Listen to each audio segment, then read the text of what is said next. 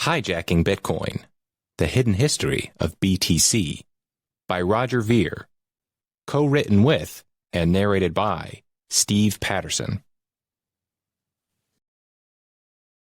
Forward by Jeffrey Tucker. The story you will read here is of tragedy, the chronicle of an emancipationist monetary technology subverted to other ends. It's a painful read, to be sure, and the first time this story has been told with this much detail and sophistication. We had the chance to free the world.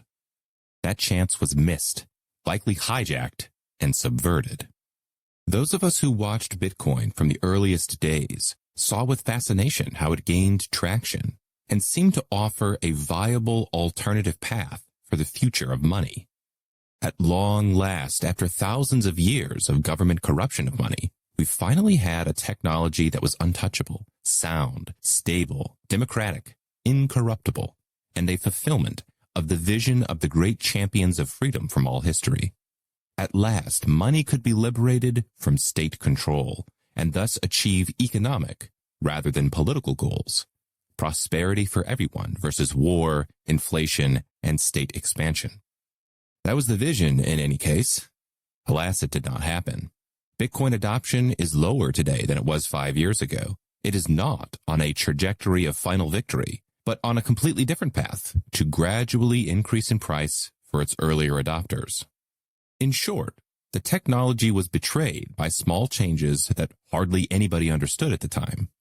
I certainly did not. I'd been playing with Bitcoin for a few years and was mainly astounded at the speed of settlement, the low cost of transactions, and the ability for anyone without a bank to send or receive it without financial mediation. That's a miracle, about which I wrote rhapsodically at the time. I held a cryptocurrency conference in Atlanta, Georgia, in October of 2013 that focused on the intellectual and technical side of things. It was among the first national conferences on the topic. But even at this event, I noticed two sides coalescing: those who believed in monetary competition and those whose sole commitment was to one protocol. My first clue that something had gone wrong came 2 years later when for the first time I saw that the network had been seriously clogged. Transaction fees soared, settlements slowed to a crawl, and vast numbers of on-ramps and off-ramps were closing due to high compliance costs. I did not understand. I reached out to a number of experts who explained to me about a quiet civil war that had developed within the crypto world. The so-called maximalists had turned against widespread adoption. They liked the high fees. They did not mind the slow settlements. And many were involving themselves in the dwindling number of crypto exchanges that were still in operation, thanks to a government crackdown. At the same time, new technologies were becoming available that vastly improved the efficiency and availability of exchange in fiat dollars. They included Venmo, Zelle, Cash App, Facebook payments, and many others besides. In addition to smartphone attachments and iPads that enabled any merchant of any size to process credit cards. These technologies were completely different from Bitcoin because they were permission-based and mediated by financial companies. But to users, they seemed great, and their presence in the marketplace crowded out the use case of Bitcoin at the very time that my beloved technology had become an unrecognizable version of itself. The forking of Bitcoin into Bitcoin Cash occurred 2 years later in 2017, and it was accompanied by great cries and screams as if something horrible was happening. In fact, all that was happening was a mere restoration of the original vision of the founder, Satoshi Nakamoto. He believed with the monetary historians of the past that the key to turning any commodity into widespread money was adoption and use. It's impossible to even imagine conditions under which any commodity could take on the form of money without a viable and marketable use case. Bitcoin Cash was an attempt to restore that. The time to ramp up adoption of this new technology was 2013 to 2016, but that moment was squeezed in two directions: the deliberate throttling of the ability of the technology to scale, and the push of new payment systems to crowd out the use case. As this book demonstrates, by late 2013, Bitcoin had already been targeted for capture. By the time Bitcoin Cash came to the rescue, the network had changed its entire focus from using to holding what we have and building second-layer technologies to deal with the scaling issues. So here we are in 2024, with an industry struggling to find its way within a niche, while the dreams of a to-the-moon price are fading into memory. This is the book that had to be written.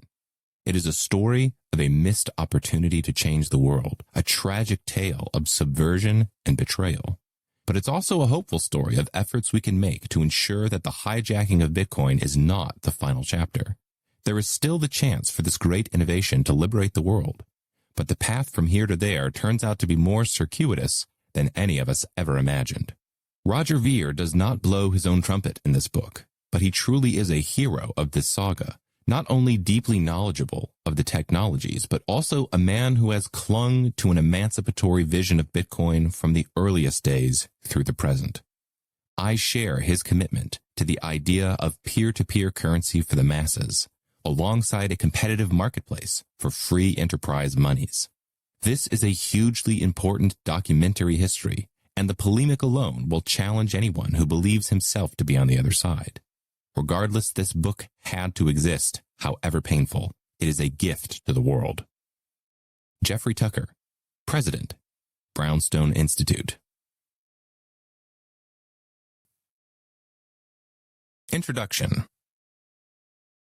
The past 13 years of my life have been spent trying to make Bitcoin and other cryptocurrencies the money of the future. The technology has the potential to make the world a radically freer and more prosperous place, and it will end up being one of the most important inventions of all time. I have spent more than a decade evangelizing about the benefits of Bitcoin. I funded numerous startups within the industry, built my own businesses around it, and have seen the price increase more than 6.5 million%. Yet, this book is not a love story, and I wish it didn't have to be written. The project I got involved with in 2011 has been hijacked and changed for the worse. Bitcoin was designed to be digital cash, usable in everyday commerce with minimal fees and fast transactions, and it worked that way for years. But today, Bitcoin is thought to be digital gold, not meant for everyday commerce with high fees and slow transactions, a complete reversal of the original design. It's discussed as a store of value with little care for its utility as a payment system. Some people even claim that Bitcoin cannot work as a payment system because it doesn't scale. These common ideas are simply untrue. The reason that Bitcoin is no longer used as digital cash has nothing to do with the underlying technology. It's because a group of software developers took over the project, decided to change its design, and intentionally limited its functionality, whether due to incompetence, sabotage, or a mixture of both. The takeover happened from roughly 2014 to 2017, and it ultimately resulted in the network splitting in two and the cryptocurrency industry fracturing into 1,000 pieces. The original design still exists and remains extremely promising, but it no longer trades under the ticker symbol BTC. As I travel and continue to speak around the world about the benefits of cryptocurrency, it has become apparent that hardly anybody knows the story of Bitcoin's takeover. The main discussion platforms online have been heavily censored for years and carefully control the information that people receive. Bitcoin maximalists, the loud voices that insist all projects other than BTC are scams, also help to discourage critical investigation, mostly by bullying people on social media. Anybody that questions their narrative is instantly mocked, and this has proven to be an effective tactic for silencing dissent. Since nobody speaks up, newcomers have almost no chance of hearing about Bitcoin's real history and design. This book provides that information. Hijacking Bitcoin has 3 parts. Part 1 is a detailed look at the original design of Bitcoin and the radical changes made to it. Part 2 is the history of the takeover, including the many dirty tactics employed, like censorship, propaganda, and attacks on businesses that dissented from the narrative. The final section, Part 3, is about rescuing Bitcoin from its captors and providing a realistic vision for the future. Getting involved early with a breakthrough technology is a dream of many entrepreneurs, and my journey has been filled with exciting moments and interesting stories. But this book is not a memoir. Its purpose is to educate. For the last few years, I've been sharing this information in private conversations, public speeches, and online videos. But now it's time to put it all into writing. The goal is to help people understand Bitcoin's current situation and how it got there. To the entrepreneurs and investors who are interested in bringing fast, cheap, reliable, and inflation-proof digital cash to the world, we can still do this. We just have to work together on the right project. Part 1. An Ingenious Design. Chapter 1. Altered Vision. The cryptocurrency revolution began when Bitcoin was released to the world in 2009. Over the past decade, Bitcoin has gone from being completely obscure to being an international sensation that spawned a new industry. Entrepreneurs are trying to use the technology to solve a wide range of problems, from simply improving online payments to rebuilding the global financial system. Between all the news coverage, Wall Street speculation, and online enthusiasm, cryptocurrencies are probably the most hyped technology of the 21st century. Yet, despite the hype and astronomical price increases, their real-world impact has been minor. In the future, they might serve as the foundation of a new financial system, or be an alternative to government-issued money. But to date, the primary use of cryptocurrency has been financial speculation. The situation reminds me of when I was living in Silicon Valley during the internet boom of the 1990s. Internet technology was predicted to revolutionize commerce around the world, which meant that any internet company with no infrastructure or plausible business plan could raise millions just by owning a premium domain name. The speculation was mind-boggling. Many of the biggest startups went bankrupt only a few years after going public. Yet, despite the infamous burst of the dot-com bubble, the world has indeed been revolutionized by the internet. The technology has become essential infrastructure for the global economy and an indispensable part of modern life, though its maturation process took longer than people had hoped. Cryptocurrencies are following a similar path. Despite the wild speculation and relative lack of usage, they look like an inevitable part of our future. Any story of modern cryptocurrency must begin with Bitcoin, the grandfather of them all. My own life has been wrapped up with Bitcoin since discovering it in 2010. My first coins were purchased in early 2011 for less than $1 each. A few months later, the price spiked to $30, only to crash back to $2 by November of that same year.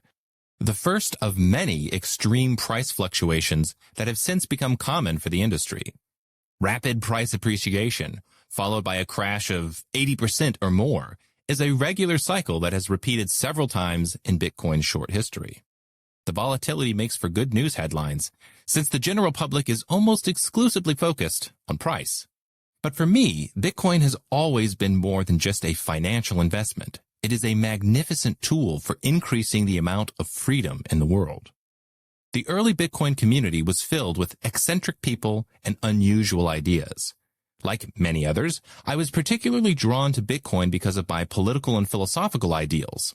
I greatly value human freedom and believe individuals should have maximum control over their own lives. The more power any government has, the less power individuals have.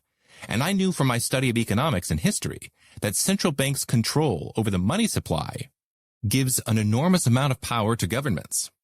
So Bitcoin was naturally appealing to me, as it was designed to operate without a central governing authority. People do not have to ask permission to use it. There's no Bitcoin central bank that controls the supply of Bitcoins.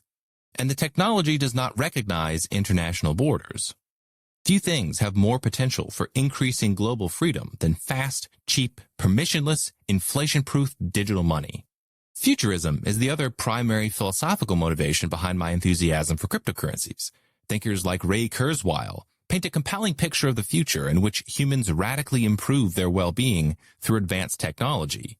We might be able to greatly reduce the amount of suffering in the world, or even extend our own lifespans to enjoy more time on Earth when we reach sufficient economic and technological development. In order to get there, it will require enough wealth and prosperity to continue financing research, as well as ongoing freedom to innovate. In my mind, Bitcoin gets us one step closer to a more technologically sophisticated future in which everybody's life is improved. These beliefs were not unique in the early Bitcoin community. Online forums and message boards were the central hubs for discussion, and if you visited them, you would see endless discussions about Bitcoin being much more than a simple payment system or speculative investment. We all knew the technology could be used to dramatically improve the world.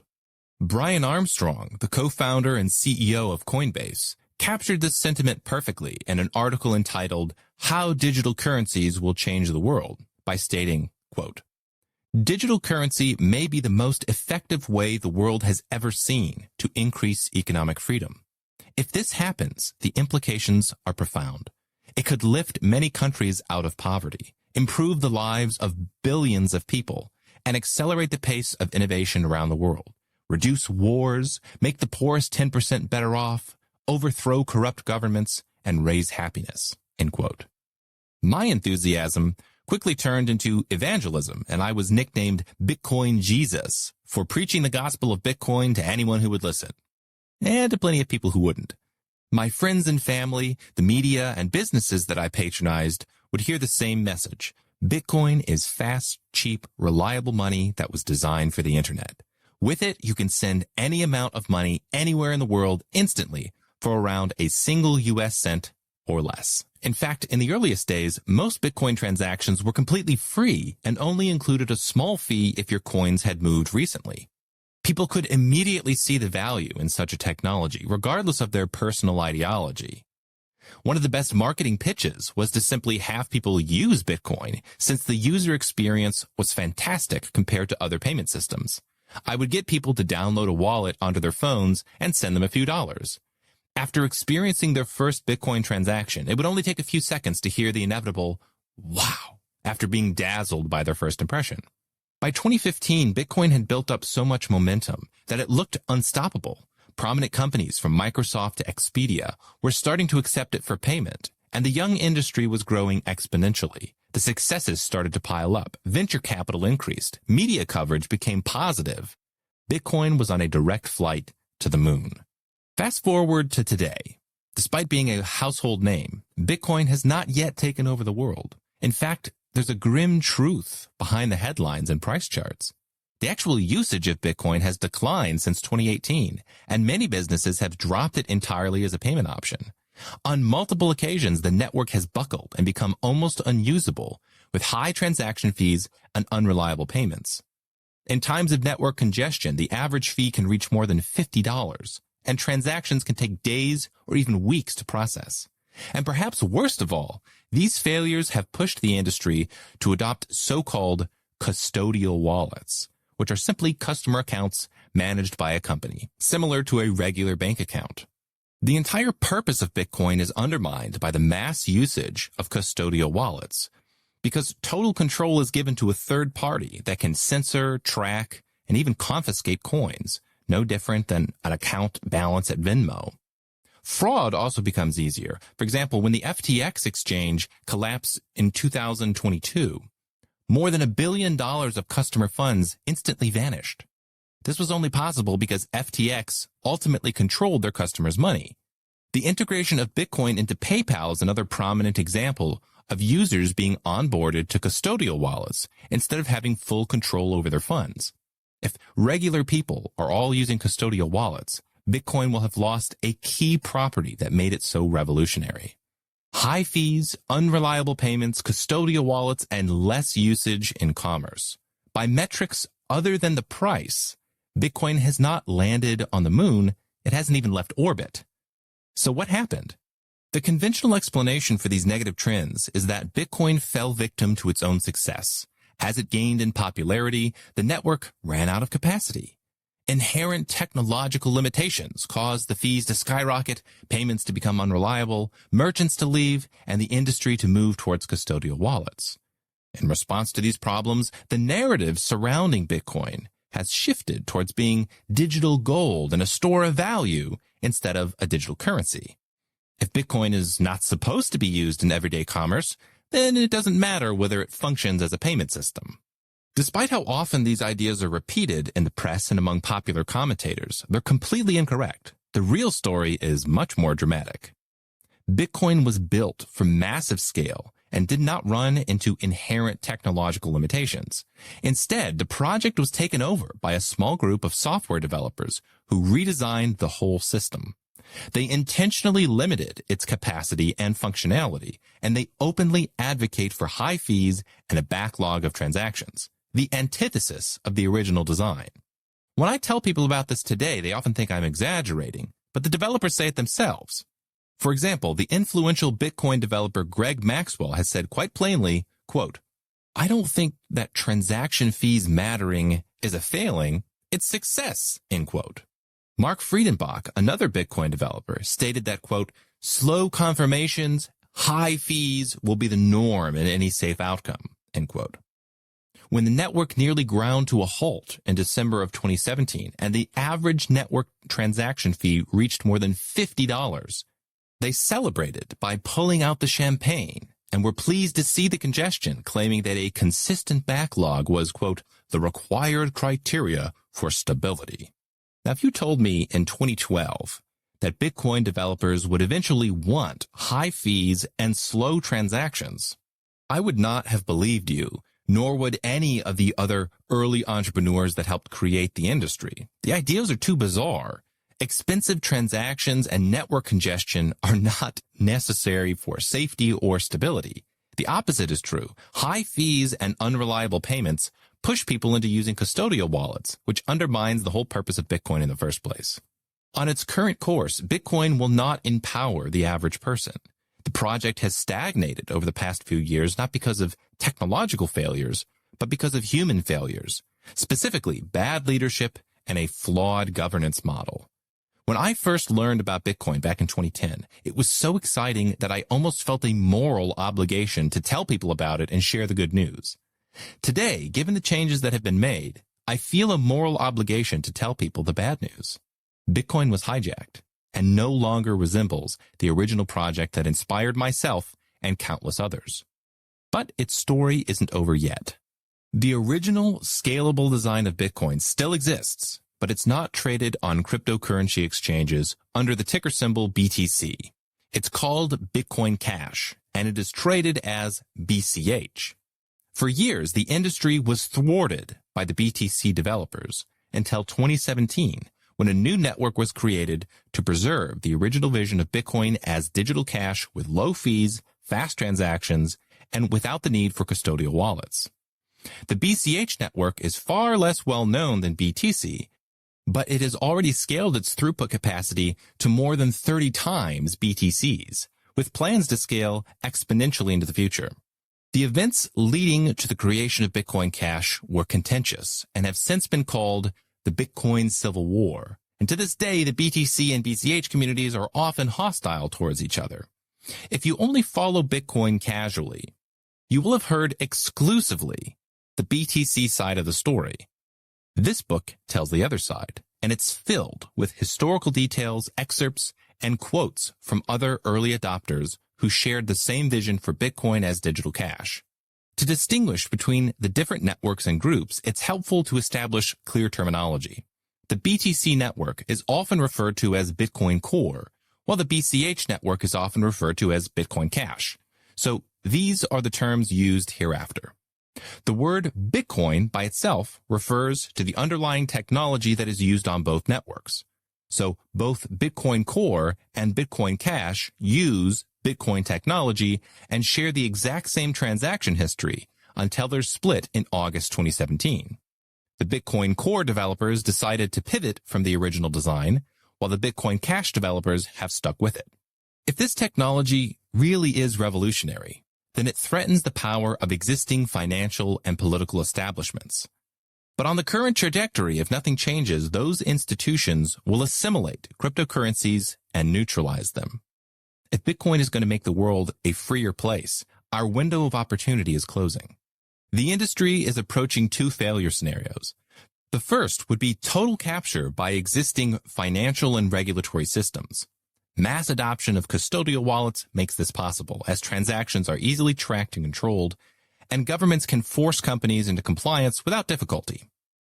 The other failure scenario would be people simply giving up and abandoning the vision of inflation-proof digital cash altogether. I have seen many talented minds and competent businessmen prematurely conclude that Bitcoin cannot scale because of Bitcoin Core's failure. This disillusionment can be avoided if people realize that the original Bitcoin technology still exists, works well, and can scale to handle global adoption. Bitcoin Core simply pivoted from this design. Before losing faith in blockchain technology, entrepreneurs and developers need to first experience the original version. I am constantly trying out new cryptocurrencies, and Bitcoin Cash still provides me with one of the best user experiences after all these years. Since Bitcoin stands at the intersection of international finance, political power, and disruptive technology, its story has to be one of the most dramatic of all industries, with enough material for several Hollywood productions. This book is just one piece of that story. The takeover of the development of Bitcoin and subsequent split into Bitcoin Cash from the perspective of a businessman that has arguably used the technology in commerce more than anybody else in the world. Chapter 2. Bitcoin Basics. The world is inundated with bad information about Bitcoin, largely due to the power of social media. Honest investigation is discouraged online, and if a curious mind asks the wrong questions or expresses the wrong opinions, he can expect a wave of angry commenters attacking his intelligence, his reputation, or even his business. Bitcoin maximalists, those who assert that BTC is the only legitimate cryptocurrency, are notorious for employing this tactic. They will blast out a list of reasons why any alternative project like BCH is a scam, insist the debate has already been settled, and question the sanity of anybody who disagrees. Most people do not have the time to investigate these claims, nor do they want to be targeted by online trolls, so they end up accepting the standard narrative. To see past the narrative and truly understand the difference between Bitcoin Core and Bitcoin Cash, we must first understand how Bitcoin was originally designed. History can help us because the creator of Bitcoin, Satoshi Nakamoto, had many public communications about his invention that explain its design. Other great minds and engineers that succeeded him, like Gavin Andresen and Mike Hearn, also explained the core ideas in a clear manner. Their writing, quoted throughout this book, is essential for anybody trying to understand Bitcoin at more than a superficial level. Before diving deeper, it's helpful to familiarize ourselves with three key concepts: blockchain, miners, and full nodes. Bitcoin revolves around blockchain technology. The blockchain is simply a public ledger that keeps track of all Bitcoin balances, and it gets updated with new transactions approximately every 10 minutes. These new transactions are packaged into blocks, which are then chained together, one after the other, forming the blockchain. The blockchain is unique because it's not maintained by a central authority. There's no single agency that processes all the transactions or determines the entries of the ledger. Instead, it's maintained and updated by a decentralized network of computers around the world, giving it no central point of control or failure. Blocks themselves are central to understanding the different philosophies in Bitcoin, which can be roughly split into two camps: big blockers and small blockers. Big blockers, as the name implies, want big blocks. The larger the blocks, the larger the transaction throughput of the network, and the more resources it takes to process each block. Small blockers want to keep blocks small enough so that anybody can process them. We'll cover this difference in substantial detail later. Not just anybody can add blocks to the blockchain. This job is exclusive to miners. Miners update the ledger by bundling transactions together into a block and then adding a special proof. This proof is a solution to a math puzzle, which is so difficult it takes substantial computer power to figure out. All over the world, there are warehouses filled with specialized machines dedicated to solving these puzzles. Each one of these machines requires electricity, which means it costs money to be a Bitcoin miner. Miners are financially rewarded for their services with two mechanisms: transaction fees and a block reward. Transaction fees are simply what users pay to get their transactions added to a block. The block reward is how new Bitcoins are minted. Every time a miner adds a new block to the chain, he's given a small number of new Bitcoins. The reward is cut in half roughly every 4 years. In the earliest days, miners received 50 new Bitcoins per block. But at the time of writing, the block reward is down to 6.25 coins. Eventually, the reward will be negligible, which will leave transaction fees as the only source of revenue for miners. Big blockers see miners as performing an essential service in the Bitcoin industry by protecting the network from attacks, maintaining the ledger, and processing all the transactions. Miners frequently invest millions or even tens of millions of dollars to upgrade to more powerful equipment. In 2018, the company Bitmain announced plans to build the largest mining facility in the world in Texas and estimated their total investment to be more than $500 million. Bitcoin mining has high investment and maintenance costs. Because of this, most big blockers think that miners should have the greatest say in the development of Bitcoin. Depending on the success of the coin they're mining, their capital investment could be entirely lost or generate a substantial return. So they have a strong incentive to ensure Bitcoin remains useful and valuable. Small blockers tend to have a more skeptical or even hostile view towards miners. Because miners are the only ones that can add blocks to the network. They have substantial power and could be a systemic threat if mining becomes too centralized. If only a few major players dominate the market, that could make Bitcoin itself too centralized. Large mining facilities also introduce a political risk into the system. If governments decide to attack or regulate or control the biggest miners, they might be able to disrupt or control Bitcoin. The role of miners is a central disagreement that led to the Bitcoin Cash split. Fortunately, if you want to use Bitcoin, you don't have to be a miner or run heavy-duty software. Regular users can access the network in easier ways.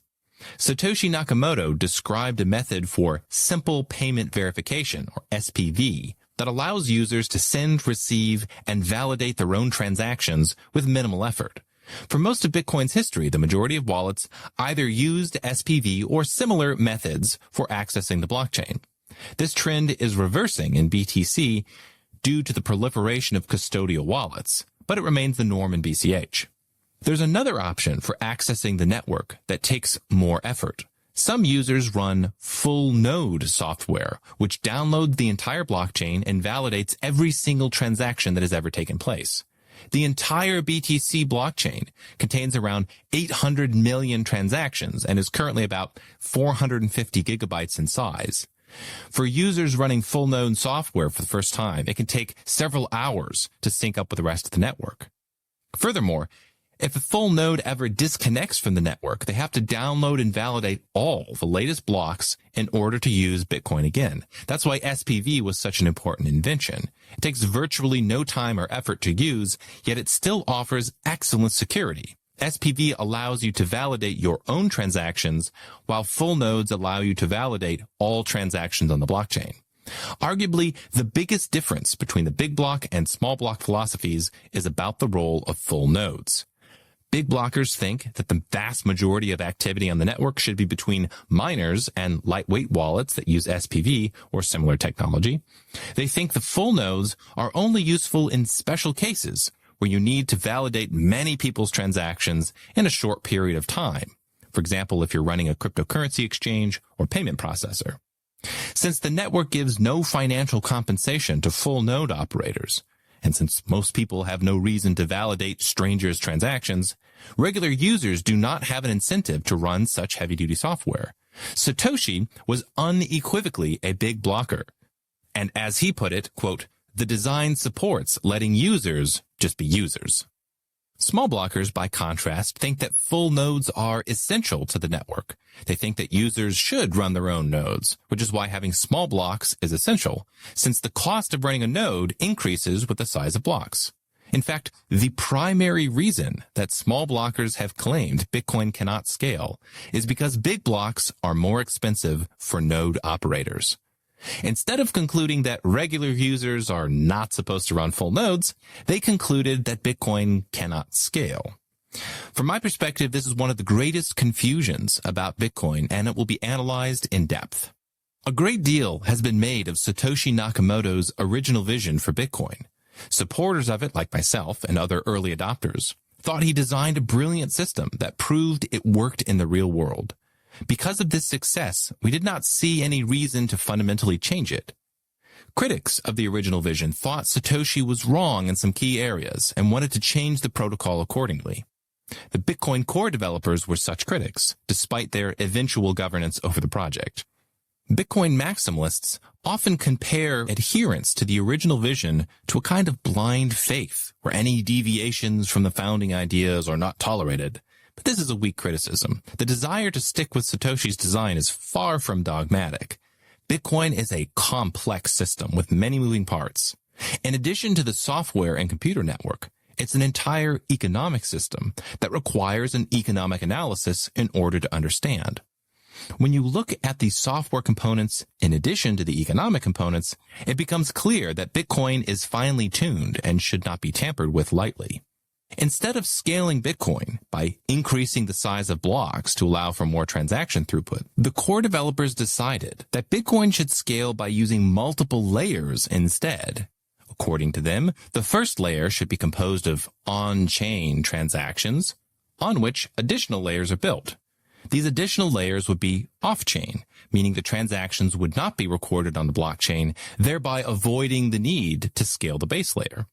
The much-hyped Lightning Network is one of these second layers, but it has a host of fundamental issues that are discussed in detail in Chapter 9. One substantial problem is that it requires on-chain transactions in order to use. To simply connect to the Lightning Network, you have to make at least one transaction on the base layer, which might cost $100 if BTC is experiencing high usage. Despite this being a critical flaw, there was no proposed solution to it.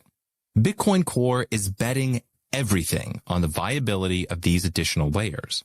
They inverted the original system to make base layer transactions slow and expensive, but they have not produced a satisfactory alternative that provides simple and reliable payments. The current version of the Lightning Network is neither reliable nor secure, which is why the most popular Lightning wallets are now custodial. So any hope for BTC being the freedom-enhancing money of the future relies entirely on technology that has not yet been created. At a conference in July 2021, Elon Musk also noted that BTC's transaction throughput could be a problem and defended the idea of scaling a cryptocurrency by expanding the size of its base layer, saying, quote, "There's some merit to considering something that has higher max transaction rates and lower transaction costs and seeing how far you can take a single layer network. I think you can probably take that further than people realize," end quote. Musk is a prominent supporter of BTC, but his engineering intuitions are aligned with the BCH philosophy. Scaling the base layer is the right idea and was always part of the original design. Satoshi was not perfect, but as the upcoming chapters will explain, his ideas are compelling, well thought out, and deserve an honest examination. His design does not require the complexity of additional layers, though it's still compatible with them. Instead of blindly following any individual, group of developers, or ticker symbol, try to judge the ideas on their own merits. Listen to how Satoshi designed Bitcoin. Listen to the core developers and make up your own mind. The difference between the original design and Bitcoin Core's new design can be captured with 5 critical ideas. Number 1. Bitcoin was designed to be digital cash used to make payments over the internet. Number 2. Bitcoin was designed to have extremely low transaction fees. Number 3. Bitcoin was designed to scale with block size increases. Number 4. Bitcoin was not designed for the average user to run his own node. And number 5, Bitcoin's economic design is as important as its software design. Each of these points is central to the original vision for Bitcoin that was shared by Satoshi and other early pioneers. But today, the prevailing narrative disagrees with almost every point. If you listen to commentators from network television to popular podcasts, you might believe that, number 1, Bitcoin was designed to be a store of value, even if it doesn't work as a medium of exchange. Or number 2, Bitcoin is supposed to have high transaction fees. Or number 3, Bitcoin does not scale with block size increases. Or number 4, Bitcoin's security depends on regular users running their own nodes. Or number 5, Bitcoin's economic design was broken and needed to be fixed by software engineers. All of these are incorrect. Even if you like the changes that Bitcoin Core has made, the historical record is clear that they radically differ from the original design. The following chapters will examine each of these claims in detail. Chapter 3. Digital Cash for Payments. The Internet is the most powerful tool for information distribution that the world has ever seen. People can learn just about anything by using Google, YouTube, Wikipedia, or even social media. However, these channels can easily become polluted or even co-opted. For example, if you mention cryptocurrency on Twitter, you are guaranteed to hear from a horde of random Twitter users pitching their preferred coin and trashing all others. If you look more closely, many of these accounts have fake profile pictures, no followers, and seem to spend all day tweeting about their favorite crypto projects. Individually, they might seem irrelevant and powerless, but when there are hundreds or thousands of accounts doing this, it can sway public opinion. I've seen it firsthand. The cryptocurrency industry has been permanently affected by social media campaigns and online misinformation. These techniques have a particularly ugly history in Bitcoin. While these tactics are immoral, they are undoubtedly effective. It is a testament to the effectiveness of the Bitcoin core narrative that there's now disagreement and confusion about the very purpose of Bitcoin. Instead of being recognized as a payment system for everyday commerce, Bitcoin is almost exclusively spoken about as a store of value, whose utility does not depend on it being used as cash. You can hear this claim repeated everywhere, even by academics. The description for the popular book, The Bitcoin Standard, reads, Bitcoin's real competitive edge might just be as a store of value and network for financial settlement of large payments, a digital form of gold with a built-in settlement infrastructure, end quote. I used to like the analogy to digital gold. Until that analogy got turned on its head, we used to say that Bitcoin is like digital gold because it's a currency that cannot be inflated by a central bank, and since it's digital, it can be sent anywhere in the world instantly at almost no cost. But that's not what people mean by digital gold anymore. Instead, they evoke that analogy to make the opposite point, that Bitcoin is like digital gold because it's expensive to transact and not commonly used as a medium of exchange.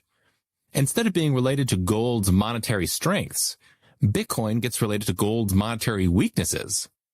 Some Bitcoin core proponents have taken this argument even further. Instead of merely claiming that Bitcoin makes a better store of value than it does a payment system, they claim that Bitcoin was intentionally designed as a store of value and not as a medium of exchange. According to Dan Held, the director of business development at Kraken, quote, those pushing the Bitcoin was first made for payments narrative insist on cherry-picking sentences from the white paper and forum posts to champion their perspective.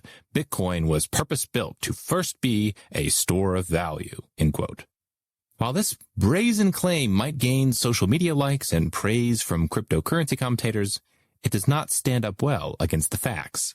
The historical record is clear that Bitcoin was designed for everyday payments.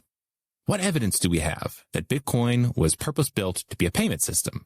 Well, everything that its creator wrote on the subject. In addition to the seminal white paper that introduced Bitcoin to the world, we have hundreds of online forum posts and more than 50 public email correspondences from Satoshi. They paint a clear vision for the technology. Let's start with a white paper released in 2008, which presented and defined Bitcoin for the very first time. I recommend reading the entire white paper online.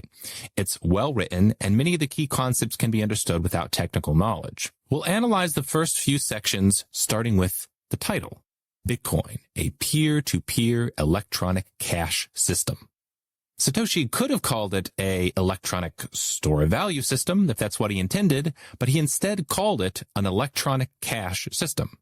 Next, the very first sentence of the abstract reads, quote, a purely peer-to-peer version of electronic cash would allow online payments to be sent directly from one party to another without going through a financial institution, end quote. Online payments are literally mentioned in the first sentence of the paper introducing Bitcoin to the world. After the abstract, the introduction begins, quote, commerce on the internet has come to rely almost exclusively on financial institutions serving as trusted third parties to process electronic payments. While the system works well enough for most transactions, it still suffers from the inherent weaknesses of the trust-based model, end quote. In the first two sentences of the introduction, Satoshi mentions commerce on the internet, electronic payments, and transactions. He continues, completely non-reversible transactions are not really possible since financial institutions cannot avoid mediating disputes. The cost of mediation increases transaction costs, limiting the minimum practical transaction size and cutting off the possibility for small, casual transactions. And there is a broader cost in the loss of ability to make non-reversible payments for non-reversible services. With the possibility of reversal, the need for trust spreads. These costs and payment uncertainties can be avoided in person by using physical currency, but no mechanism exists to make payments over a communications channel without a trusted party. End quote. In other words, existing online payment methods have high transaction costs due to the inherent trust required in the system. Credit cards, PayPal, and so forth all depend on companies with expensive dispute resolution mechanisms. These costs make small, casual transactions effectively impossible over the internet. By contrast, physical cash payments do not require trust in third parties, but there's no way to use physical cash online. Enter Bitcoin. Quote, what is needed is an electronic payment system based on cryptographic proof instead of trust, allowing any two parties to transact directly with each other without the need for a trusted third party.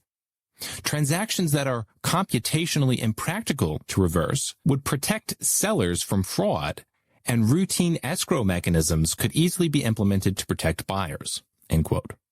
In other words, Bitcoin is like cash because the transacting parties can exchange directly with each other without going through a middleman. So in the first few paragraphs, the white paper makes it clear that Bitcoin is about commerce, transactions, payments, merchants, buyers, and sellers. There's no mention of a store of value in the entire white paper. Even in Satoshi's emails and forum posts, the concept of Bitcoin as a store of value can only be inferred a handful of times. Sam Patterson, the co-founder of the cryptocurrency company Obi-Wan, wrote a popular article in which he cataloged every single mention of Bitcoin as a payment system versus a store of value. He concluded, quote, after reviewing all of Satoshi's writing, I can confidently state that Bitcoin was not purpose-built to first be a store of value. It was built for payments. Satoshi mentioned payments more than 4 times more frequently than a store of value. This evidence might be sufficient for you to disregard the claim that Bitcoin was purpose-built to first be a store of value. I can't see anyone honestly looking at Satoshi's words and really believing he didn't build this for payments. End quote. It's not just the white paper that makes it clear Bitcoin is about payments. Satoshi was equally clear in the online forums, saying, Bitcoin is practical for smaller transactions that are practical with existing payment methods. Small enough to include what you might call the top of the micropayment range. End quote. Just how small are micropayments? Well, there's no universal definition, but in this context, they're transactions less than a single US dollar. Gavin Andreessen, the developer that Satoshi chose as his successor, shared similar thoughts. Quote, I still think the Bitcoin network is the wrong solution for sub-US penny payments, but I see no reason why it can't continue to work well for small amounts between a US dollar and a penny per payment. End quote. Bitcoin used to be considered practical for transactions in the range of a couple of cents to a couple of dollars. But since the transaction fees have risen, it's often impossible to send a transaction that small, since the fees end up larger than the actual balance being sent. If a Bitcoin address doesn't have enough funds to pay the miner fee, it effectively can't be used. Satoshi elaborates further on micropayments, saying, while I don't believe Bitcoin is practical for smaller micropayments right now, it will eventually be as storage and bandwidth costs continue to fall. If Bitcoin catches on a big scale, it may already be the case by that time. Another way they can become more practical is if I implement client-only mode and the number of network nodes consolidates into a smaller number of professional server farms. Whatever size micropayments you need will eventually be practical. I think in 5 or 10 years, the bandwidth and storage cost will seem trivial. End quote. Now, this statement is interesting for 2 reasons. First, Satoshi imagines Bitcoin eventually being used for whatever size micropayments you need. And also, he predicts the network infrastructure will be consolidated into professional server farms, which is especially relevant to the debate about big blocks. Quote, Once Bitcoin gets bootstrapped, there are so many applications. If you could just effortlessly pay a few cents to a website as easily as dropping coins into a vending machine. Satoshi wanted Bitcoin to be used for effortlessly paying a few cents to a website. Contrast this with what core developer Peter Todd says, quote, "I'd be very happy to be able to wire money anywhere in the world completely free from central control for only $20. Equally, I'll be happy to accept more centralized methods to transfer money when I'm just buying a chocolate bar." End quote. Satoshi's and Todd's visions are incompatible with one another, as they disagree about the acceptable fee level by more than 3 orders of magnitude. $20 fees destroy every use case for Bitcoin other than high-value transfers, a kind of digital gold extremism. We do have one quote from Satoshi that directly compares Bitcoin to gold.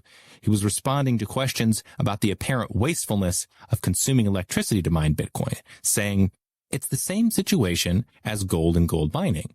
The marginal cost of gold mining tends to stay near the price of gold. Gold mining is a waste. That waste is far less than the utility of having gold available as a medium of exchange.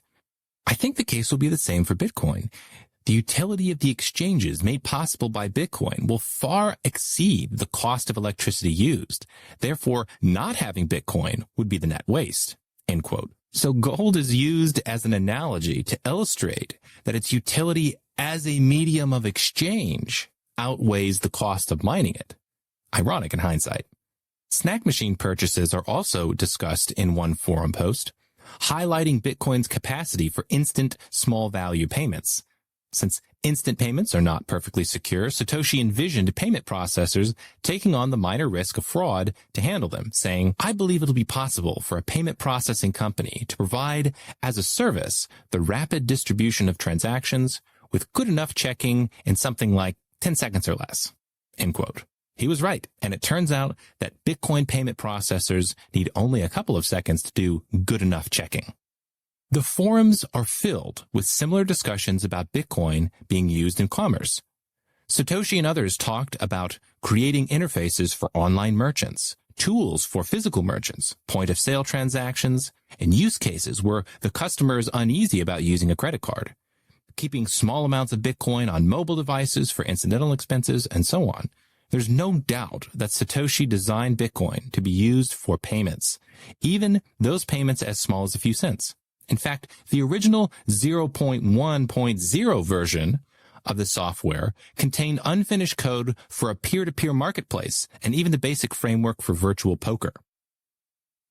The broader Bitcoin industry, too, was building on the assumption that Bitcoin was a fast, cheap, reliable payment system for the internet. Successful companies like BitPay, the largest Bitcoin payment processor in the world, had their entire business model challenged by unreasonably high fees. In an interview in 2017, CEO Stephen Pear said, quote, "At BitPay, the Bitcoin blockchain has stopped working for us, and we have a couple of options. One is that we start using a fork of Bitcoin. The second is that we start using a fork of Bitcoin. And the third option is that we start using a fork of Bitcoin. We are really at a point where we have no choice, and that's what we have to do." End quote. For this reason, BitPay was one of the first companies that integrated Bitcoin Cash after the split. Brian Armstrong, the CEO of Coinbase, also shared the same vision for Bitcoin as digital cash for the world. And in a 2017 interview, he explained why BTC's failure to scale, quote, broke his heart, saying, "The reason why I got really passionate about Bitcoin and digital currency is that I want the world to have an open financial system where all payments are fast, cheap, instant, and global. And Bitcoin ended up not scaling to be that." He goes on to explain that other projects like Bitcoin Cash are more likely to accomplish this goal, saying, "I believe you could actually operate the Bitcoin network, even at Visa scale, for maybe 2 or 3 orders of magnitude less than Visa is charging today. So it could be something on the order of 1 cent or less to send every payment in the entire world. But I think other networks like Bitcoin Cash or Ethereum are all working on this. And so that vision is going to be realized, but it was a little frustrating to not see the original Bitcoin get there." End quote. Armstrong's opinion was common among early Bitcoin entrepreneurs and early Bitcoiners generally. I remember the online community would frequently compare Bitcoin with Western Union to highlight its superiority as a payment system. One of the most popular early infographics, pictured in the book, placed a Western Union ad beside an equivalent ad for Bitcoin. The Western Union ad reads, "Send warm wishes today. For only $5, you can send up to $50 for pickup within the U.S. Moving money for better." While the Bitcoin ad read, "Send warm wishes 24/7. For only 1 penny, you can send up to any amount for pickup anywhere. Moving money far better." The Bitcoin.org website also marketed the advantages of using Bitcoin for everyday commerce. An archived version from 2010 stated that, quote, "Bitcoin transactions are practically free, whereas credit cards and online payment systems typically cost 1 to 5% per transaction, plus various other merchant fees up to hundreds of dollars," end quote. Even as late as 2015, the website advertised zero or low processing fees and instant peer-to-peer transactions. To pretend that Bitcoin was never created for everyday payments is a brazen attempt to rewrite history. Any person of integrity who was involved before 2014 will attest that the original plan was for a low-cost digital cash system. The people who thought Bitcoin should be an expensive, exclusive store of value were in the extreme minority. Chapter 4. Store of value versus medium of exchange. Quote, "The real advantage of Bitcoin lies in it being a reliable long-term store of value, not from its ability to offer ubiquitous or cheap transactions," end quote. Saifedean Ammous, The Bitcoin Standard. It is surprising that so many people have uncritically accepted the idea that Bitcoin will store value even if it doesn't work as digital cash. The exact opposite is more likely to be true. If Bitcoin can prove itself as a superior currency over a long period of time, the market might accept it as a store of value, but it will take years of demonstrated utility and stability before that happens. Calling any existing cryptocurrency a reliable long-term store of value is premature, considering the wild price fluctuations that are a regular occurrence. The fact that BTC has greatly appreciated in price over the past 10 years does not mean it's a store of value. Saifedean Ammous has one of the most extreme versions of digital gold maximalism out there. He envisions a future in which regular people don't even touch the blockchain and on-chain transactions are reserved for high-value transfers only. In the Bitcoin Standard, he writes, quote, "Bitcoin can be seen as the new emerging reserve currency for online transactions, where the online equivalent of banks will issue Bitcoin-backed tokens to users while keeping their hoard of Bitcoins in cold storage." And in an online discussion, he writes, quote, "Bitcoin on-chain payments aren't for the merchant. They're for central banks. You can have all the world's payment networks built on top of Bitcoin only settling on-chain. BTC is like central bank gold under a gold standard," end quote. This sentiment is echoed by popular Bitcoin commentator Tur Demeester, who said, "At full maturity, using the Bitcoin blockchain will be as rare and specialized as chartering an oil tanker." These ideas are now discussed as if they have been the dominant vision since the beginning, but comparing them to the original design, they're wild and unnecessary. I certainly never signed up for this version of Bitcoin, nor did any of the countless other entrepreneurs I worked with in the early days.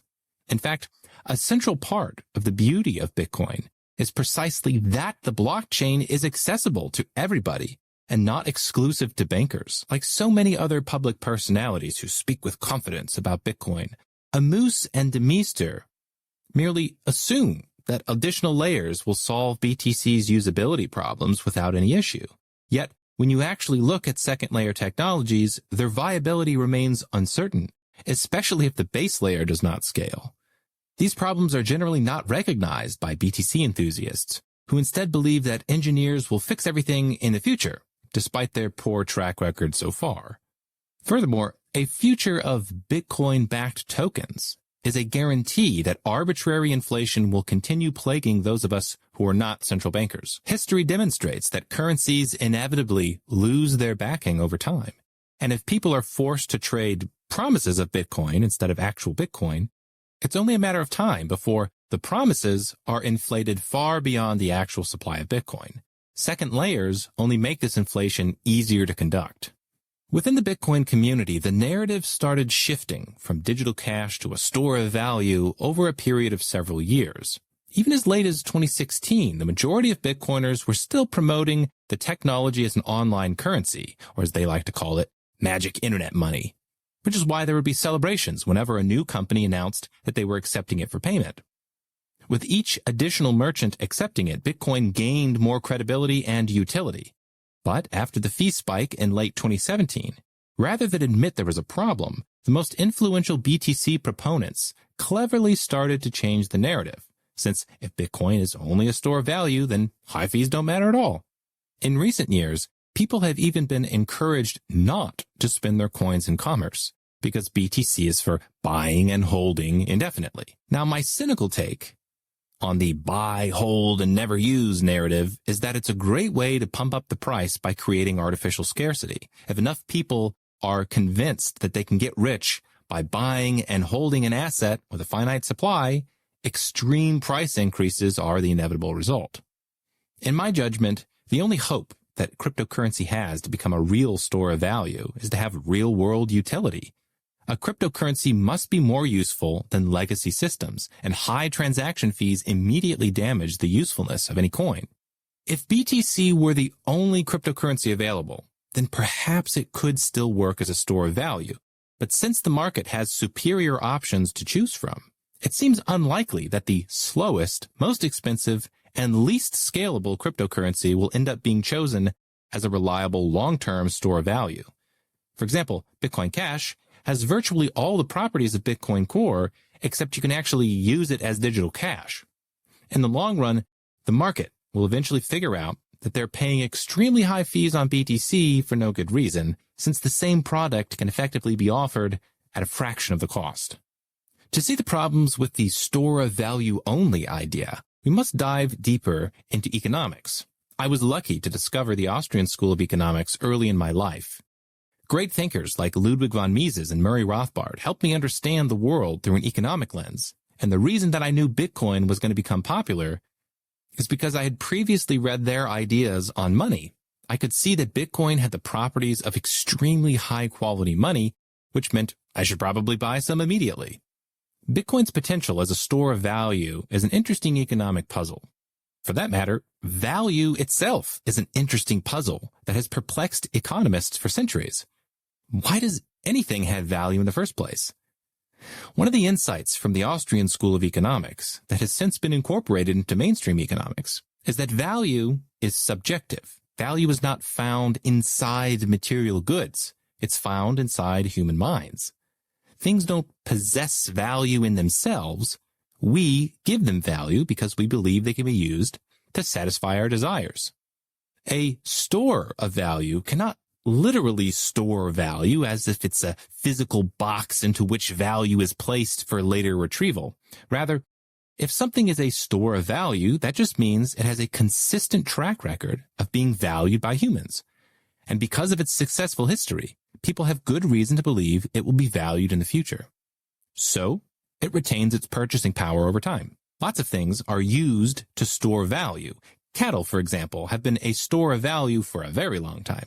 Humans have good reason to believe that cattle can be used to satisfy their wants. You can milk them, eat them, use them for farm labor, and many other things. Because of this usefulness, if you want to sell your cattle, you'll likely find buyers. Real estate is another popular store of value with a long track record. Humans have good reason to believe that owning land will benefit them. They can live on the land, use it to produce food, develop it, lease it, etc. 1,000 years from now, it's very likely that cattle and real estate will still be used and valued by humans. The most popular store of value is money. It's a bit more complex as an economic phenomenon than cattle or real estate. In order to understand it, we have to grasp one more concept: the difference between direct and indirect exchange. So imagine a situation where a farmer raises chickens, and he lives next door to a tailor that produces shirts. If the farmer wants a shirt and the tailor wants a couple of chickens, they can engage in the simplest kind of economic exchange called direct exchange or barter, which happens when the farmer trades his chickens directly for the tailor's shirt. Now, barter tends to be clunky and inefficient since it requires both parties to specifically want the item that the other person is trading. If, for example, instead of a shirt, the farmer wanted shoes, then the exchange would not happen. In contrast to barter, indirect exchange happens when the goods traded are not the final goods desired. So the farmer might trade his chickens for some gasoline, not because he wants the gasoline himself, but because he can trade it to the tailor for the shirt that he desires. In that situation, we would call the gasoline a medium of exchange, an intermediate step between the farmer and the final goods he desires. Mediums of exchange are amazing. They enable huge networks of people to trade and collaborate without having to know each other, without having to speak the same language or share the same preferences. The most popular medium of exchange in an economy is called money, and it essentially allows any product to be traded for any other. A farmer can turn his chickens into a Lamborghini if he first sells enough of them for money. Money makes it far easier to plan, save, and invest. The farmer can sell his chickens in the summer for money that he plans to use in the winter, or he can invest his money into projects that earn a return. Without money, investment is a much harder thing to coordinate. A farmer would need to find projects that accept chickens directly as investment. Using money instead, he can sell his chickens for, say, euros, then invest those euros into other projects. Truly, money is a great invention that makes us all wealthier. Money also makes an excellent store of value. The Austrian School of Economics provides the best explanation why. According to Ludwig von Mises, quote, "The functions of money as a transmitter of value through time and space may also be directly traced back to its function as a medium of exchange," end quote. Murray Rothbard also comes to the same conclusion, saying, "Many textbooks say that money has several functions, a medium of exchange, unit of account, or measure of values, or a store of value, etc. But it should be clear that all of these functions are simply corollaries of the one great function, the medium of exchange," end quote. In other words, it's precisely because money is the commonly used medium of exchange that it stores value. So if Bitcoin is supposed to be money, then to claim it can store value without being a medium of exchange is to put the cart before the horse. It's helpful to think of storing value as making a prediction. You're trying to guess which goods will be valued in the future. If something is useful to people, like real estate, it's more likely to be valued in the future. If something is already being used as a medium of exchange, like paper currency, that's a great sign that it will continue to be valued in the future. It's not a guarantee, since we see cases of paper currency being ruined by central banks inflating their money supply, but it's still a strong signal. If people are less confident that something will be used as a medium of exchange in the future, they're less likely to use it as a store of value. Imagine that you're living on an island on which seashells are commonly used as a medium of exchange. One day you hear on the radio that a groundbreaking new study shows seashells are actually dangerous to hold and they can cause cancer. You would expect far fewer people to accept those seashells as a medium of exchange, which means they're going to become a worse store of value. Now, even if the study was wrong and seashells don't actually cause cancer, the mere public belief that they might is sufficient to change a functioning money into something worthless. The Bitcoin Core network failures of 2017 and 2021 and subsequent anti-adoption from companies dropping it as a payment option gives reason to doubt that BTC can work as a medium of exchange going forward, which makes it less likely to be a real store of value in the future. While all money stores value, not all stores of value are money. Cattle and real estate are often considered stores of value without being money because they have other non-monetary uses. This raises a key question. Is Bitcoin like money that stores value because it's used as a medium of exchange? Or is Bitcoin like cattle and real estate, which store value for non-monetary reasons? In 2010, Satoshi discussed this subject in the forums where people were debating how Bitcoin could gain value and why. He stated, quote, "As a thought experiment, imagine there was a base metal, as scarce as gold, but with the following properties. It was a boring gray in color, not a good conductor of electricity. wasn't particularly strong, but also not ductile or easily malleable either. And it's not useful for any practical purpose or ornamental purpose. But imagine it had one special magical property. It could be transported over a communications channel. If it somehow managed to acquire any value at all, for whatever reason, anyone wanting to transfer wealth over a long distance could buy some, transmit it, and have the recipient sell it. Maybe it could get an initial value circularly, as you've suggested, by people foreseeing its potential usefulness for exchange. I would definitely want some. Maybe collectors, any random reason could spark it. I think the traditional qualifications for money were written with the assumption that there are so many competing objects in the world that are scarce. An object with the automatic bootstrap of intrinsic value will surely win out over those without intrinsic value. But if there were nothing in the world with intrinsic value that could be used as money, only scarce but no intrinsic value, I think people would still take up something. End quote. This is a great quote for a few reasons. First of all, in this context, Satoshi is using the term intrinsic value to mean non-monetary use value. Gold and silver, for example, make great mediums of exchange, but can also be used in industry. Tobacco and salt are other historical mediums of exchange that can be consumed directly. Bitcoin does have some non-monetary value, which will be explained shortly, but Satoshi's thought experiment shows that even if Bitcoin had zero non-monetary uses, the mere fact that it is scarce and can be sent over a communications channel, in other words, the transaction costs are extremely low, it could be sufficient to give it value because of its potential usefulness for exchange. So Satoshi thought Bitcoin might be able to bootstrap its own value by people recognizing that it could make an excellent medium of exchange. That makes Bitcoin a rather unique invention. It is a purpose-built payment system which uses a currency that was designed to have better monetary properties than any existing money. At first glance, it doesn't look like Bitcoin can do anything other than be sent to somebody else. But it does have other uses.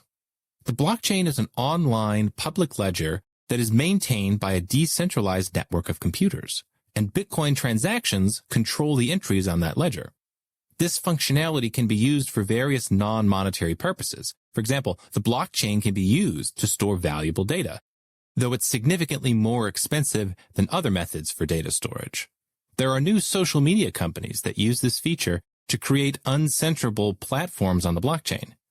Other applications could be things like asset registries, new systems for voting, or identity verification to improve online security. Relative to Bitcoin's utility as a general payment system, these abilities seem minor, but they do exist. However, thinking that Bitcoin qualifies as a store of value because of its non-monetary properties is like thinking US dollar bills are a store of value because they can be used as kindling or toilet paper. Though that utility does exist, it's tiny when compared to the value of being a secure, international, frictionless medium of exchange.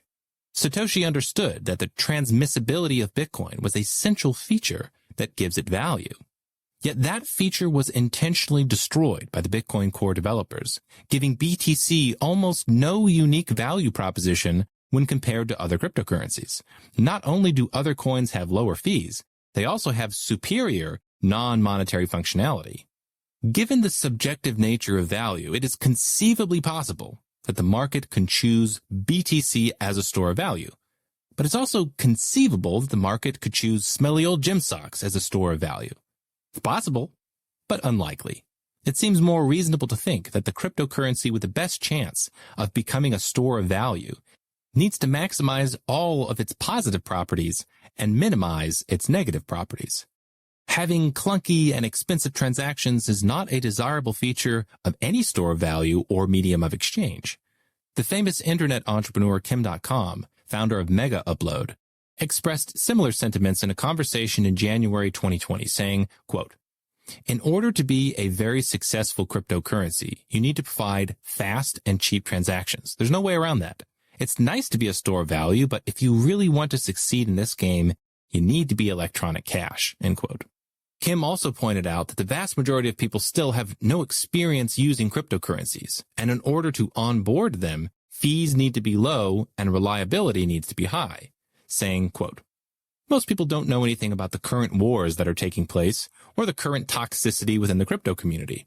They're going to go with the currency that gives them the cheapest fees, the fastest transactions, the most reliability, and currently, unfortunately, that is not Bitcoin Core. End quote. Imagine a cryptocurrency with all the properties of BTC, except, in addition, it allowed instant, nearly free transactions for the entire world and was purpose-built as a medium of exchange for the 21st century. Its utility would be orders of magnitude greater than one without this functionality. That was the original plan for Bitcoin, and it remains the plan for Bitcoin Cash and other cryptocurrencies. Chapter 5. The Block Size Limit. Quote, if you told me in 2011 that we would be sitting here in 2017 and we hadn't bumped up the block size, I would have said, there's no way that could happen. End quote. Stephen Pear, CEO of BitPay. A single technical parameter allowed the Bitcoin Core developers to turn Bitcoin into a different project, the block size limit. The block size limit is simply the maximum size of blocks allowed on the network. Remember, transactions get bundled into blocks, so the more transactions, the larger the blocks. This makes the block size limit effectively a maximum throughput limit for Bitcoin. Bitcoin Core used a tiny block size limit to artificially throttle the capacity of the network to a fraction of its potential. The block size limit was not supposed to be an important parameter, and the limit was not meant to be reached. It was supposed to stay far above the size of the average block. The blocks were never meant to be full except in extreme circumstances. A full block means that there are more transactions trying to be processed than can fit into a single block, which immediately causes fees to spike and a backlog to develop. A BTC block can currently hold 2,000 to 3,000 transactions and is produced every 10 minutes. So if 18,000 people try to make a single transaction within a 10-minute period, the network must take at least 6 blocks to process them all.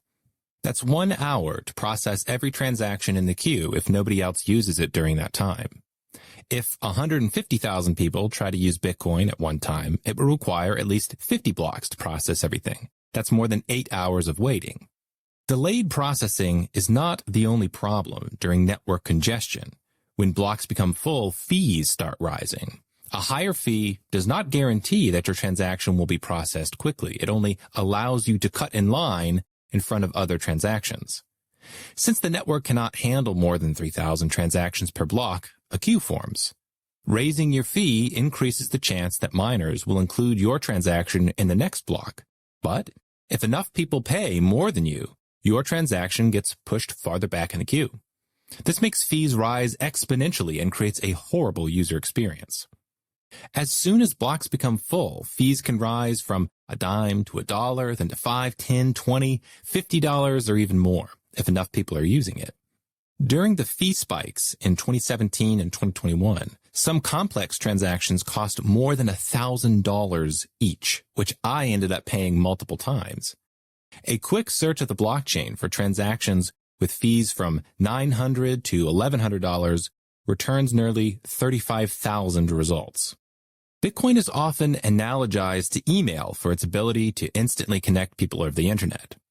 Imagine if email couldn't handle 150,000 people using it and took 8 hours to send and receive messages.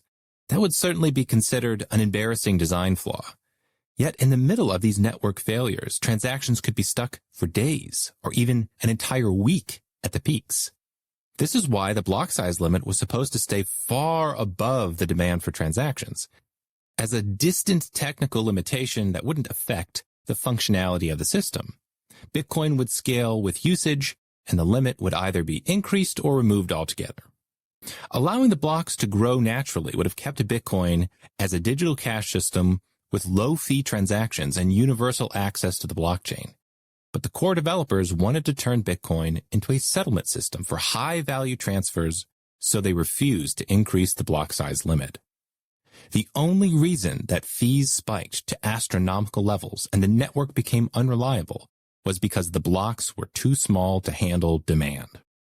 Countless developers, businesses, and enthusiasts knew that the block size limit needed to be raised. They knew that full blocks would cause a terrible user experience and could see the blocks were becoming fuller as Bitcoin grew in popularity.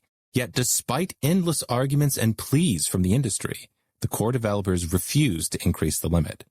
They have still not meaningfully increased maximum transaction throughput from 2010 levels. A single picture on your smartphone is bigger than an entire BTC block, sometimes significantly so, depending on the quality of the image. This was ultimately the reason why the cryptocurrency industry fractured and Bitcoin Cash was created.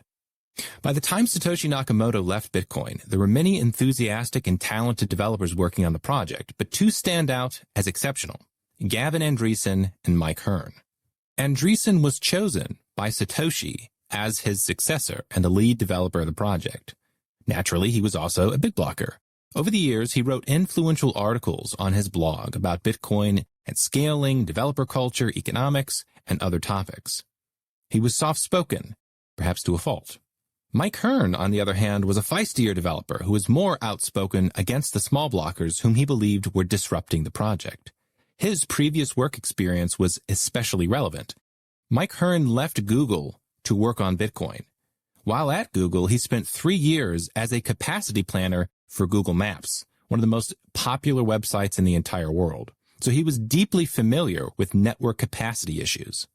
Like Satoshi and Andresen, Hearn was also a big blocker who didn't think Bitcoin had any inherent scaling problems. Between their blog posts, emails, forum conversations, and public interviews, Andresen and Hearn captured the original vision for Bitcoin better than anybody else. Their commentary is essential reading and is cited throughout this book. When Bitcoin was originally coded, there was no explicit limit on the size of blocks that could be produced. That changed in 2010. When Satoshi added a block size limit to prevent a potential denial of service attack while Bitcoin was young. In his blog, Gavin Andresen explained the reasons for the initial limit, saying, quote, "The limits were added to prevent a poisonous block network denial of service attack. We have to worry about denial of service attacks if they are inexpensive to the attacker. The attack that the limit is meant to prevent is much more expensive today."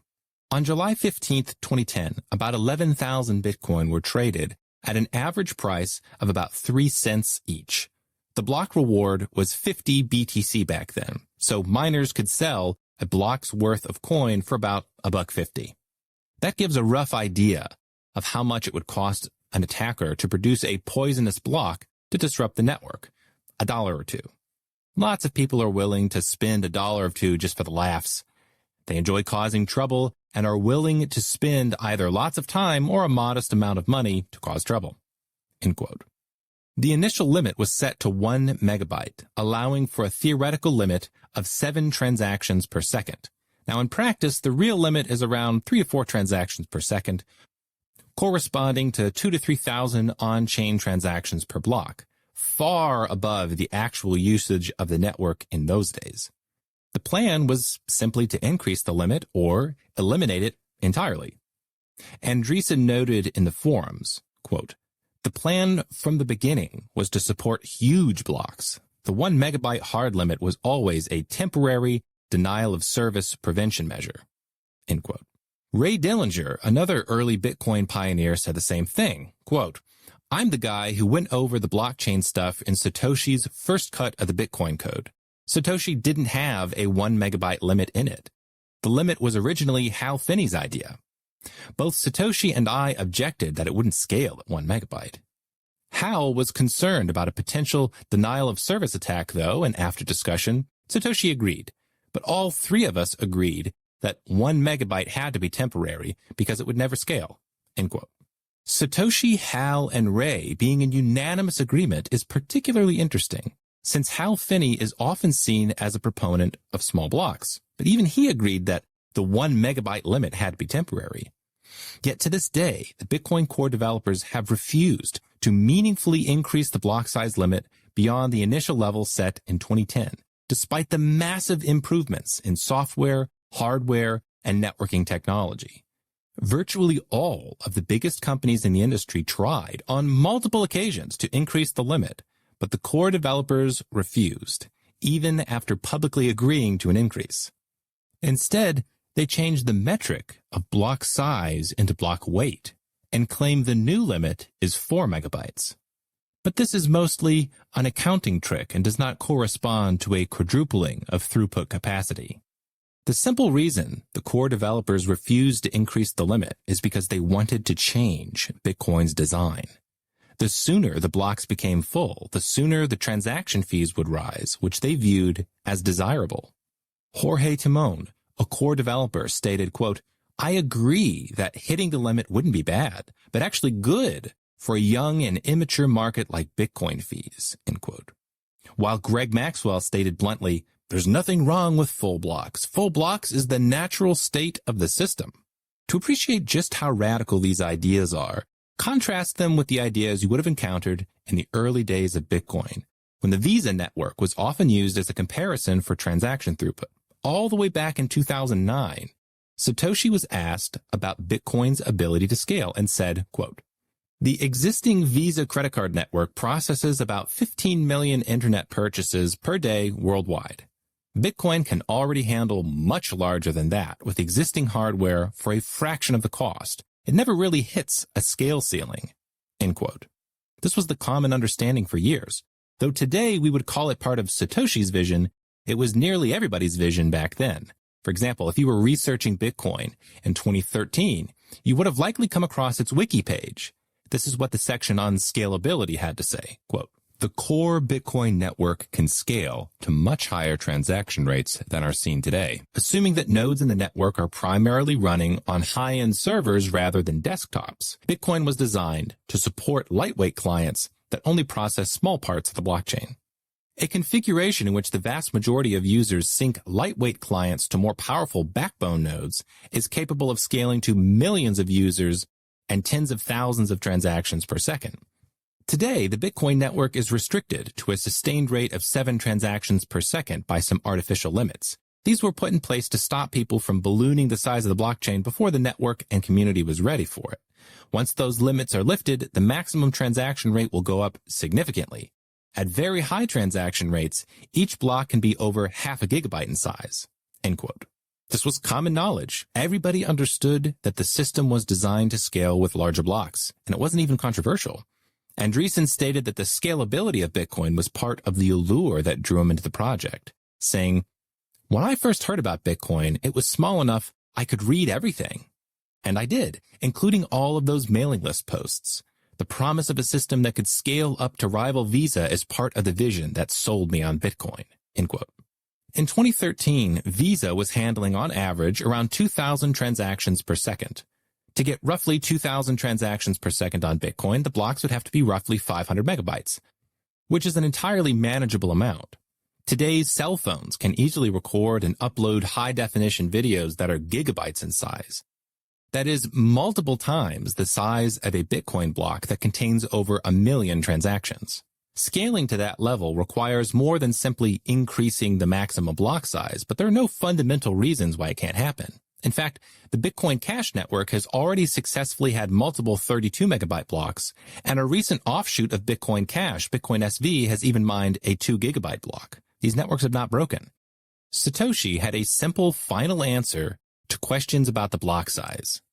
Quote, "It would be nice to keep the blockchain files small as long as we can, but the eventual solution will be to not care how big it gets," end quote.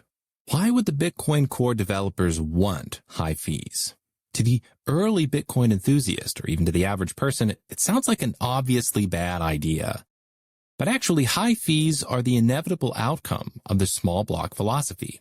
To understand why, we have to analyze the system more closely. As explained in Chapter 2, miners get paid in 2 ways. They receive transaction fees and the block reward. Since the block reward diminishes over time, the only source of revenue will eventually be transaction fees.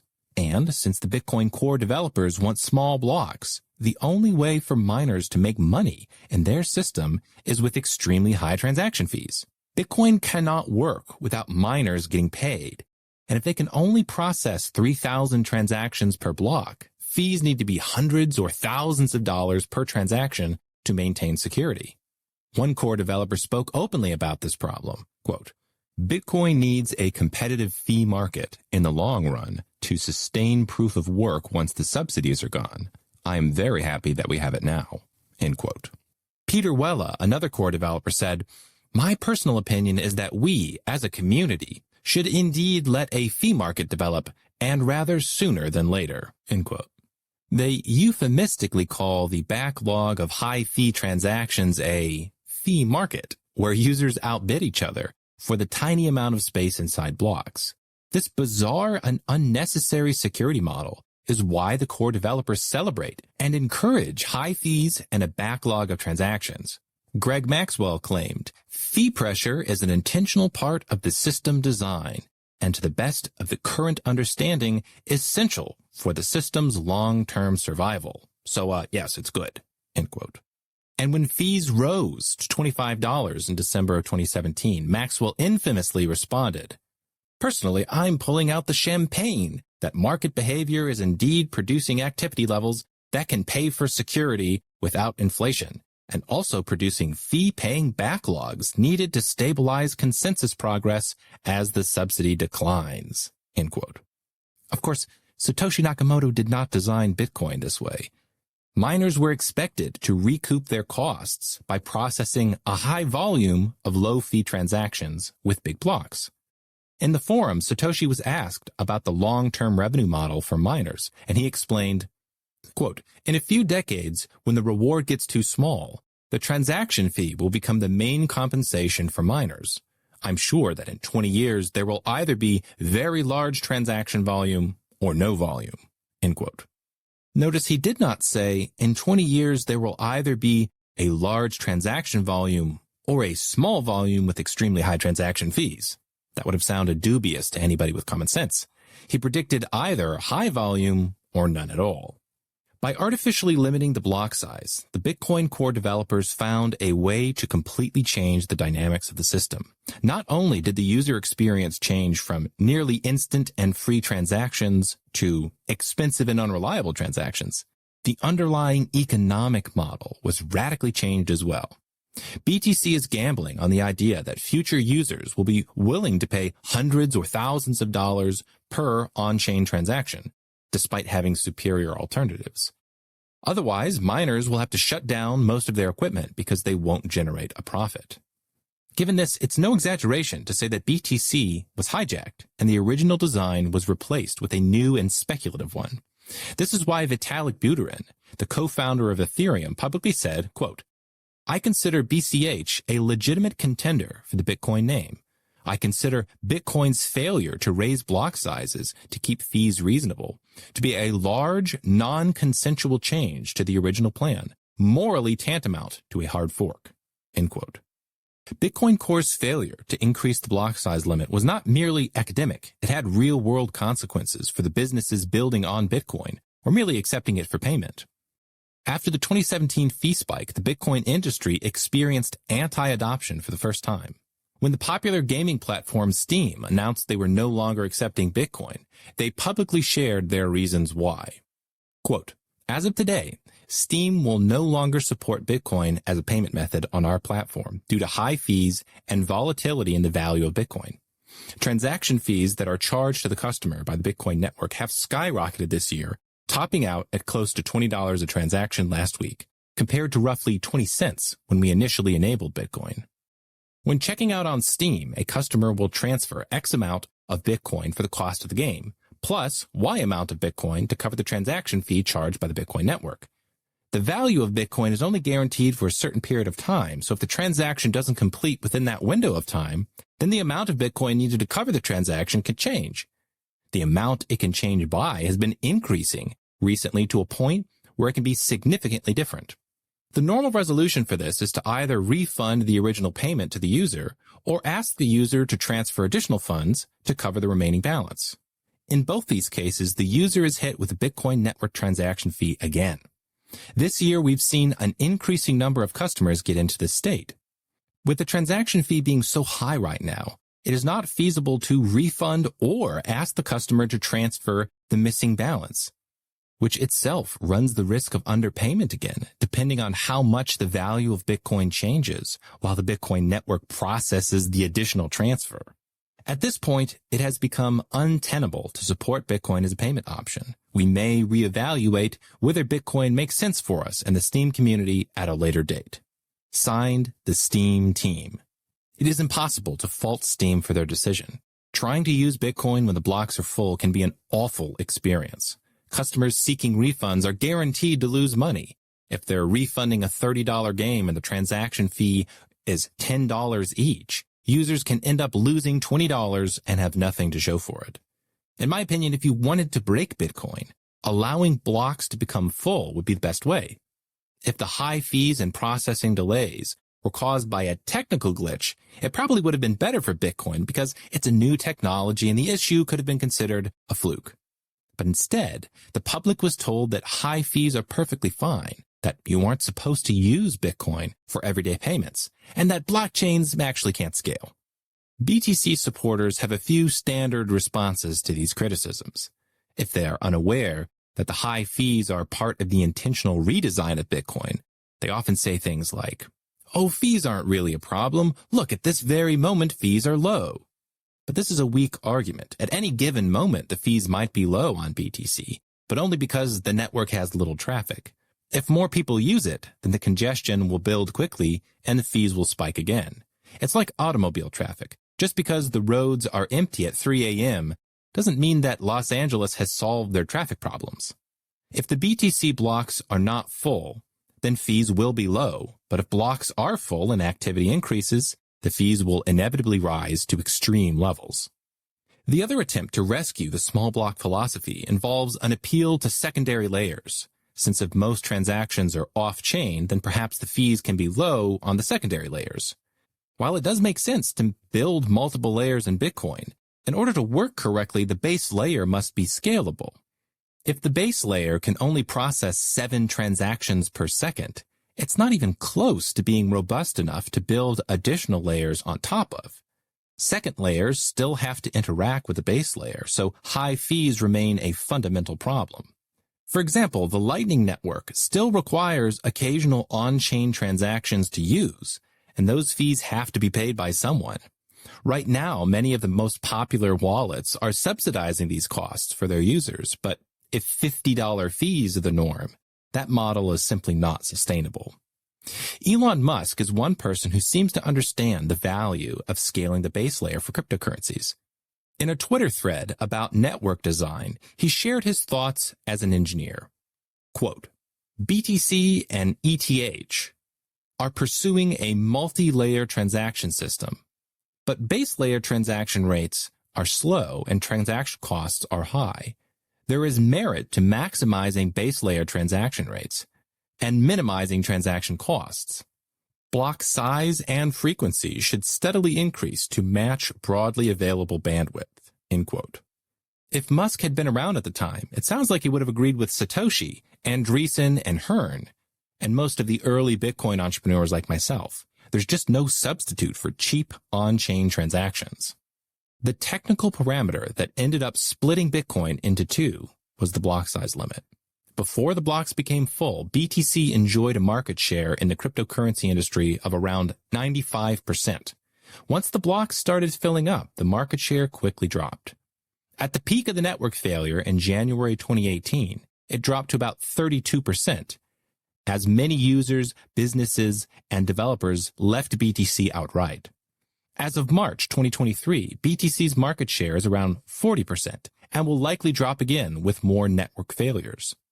If the Bitcoin Core developers had simply increased the block size limit to a reasonable level, I'm confident that many competing cryptocurrency projects simply wouldn't exist. The industry would have remained unified around one coin, and BTC would have continued to be the premier digital cash system for the internet.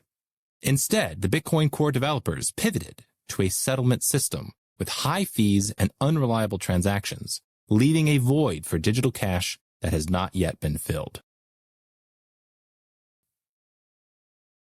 Chapter 6. Notorious Nodes. Bitcoin was designed to scale with larger blocks, so why would anybody think that big blocks are a problem? While it's impossible to know the internal motivations of the Bitcoin Core developers, this chapter will address their stated reasons for keeping the blocks small. All the objections to big blocks revolve around one core idea. As the block size increases, the cost to run a full node also increases. The more expensive it is to run a full node, the fewer people will run them, and the more centralized the network will become. Therefore, by keeping blocks small, more people can run nodes, which keeps the network decentralized. The core developer Vladimir Vanderlaan stated it clearly in 2015. Quote, "I understand the advantages of scaling. I do not doubt a block size increase will work. Although there may be unforeseen issues, I'm confident they'll be resolved.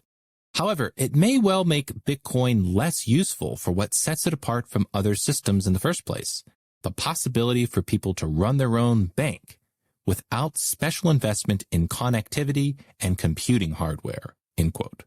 There are several problems with this idea. Most fundamentally, the idea that users need to run their own full nodes in order to run their own bank is incorrect. Bitcoin was designed so that regular people don't have to run their own full nodes. They can use lighter software. Remember, a full node downloads a copy of the entire blockchain and validates every single transaction on the network. This is unnecessary for almost everybody. Satoshi designed Bitcoin with simplified payment verification, or SPV, in mind, which allows users to verify their own transactions with a tiny amount of data. Using SPV, you cannot verify a stranger's transactions, nor can you verify every transaction ever made. But most people have no reason to do that. Satoshi was not foolish enough to design a cash system where every user had to download and verify the entire world's transactions. There's no way such a system could scale.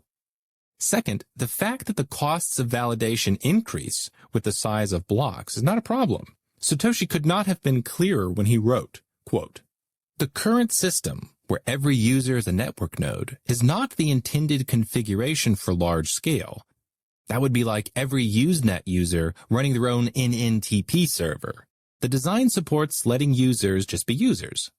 The more burden it is to run a node, the fewer nodes there will be. Those few nodes will be big server farms.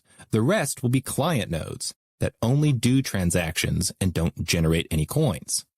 End quote. And he was also clear when he stated, quote, "Only people trying to create new coins would need to run network nodes.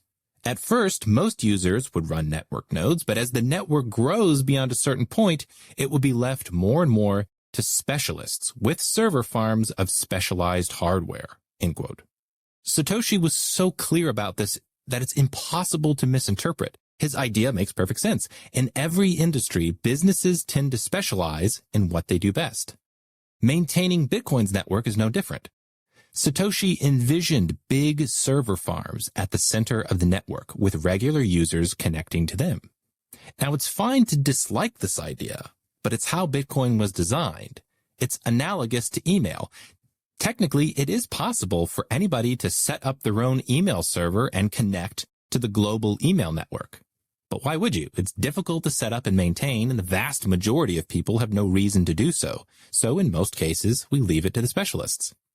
Gavin, Mike, and Satoshi were not the only people who thought this way. The early forums are filled with other developers and users who also understood that the system does not require most people to run their own node. Alan Rayner, who created the popular Armory wallet, said in 2015, quote, "The goals of a global transaction network and everybody must be able to run their own node with a $200 Dell laptop are not compatible. We need to accept that a global transaction system cannot be fully, consistently audited by everybody and their mother." End quote. Even supporters of Bitcoin Core have admitted that their perspectives on nodes is quite different from the original.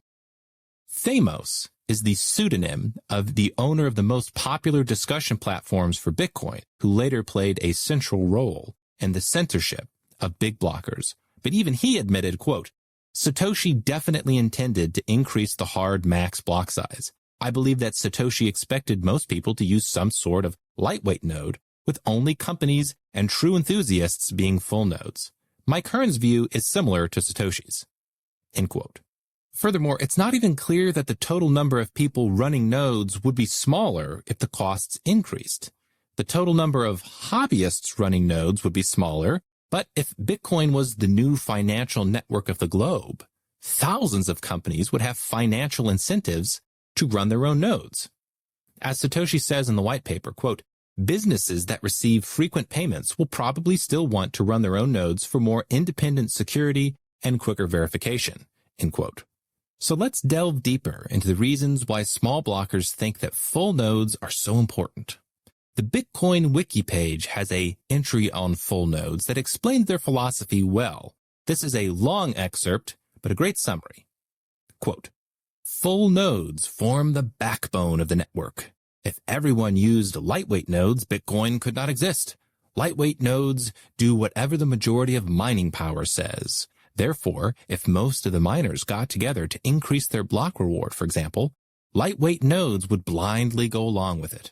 If this ever happened, the network would split such that the lightweight nodes and full nodes would end up on separate networks using separate currencies. If all businesses and many users are using full nodes, then this network split is not a critical problem because users of lightweight clients will quickly notice that they can't send or receive Bitcoins to or from most of the people with whom they usually do business. And so they'll stop using Bitcoin until the evil miners are overcome. However, if almost everyone on the network is using lightweight nodes in this situation, then everyone would continue being able to transact with each other. And so Bitcoin could very well end up hijacked by evil miners. In practice, miners are unlikely to attempt anything like the above scenario as long as full nodes are prevalent because they would lose a lot of money. But the incentives completely change if everyone uses lightweight nodes. In that case, miners definitely do have an incentive to change Bitcoin's rules in their favor. It is only reasonably secure to use a lightweight node because most of the Bitcoin economy uses full nodes. Therefore, it is critical for Bitcoin's survival that the great majority of the Bitcoin economy be backed by full nodes, not lightweight nodes, end quote. These ideas have become the orthodoxy. Anybody trying to figure out Bitcoin today might not even know that this article is heavily biased towards a small block perspective that the creator of Bitcoin himself would have completely disagreed with. There are two central points being made here. Number one, that miners have an incentive to hijack Bitcoin by changing the rules in their favor, for example, by increasing the block reward. And number two, miners are prevented from arbitrarily changing the rules because full nodes do not blindly follow the majority of mining power. Now, both of these claims are false. First, miners do not have an incentive to arbitrarily change the rules of Bitcoin.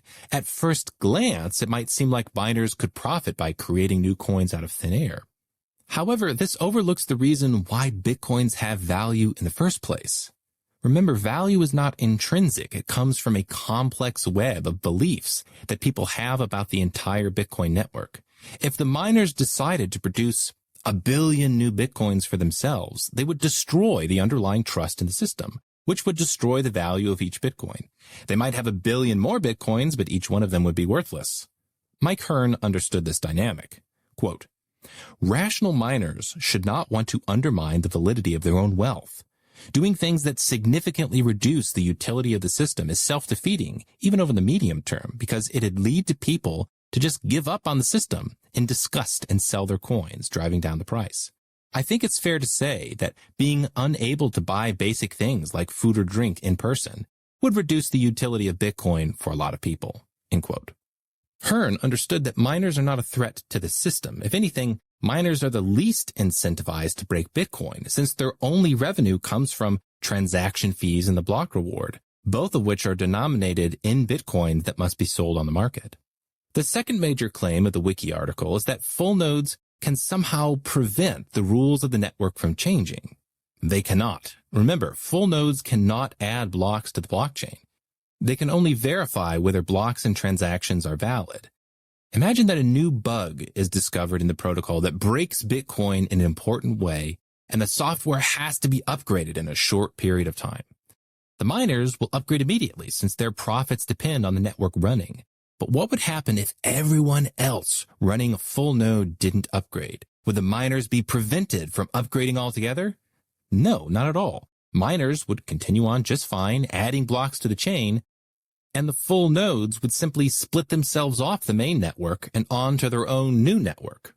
If their new network had no miners, they couldn't even add new blocks to their chain, and no transactions could be processed. So if anything, this is a reason to use lightweight wallets, since you don't run the risk of being forked off from the main network. Full nodes do not have any direct power to restrict miners from changing the rules, but it is correct to say they have indirect power to notify people that the rules have changed.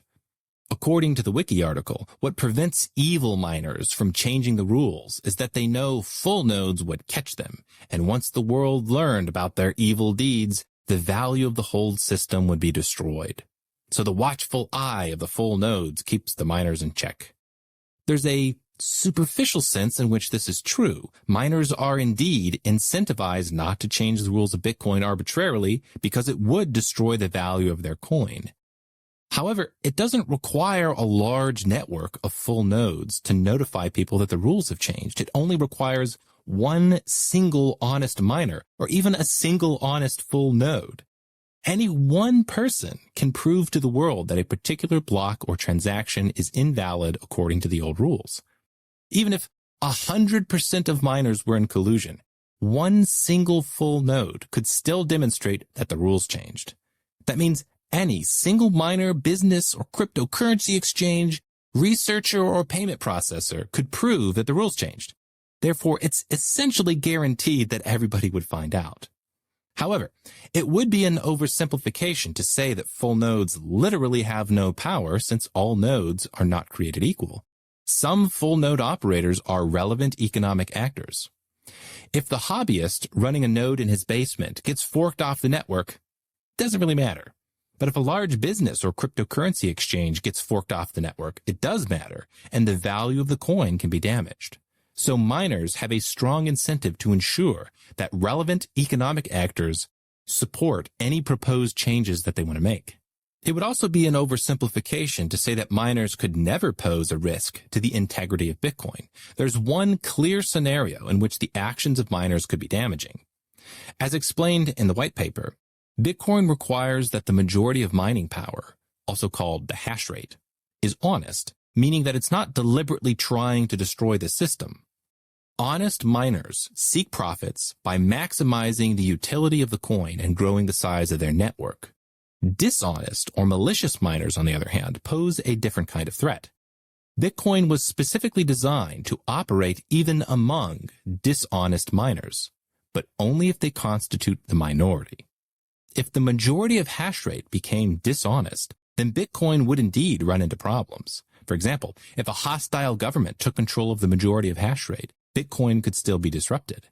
But even in such a scenario, full nodes offer no protection, since they can't add blocks to the chain nor control the behavior of miners. They'd simply be forked off the main network.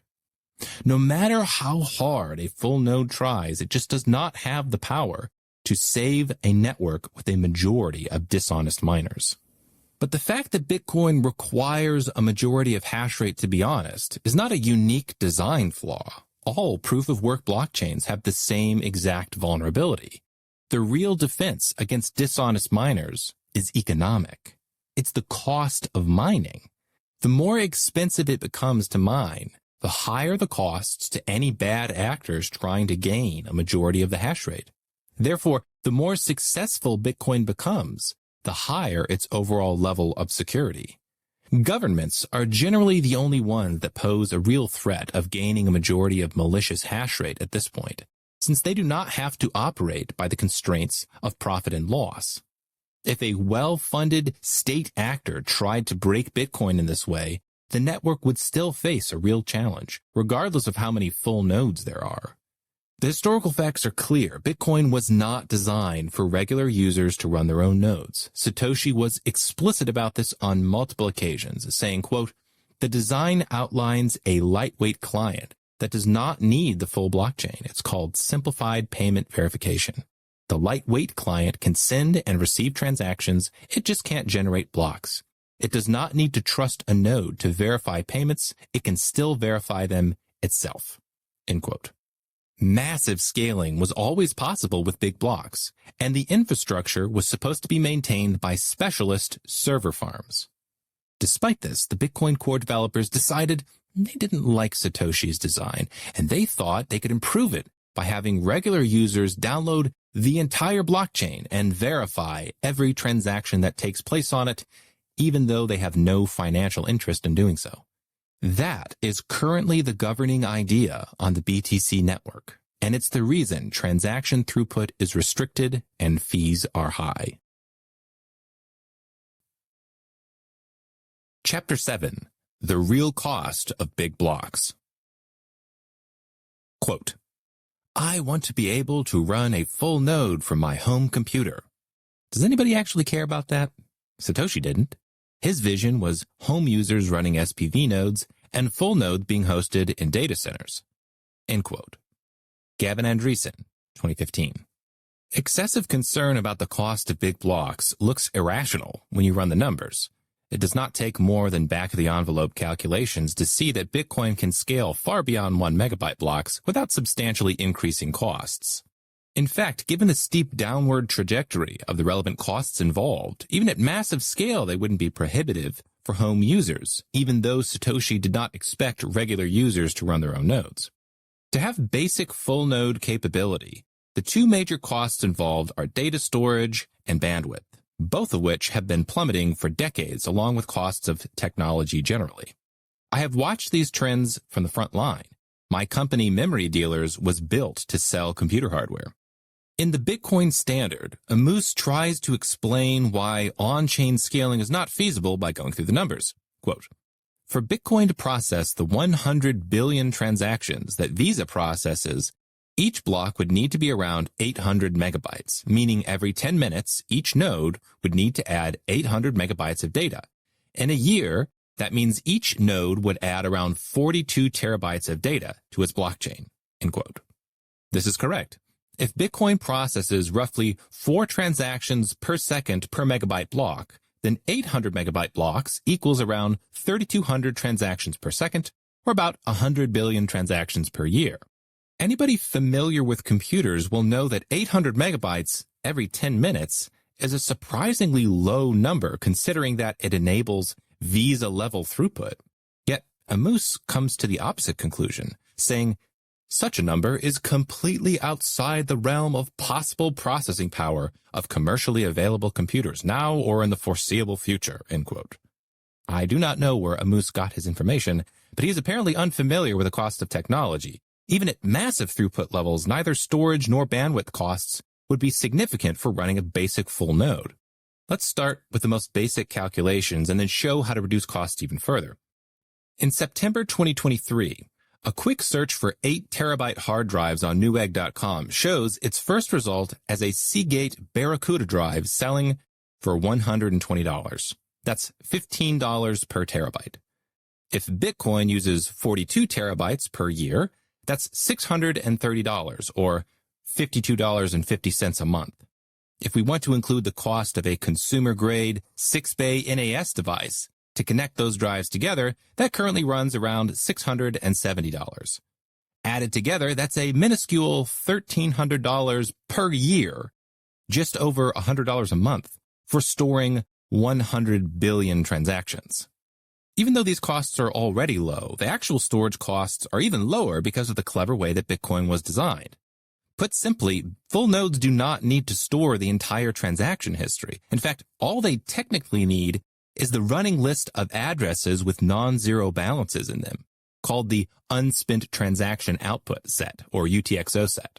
You can think of the UTXO set as the list of active cache balances without their corresponding histories. This makes the UTXO set a tiny fraction of the historical record of all transactions.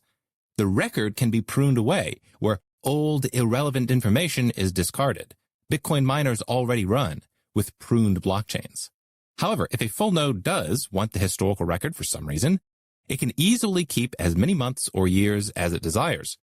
Instead of storing all records going back to 2009, it could say, store just the last year's worth.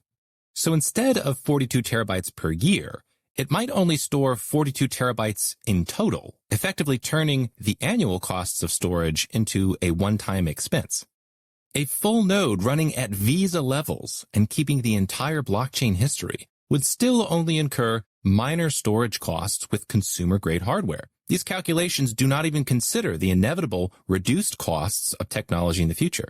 Computer storage has a consistent track record of massive price reductions over the past 70 years. Figure 2 shows a chart of computer memory and storage costs measured in US dollars per megabyte from 1956 through 2020. One line showing disk storage shows costs in 1956 of $10,000 per megabyte. And in 2020, that cost had been reduced to less than a tenth of a penny per megabyte.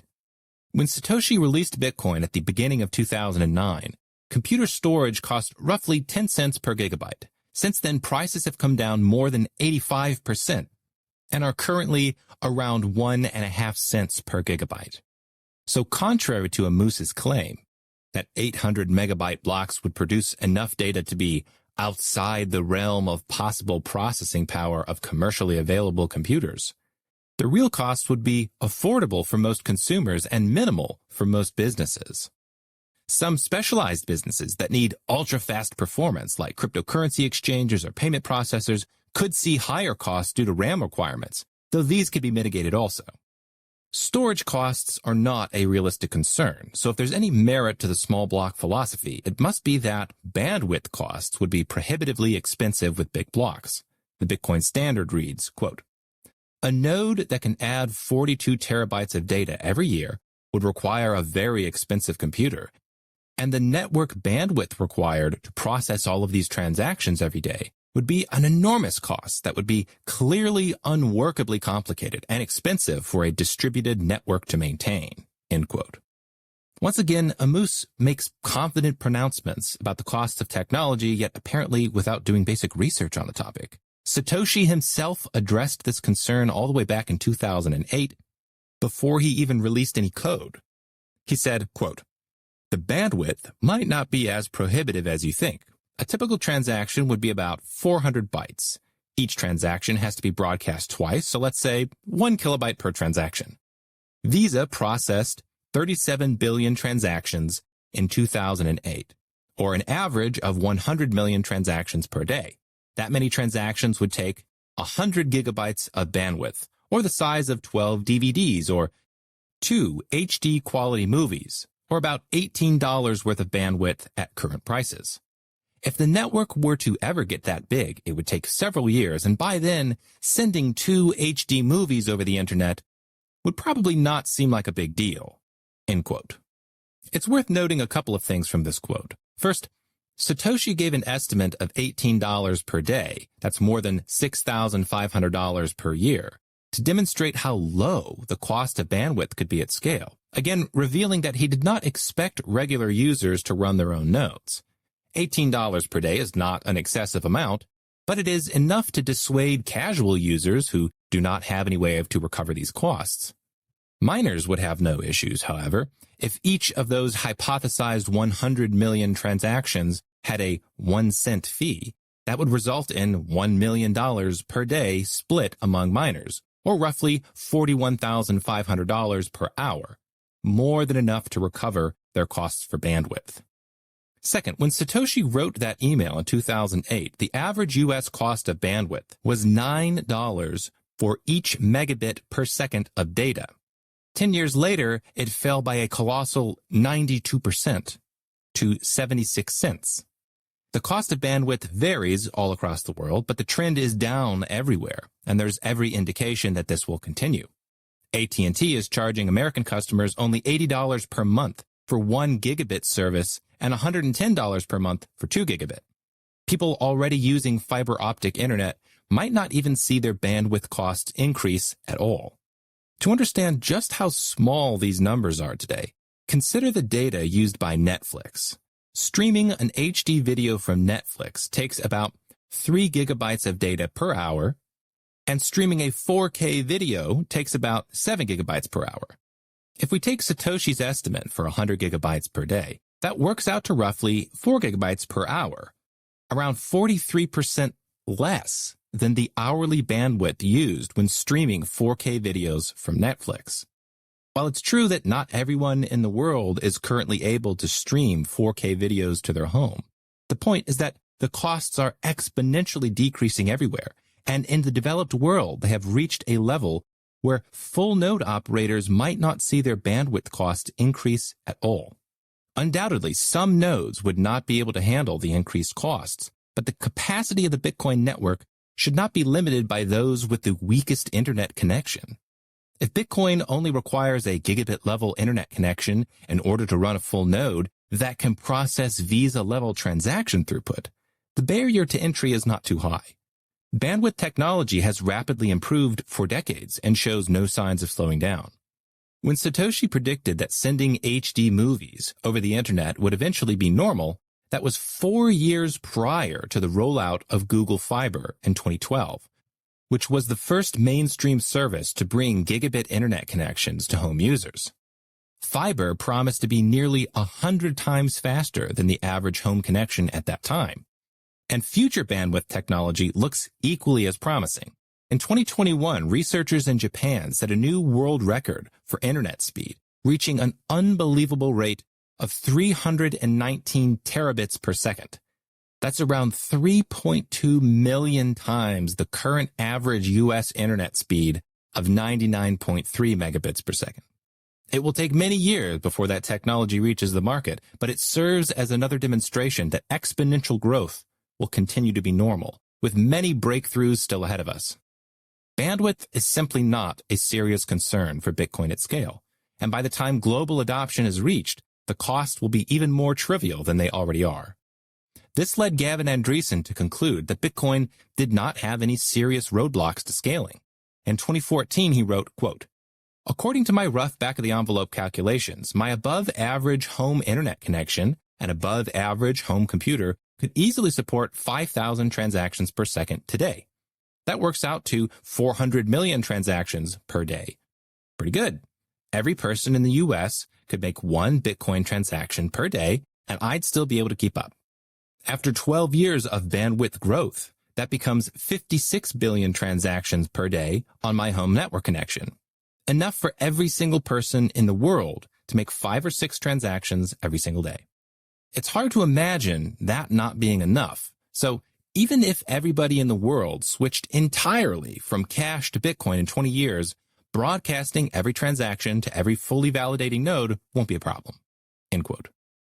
The BTC network is producing blocks that are roughly 1 megabyte in size every 10 minutes, which is comically small, even smaller than your average cell phone picture. We are constantly streaming videos that can be orders of magnitude larger than 1 megabyte and transmitted over cellular networks, and the cost of data keep falling. Bitcoin was intentionally designed so that regular users do not have to run their own node, but even at massive scale, the costs would not be prohibitive. Chapter 8. The Right Incentives. Quote, "I think most people see all the digital signatures and peer-to-peer networking technology, but miss that much of the brilliance of Bitcoin is how the incentives are designed." End quote. Gavin Andresen, 2011. Bitcoin is not merely a software project or a computer network. It is an enormous, complex system that millions of people around the world participate in. To understand it, we have to examine more than just its software. Some critical features of Bitcoin are not coded at all. They are built into its incentive structure. Users, miners, and businesses are all incentivized to use Bitcoin in a way that benefits themselves and the whole network at the same time. This economic coordination can be harder to see, but it's just as important as any other technical detail. Big blockers and small blockers disagree about the role of full nodes on the network, and this reflects a difference in thinking about incentives. In the small block philosophy, full nodes are supposed to play a critical role despite a lack of clear incentive. Regular users are encouraged to run their own nodes, downloading and validating the entire blockchain just to use Bitcoin, even though that's a burden. When running a node for the first time, it can take hours or even days to sync up with the rest of the network, and it also takes up hundreds of gigabytes worth of disk space. For this reason, full nodes are generally not run on smartphones, making BTC much less convenient to use. Users are not rewarded for running the software. They simply gain the ability to validate blocks of other people's transactions. While this might sound like a great idea to a group of software engineers, it's not a realistic expectation for the rest of the world to follow. Most people will never run a full node because they have no reason to do so. It's too great a burden with too little a reward. If Bitcoin was designed so that regular people were forced to run their own nodes for the security of the network, it would be a critical design flaw. Compare this to Satoshi's SPV design, which allows wallets to be downloaded and synced instantly. You can use a BCH wallet on your smartphone as easily as any other app. BTC proponents like to claim that SPV has some theoretical security problems, but there have never been documented cases of users actually losing money because of it. It has a long, successful track record, and the most popular BTC wallet apps are actually using SPV or similar technology or their custodial wallets. Satoshi understood that heavy-duty infrastructure maintenance needed to be performed by people who are paid for their work. The miners, not everyday users. Another example of economic misunderstanding was Bitcoin Core trying to protect the smallest nodes from getting kicked off the network.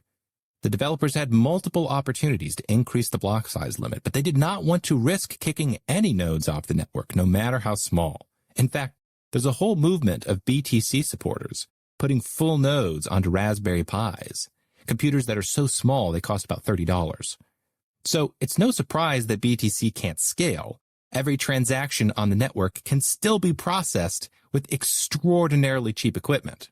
From the perspective of scaling, the core developers did the worst possible thing. They throttled the capacity of the network to the capacity of the smallest players and did not understand that it's perfectly healthy to have the smallest nodes kicked off the network as it grows. As Satoshi said, nodes will professionalize into big server farms. That's what natural economic growth would look like. Friedrich Hayek is one of the best-known economists from the Austrian school. In 1974, he won a Nobel Prize in economics for his academic work.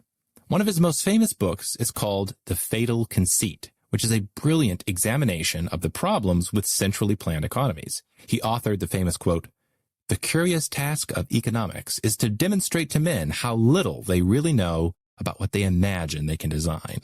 End quote. The more you learn about how free markets work, the more arrogant it seems to imagine that a better system could be designed by central planning. Markets are unbelievably efficient at coordinating scarce resources, and yet they do so without any central authority setting prices and production quotas for things. Hayek's famous quote continues, "To the naive mind that can conceive of order only as the product of deliberate arrangement, it may seem absurd that in complex conditions, order and adaptation to the unknown can be achieved more efficiently by decentralizing decisions, and that a division of authority will actually extend the possibility of overall order. Yet that decentralization actually leads to more information being taken into account." End quote.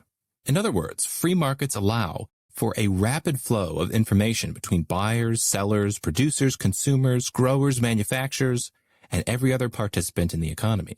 They're all trying to figure out what types of products to produce, in what quantities, out of what materials, and for what costs, in what locations, through which manufacturing processes, and so on.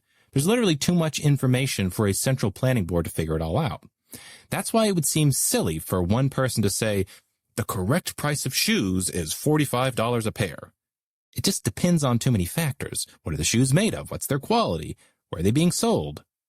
Rather than having some committee decide the price of shoes for everybody, it's better to let individual entrepreneurs set prices themselves inside the marketplace, which results in more information being processed and better overall coordination. These lessons are directly relevant to Bitcoin.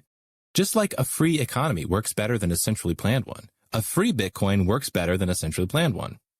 Bitcoin Core has been the central planning board for Bitcoin on many issues, whether it's imagining they know the correct block size, the correct level of transaction fees, or the correct number of nodes on the network. This is why Gavin Andreessen said, Central planning is why I would like to eliminate the hard upper block size limit entirely and let the network decide how big is too big." End quote. In economic terms, the block size limit in BTC is a centrally planned supply shortage. The demand for larger blocks is there, but miners are restricted from producing them because of an arbitrary limitation written into the software. BTC users are then forced to compete in an artificial fee market to get their transaction processed. The same thing happens in housing markets when central planners prevent new construction from being built. It causes a supply shortage and prices skyrocket. The basic economic principles of supply and demand apply to both the housing market and the cryptocurrency market. If left alone, miners will produce the best size block to meet demand. The central planning tendency of the core developers was not limited to the creation of unnecessary fee markets. They even used the block size limit to try to influence which projects other developers were working on. Core developer Vladimir Vanderlaan explained, quote, "A mounting fee pressure resulting in a true fee market where transactions compete to get into blocks results in urgency to develop decentralized off-chain solutions. I'm afraid increasing the block size will kick this can down the road and let people and large Bitcoin companies relax until it's again time for a blockchain increase. And then they'll rally Gavin again, never resulting in a smart, sustainable solution, but eternal awkward discussions like this." End quote. Not only did the developers think themselves wise enough to set a mandatory maximum on the size of blocks, they also thought they could use high fees to incentivize people to work on their preferred projects. They were fine with the network buckling because it would create urgency to develop decentralized off-chain solutions.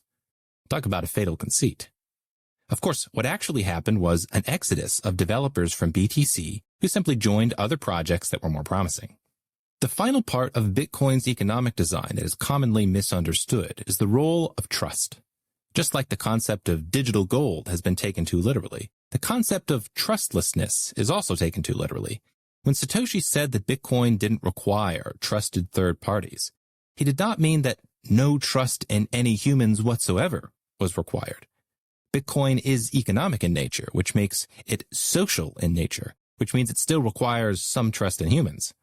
For example, a BTC enthusiast might run his own node, verify every transaction on the blockchain, and think he's operating without trusting anybody. But he's mistaken. He's actually trusting many people that he's never met. He trusts that the developers of his operating system did their jobs correctly. He trusts that the CPU manufacturers did their jobs correctly.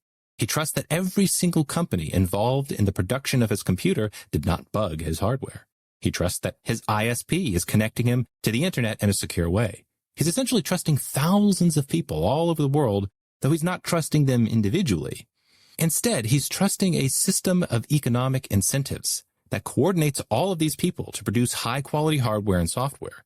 Even if the people in the production chain hate each other, or might even hate him personally, he trusts that the system will sufficiently reward good behavior and punish bad behavior to produce reliable products. Bitcoin works the same way. The system was designed to operate without a central authority, so nobody has to trust any particular individual or company, but they do have to trust that the incentives are strong enough to create a reliable network. This trust cannot come from each individual analyzing the code for himself. It must come from seeing Bitcoin as a whole, which includes many humans and businesses acting in their own self-interest. When Bitcoin Core changed the incentives of the system, they fundamentally changed its whole design. Satoshi's system was not perfect and did overlook a key problem: the governance and funding of Bitcoin's software development. Miners have strong incentives, users have the correct incentives, but developers' incentives are murky and can result in conflicts of interest.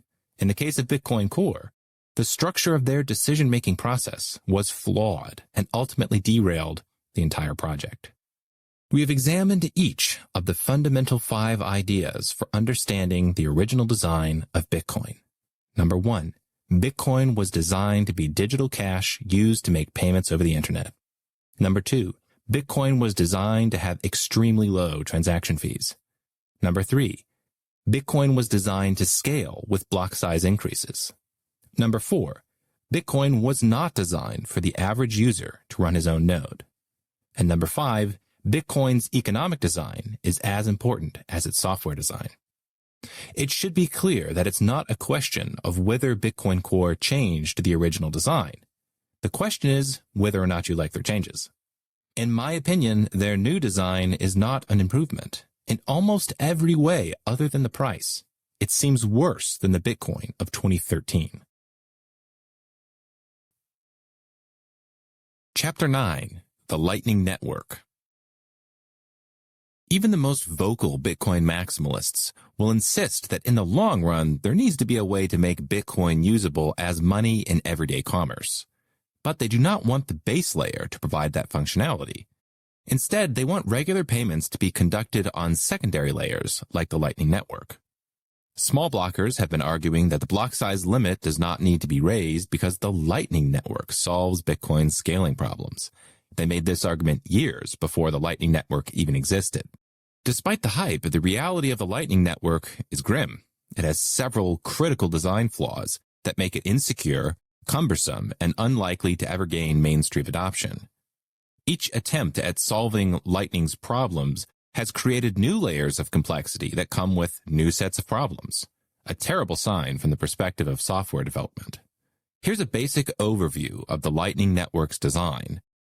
The technology is based around payment channels, which is essentially a running balance between two parties. Say, Alice opens up a payment channel with Bob and funds it with $10. The initial balance would be $10 for Alice and $0 for Bob. If she sends him a $3 transaction, the new balance would be $7 for Alice and $3 for Bob. Bob could send her back $1 and the new balance would be $8 for Alice and $2 for Bob. None of these transactions get recorded on the blockchain. Their nodes keep track of the tally separately off the chain. At any point, either party can close this channel, which then distributes the final balances to both people with an on-chain transaction. Payment channels are a neat technology that have been worked on since the beginning, even by Satoshi himself.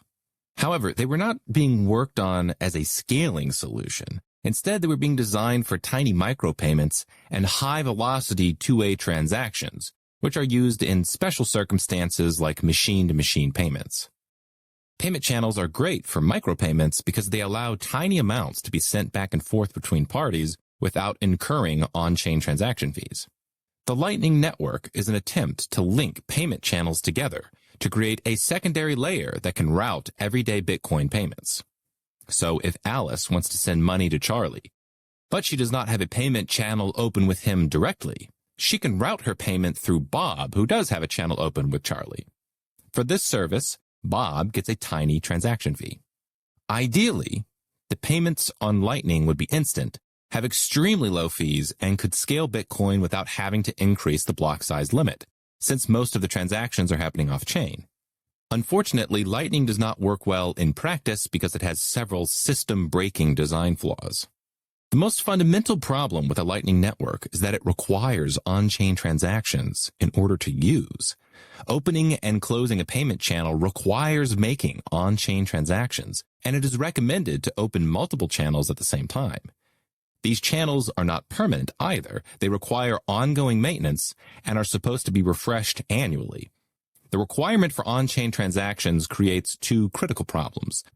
Number one, users must pay on-chain transaction fees just to open or close channels.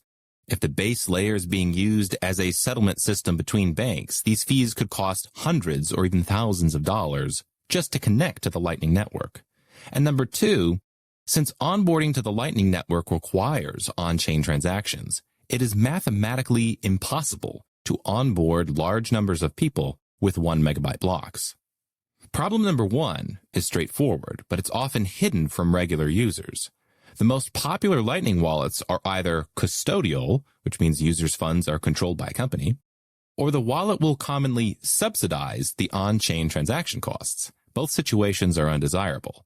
Custodial Lightning eliminates all the benefits of using Bitcoin in the first place, and it's only possible for companies to subsidize on-chain transaction fees while they're low. If fees are consistently above $50 or $100, there's no way that companies will continue subsidizing them. The Lightning Network does not avoid the pain of having high Layer 1 fees. Problem 2 is also straightforward and has been recognized since the Lightning white paper was written. With extremely limited block space, even if every BTC transaction was solely used for opening a payment channel, there is not enough space to onboard more than a few thousand people per block. Paul Sports, a notable BTC supporter and developer, wrote an article breaking down the numbers in more detail. He concluded that even if 90% of the block space is dedicated to opening payment channels, only around 66 million people can be onboarded per year. And that means it would take around 120 years to onboard the world to the Lightning Network. He concludes, quote, "In other words, each year we would only onboard 0.82% of the world. What's worse, if channels last merely 1 year, then by January 1st, 2025, we will need to re-onboard the people who joined on January 1st, 2024. In that world, only 0.82% of the Earth's population, max, can be bona fide Bitcoin users at any one time. Monetary network effects are very strong. You need to use the money that other people are using, so a 0.82% ceiling is not viable." End quote.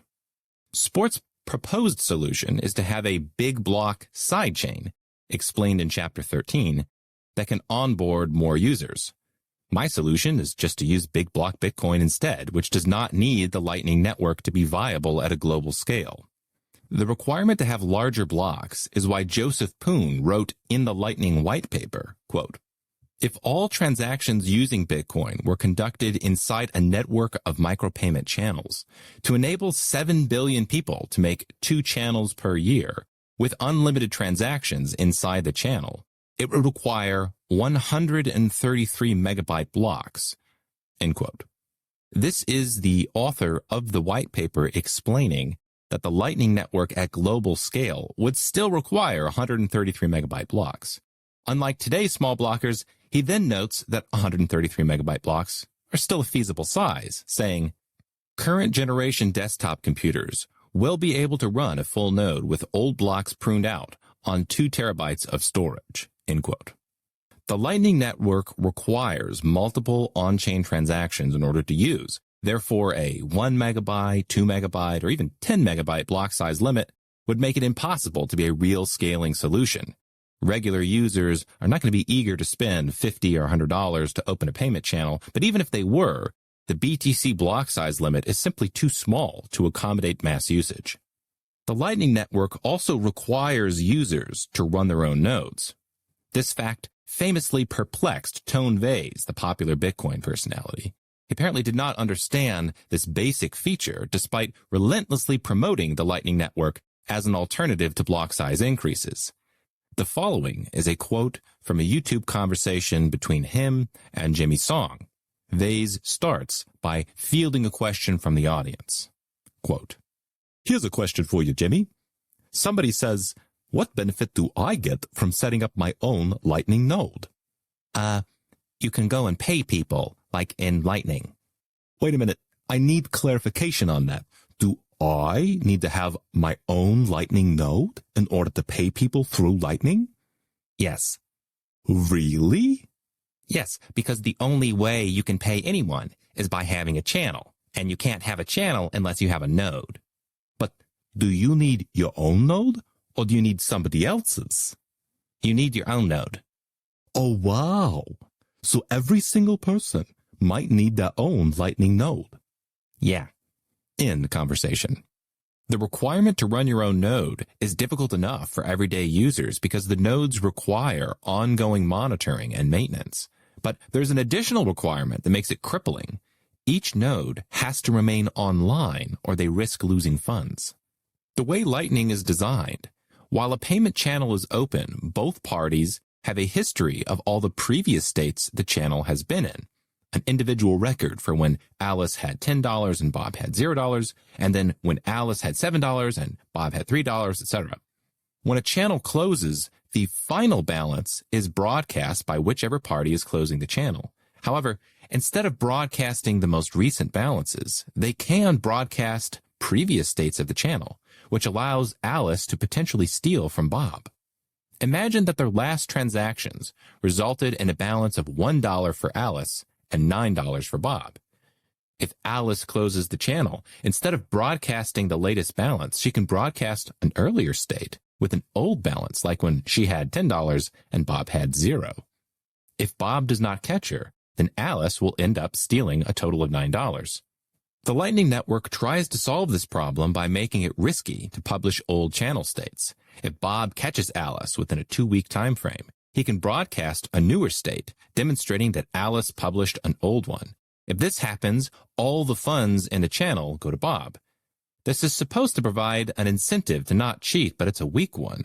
If Alice already has a low or 0 balance on the channel, she does not have much to lose by trying to steal. Also, in order to catch somebody, a node is required to be connected to the internet.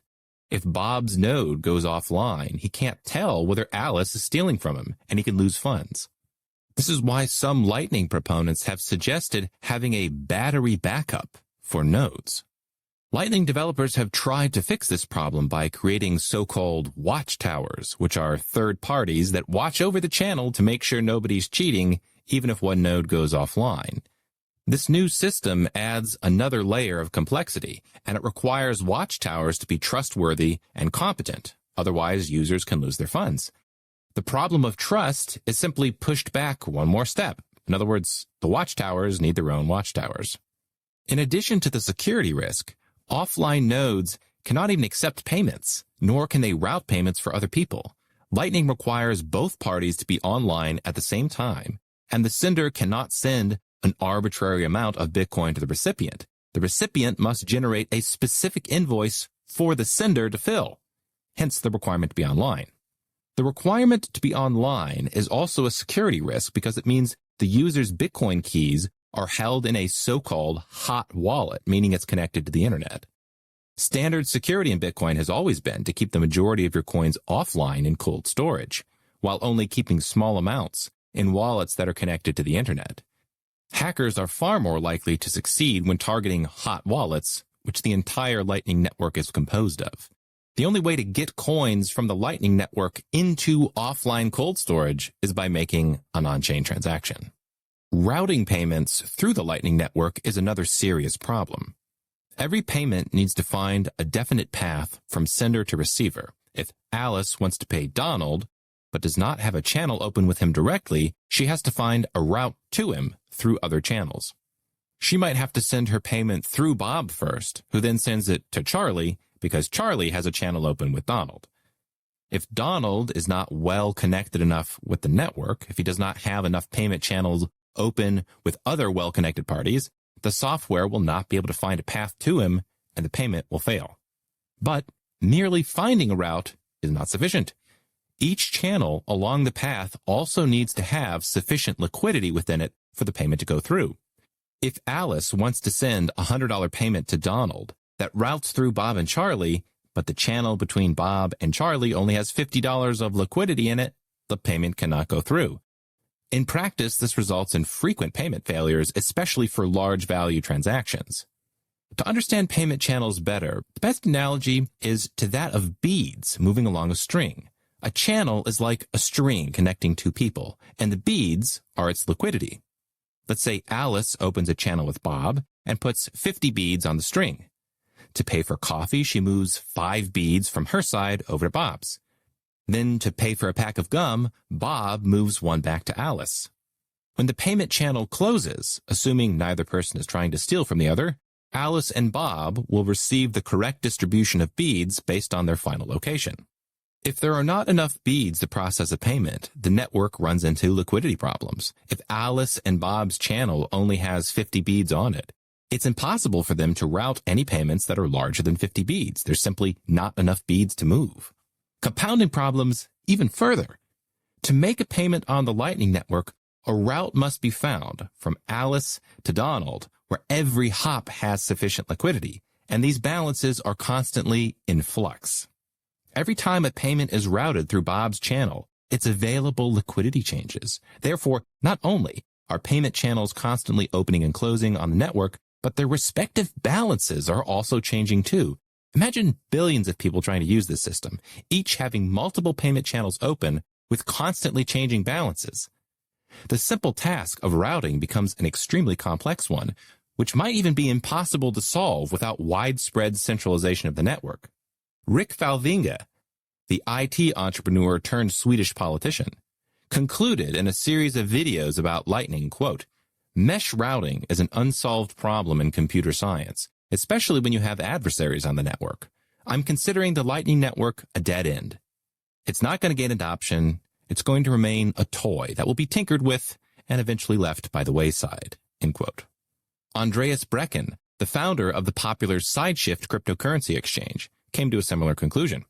I asked him about his experience using Lightning for his business, and he said, quote, "Routing is a serious problem on the Lightning Network.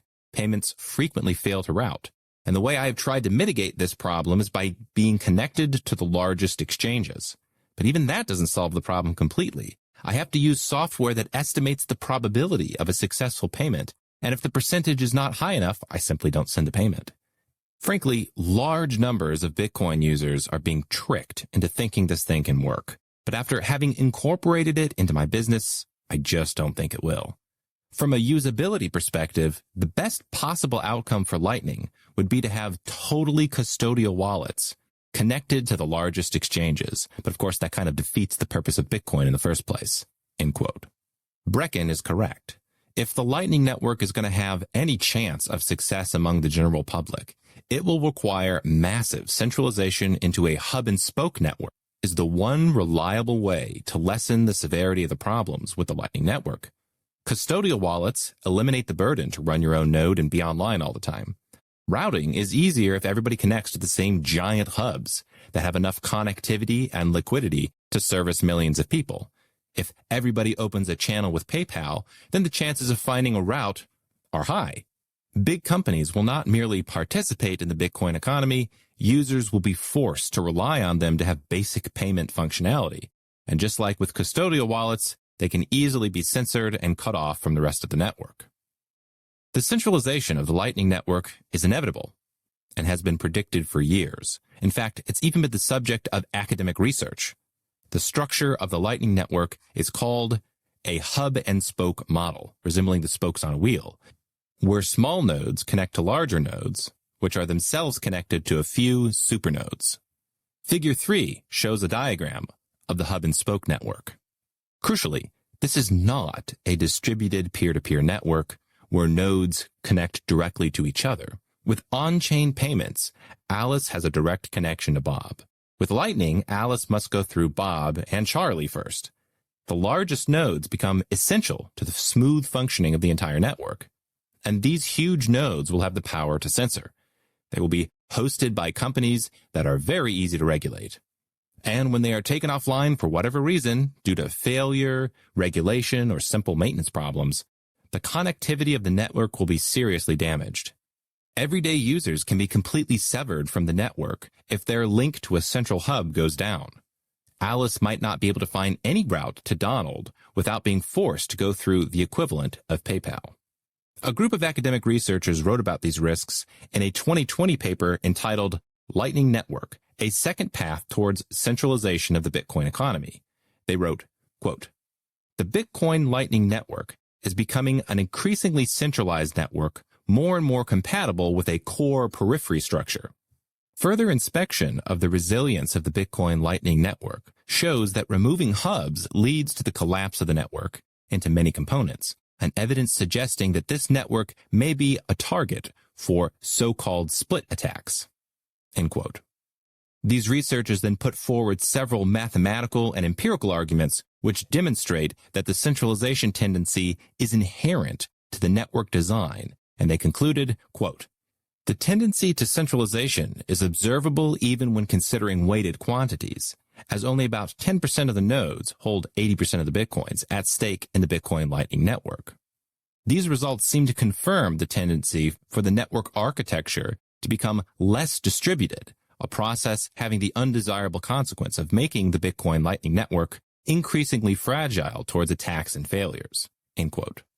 Liquidity problems also add to these centralization pressures, along with the requirement to use a wallet that is always connected to the internet. Most people will not be willing to lock up thousands of dollars in their payment channels, especially because of the increased risk of being constantly online.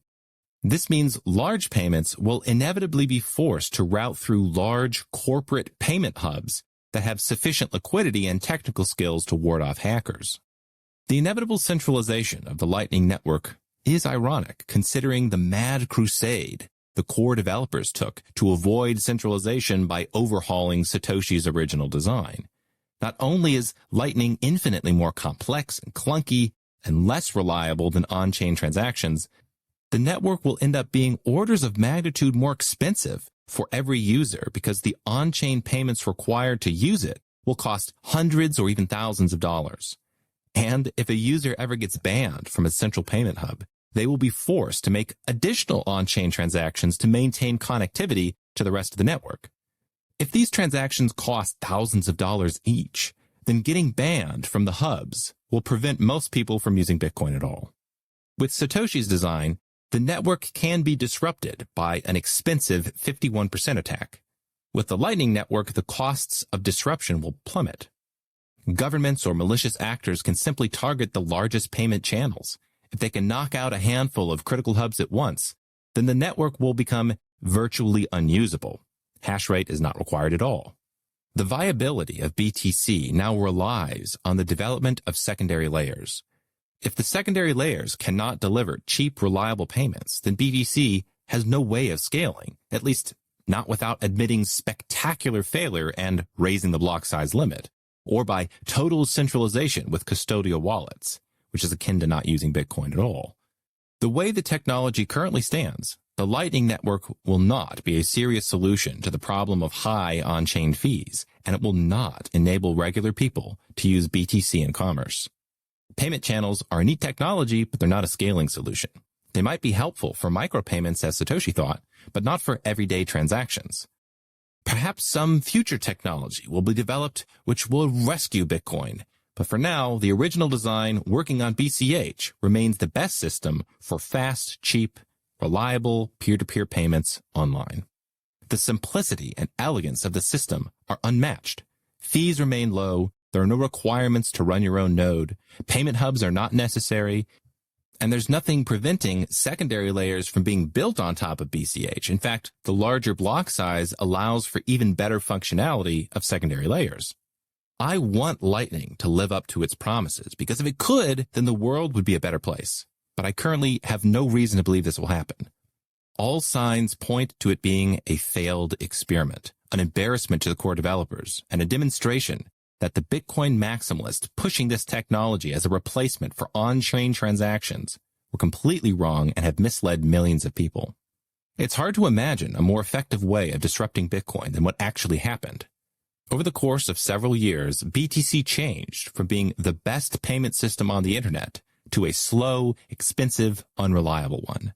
Satoshi's brilliant design was discarded for the promise of a future technology which has not lived up to its hype. This failure has both innocent and malicious interpretations. Bitcoin's story might simply be an example of bad project management, but given the disruptive power of this technology, it looks more likely that Bitcoin was sabotaged by its enemies. Part 2. Hijacking Bitcoin. Chapter 10. Keys to the Code. Bitcoin is often spoken about as if it exists beyond the reach of human influence, as incorruptible as the laws of physics. The network is supposedly too large and decentralized for any group to control, no matter how powerful. According to the Bitcoin Standard, quote, Bitcoin's value is not reliant on anything physical anywhere in the world, and thus can never be completely impeded, destroyed, or confiscated by any of the physical forces of the political or criminal worlds. The significance of this invention for the political realities of the 21st century is that, for the first time since the emergence of the modern state, individuals have a clear technical solution to escaping the financial clout of the governments they live under. End quote. This is a beautiful concept, and I truly wish Bitcoin worked this way. But unfortunately, history demonstrates otherwise. Bitcoin is very much a human project and is not immune from individual and institutional corruption. Social and political factors are overwhelmingly important and have been since the beginning. Confiscation has already become easy due to the trend towards custodial wallets. Happens all the time. Because the blockchain is public, governments can mark particular coins as suspicious and track them throughout the ledger.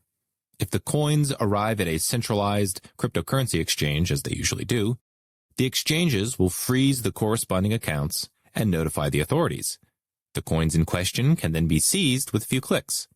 Even if the coins do not move to a centralized exchange, they have likely moved from one, which, due to compliance with Know Your Customer laws, gives the government the identity of at least one person who has touched those coins. From that point, they can survey the blockchain to track the economic activity of that individual and work out plausible identities for anybody they have transacted with. This already happens when Bitcoin is involved with large criminal cases, but there's no fundamental reason why it couldn't happen to everyday users too. The idea that Bitcoin is a clear technical solution to the threat of physical force from political actors is naive. If the government suspects you're hiding something, they can investigate just as they would in any other situation. They can demand that you turn over your financial records, your private keys, and your electronics. If you refuse, they can gain entry to your home, imprison you, and confiscate your property. Bitcoin does not emancipate you from the physical world or prevent the government from threatening you with violence. A savvy technical user might be able to avoid confiscation or destruction of their savings, but average users will have a difficult time. The financial freedom that Bitcoin does provide is maximized with non-custodial wallets. Though not perfect, the ability to track and confiscate coins is greatly reduced when regular users can access the blockchain for themselves at little cost and do not have to use centralized wallets or exchanges, analogous to using physical cash.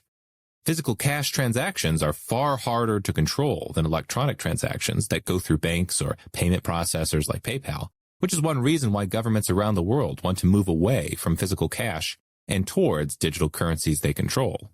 That's why peer-to-peer digital cash is such a revolutionary concept.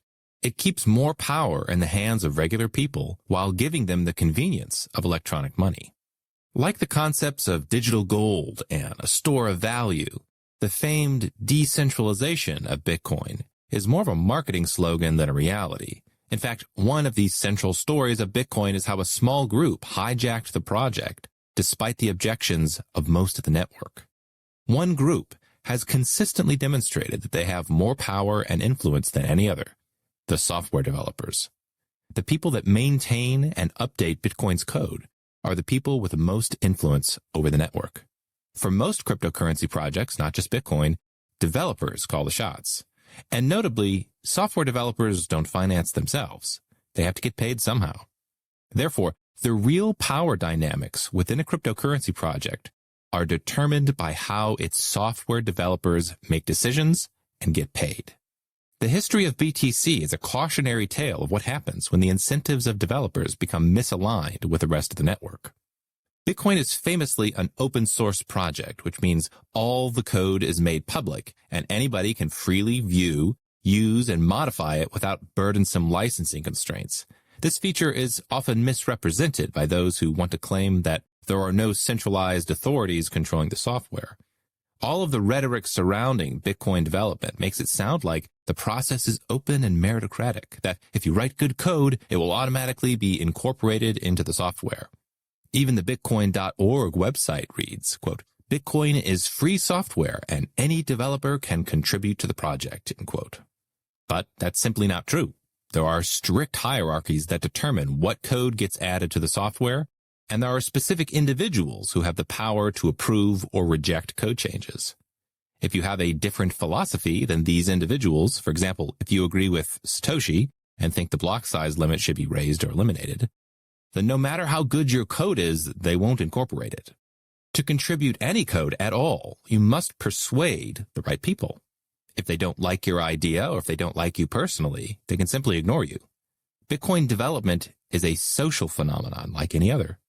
Instead of saying anybody can contribute to the project, it would be more accurate to say anybody that agrees with the philosophy of a handful of core developers and their vision for Bitcoin, accepts their development processes and hierarchies, and is socially approved by them, can submit code for their evaluation. But that doesn't sound like decentralization, does it? The reality of the situation was summed up well by Professor Hillary Allen from American University.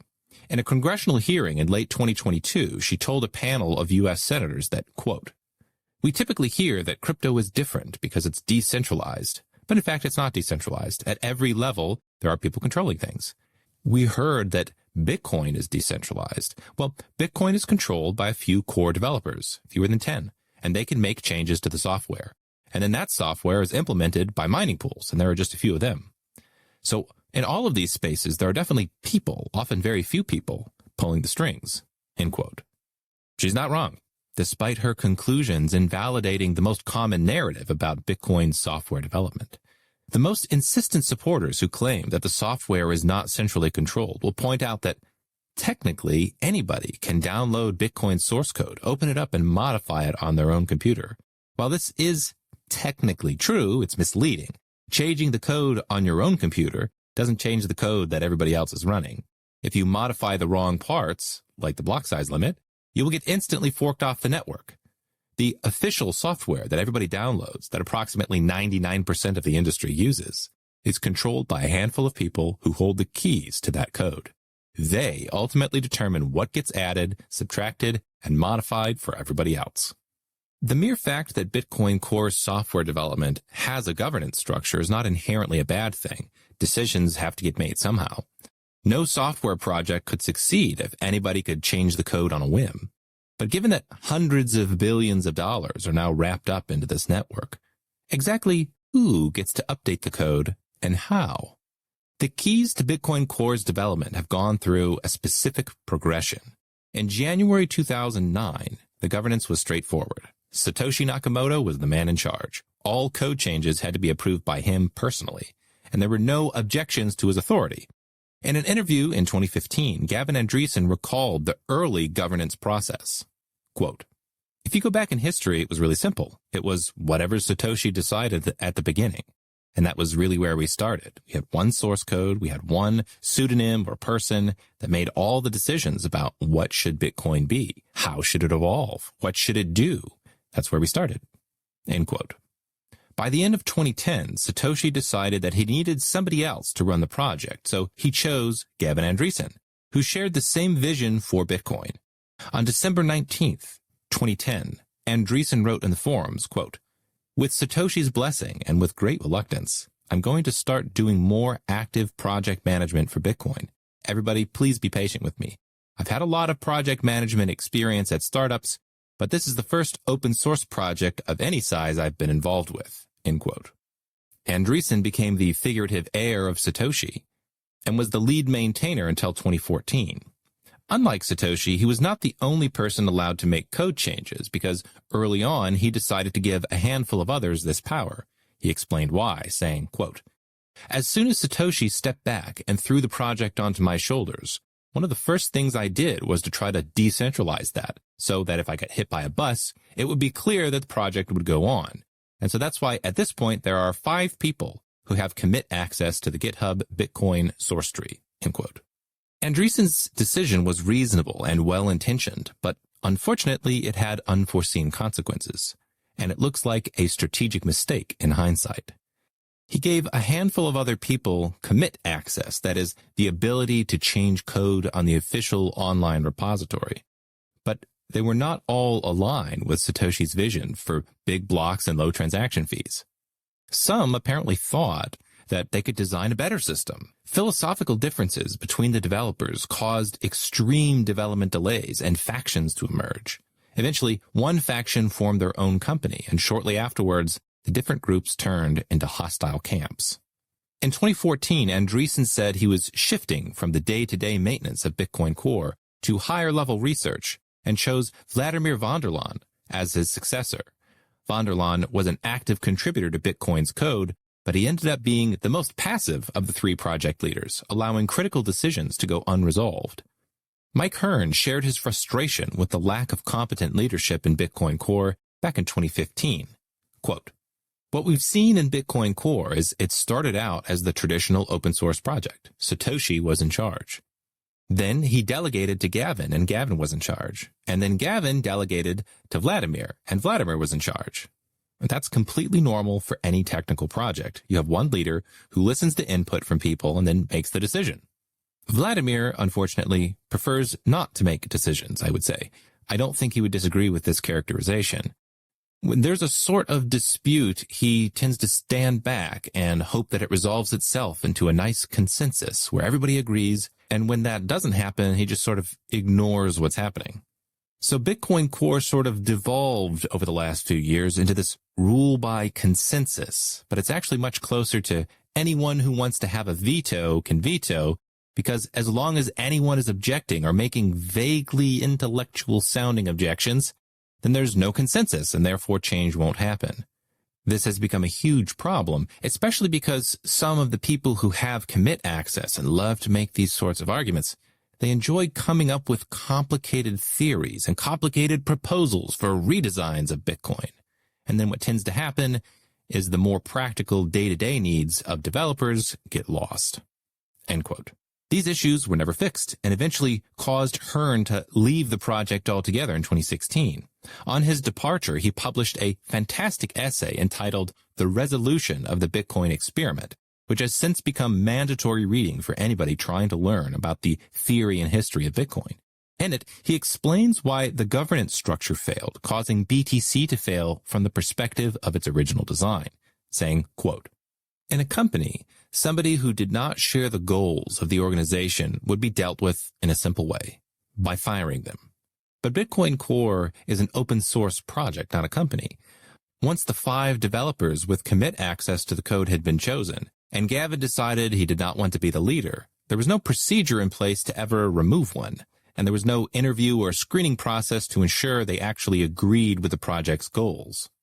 As Bitcoin became more popular and traffic started approaching the 1 megabyte limit, the topic of raising the block size limit was occasionally brought up between the developers, but it quickly became an emotionally charged subject. Accusations were thrown around that raising the limit was too risky, that it was against decentralization, and so on. Like many small groups, people preferred to avoid conflict, so that can was kicked down the road. Complicating things further, core developer Greg Maxwell founded a company that then hired several other developers. Not surprisingly, their views then started to change to align with that of their new boss." End quote. I agree with Hearn's analysis and have often wondered what would have happened if Andreessen had chosen different developers to share his authority with, or if he had remained the only person with commit access, or if the industry had rejected the Bitcoin Core developers entirely and had chosen a different team, a situation that almost occurred in 2015, 2016, and again in 2017. To understand how the software development became so centralized, it's helpful to first understand where Bitcoin Core came from.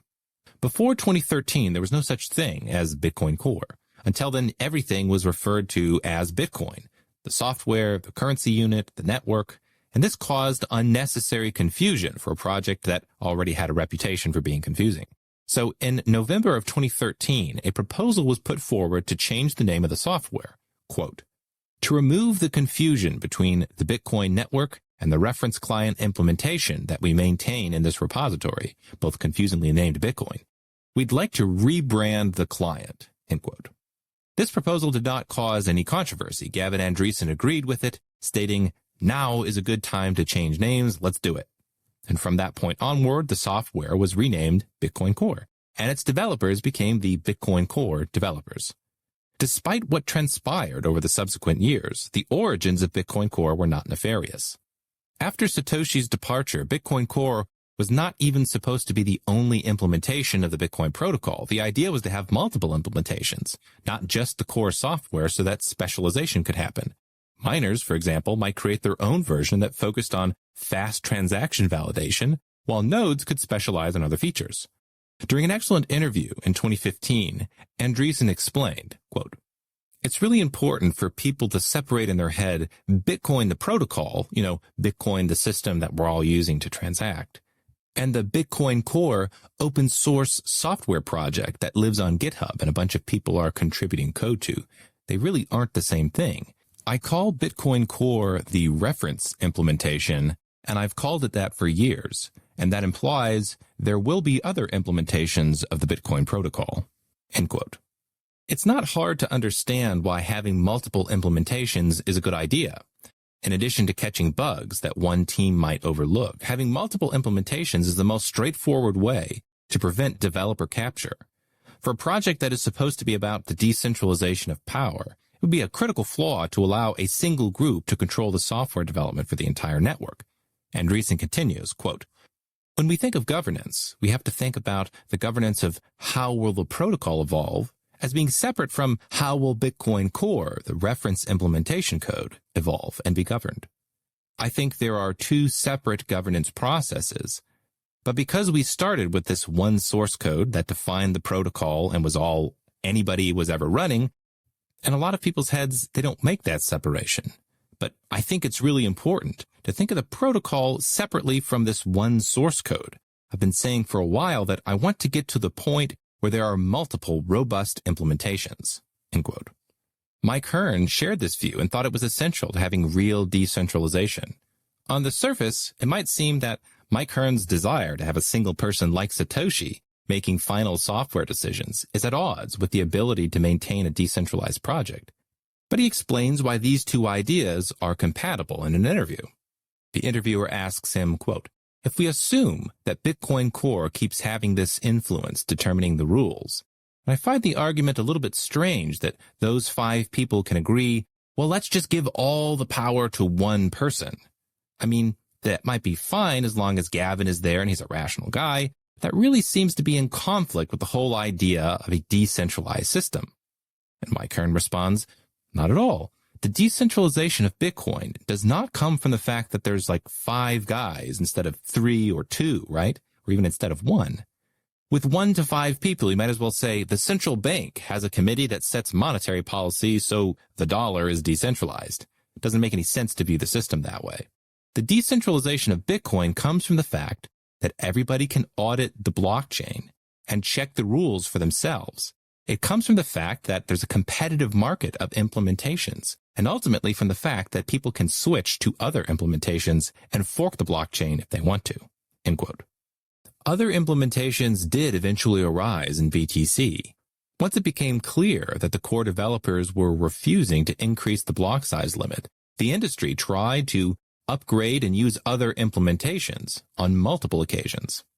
But each time, these alternatives were attacked along with the businesses that supported them. Everything from denial of service attacks to fake app reviews, mass censorship, and social media smear campaigns were used to discourage people from using alternatives to Bitcoin Core, which is why their software is run by approximately 99% of nodes in BTC today.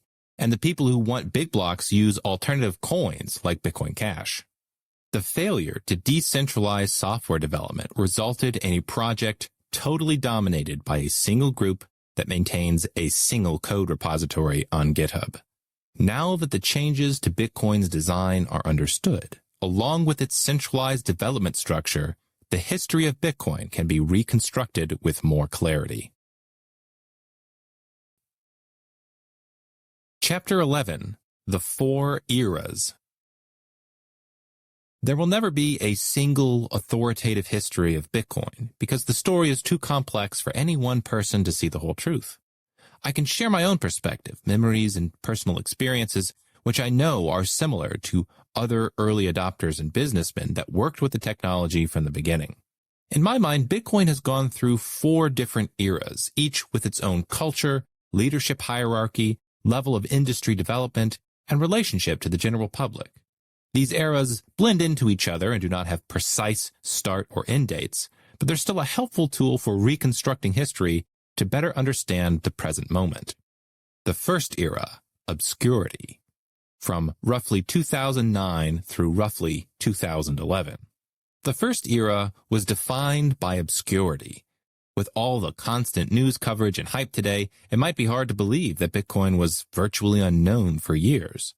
The entire community existed within a few online forums, cryptography mailing lists, and niche libertarian circles.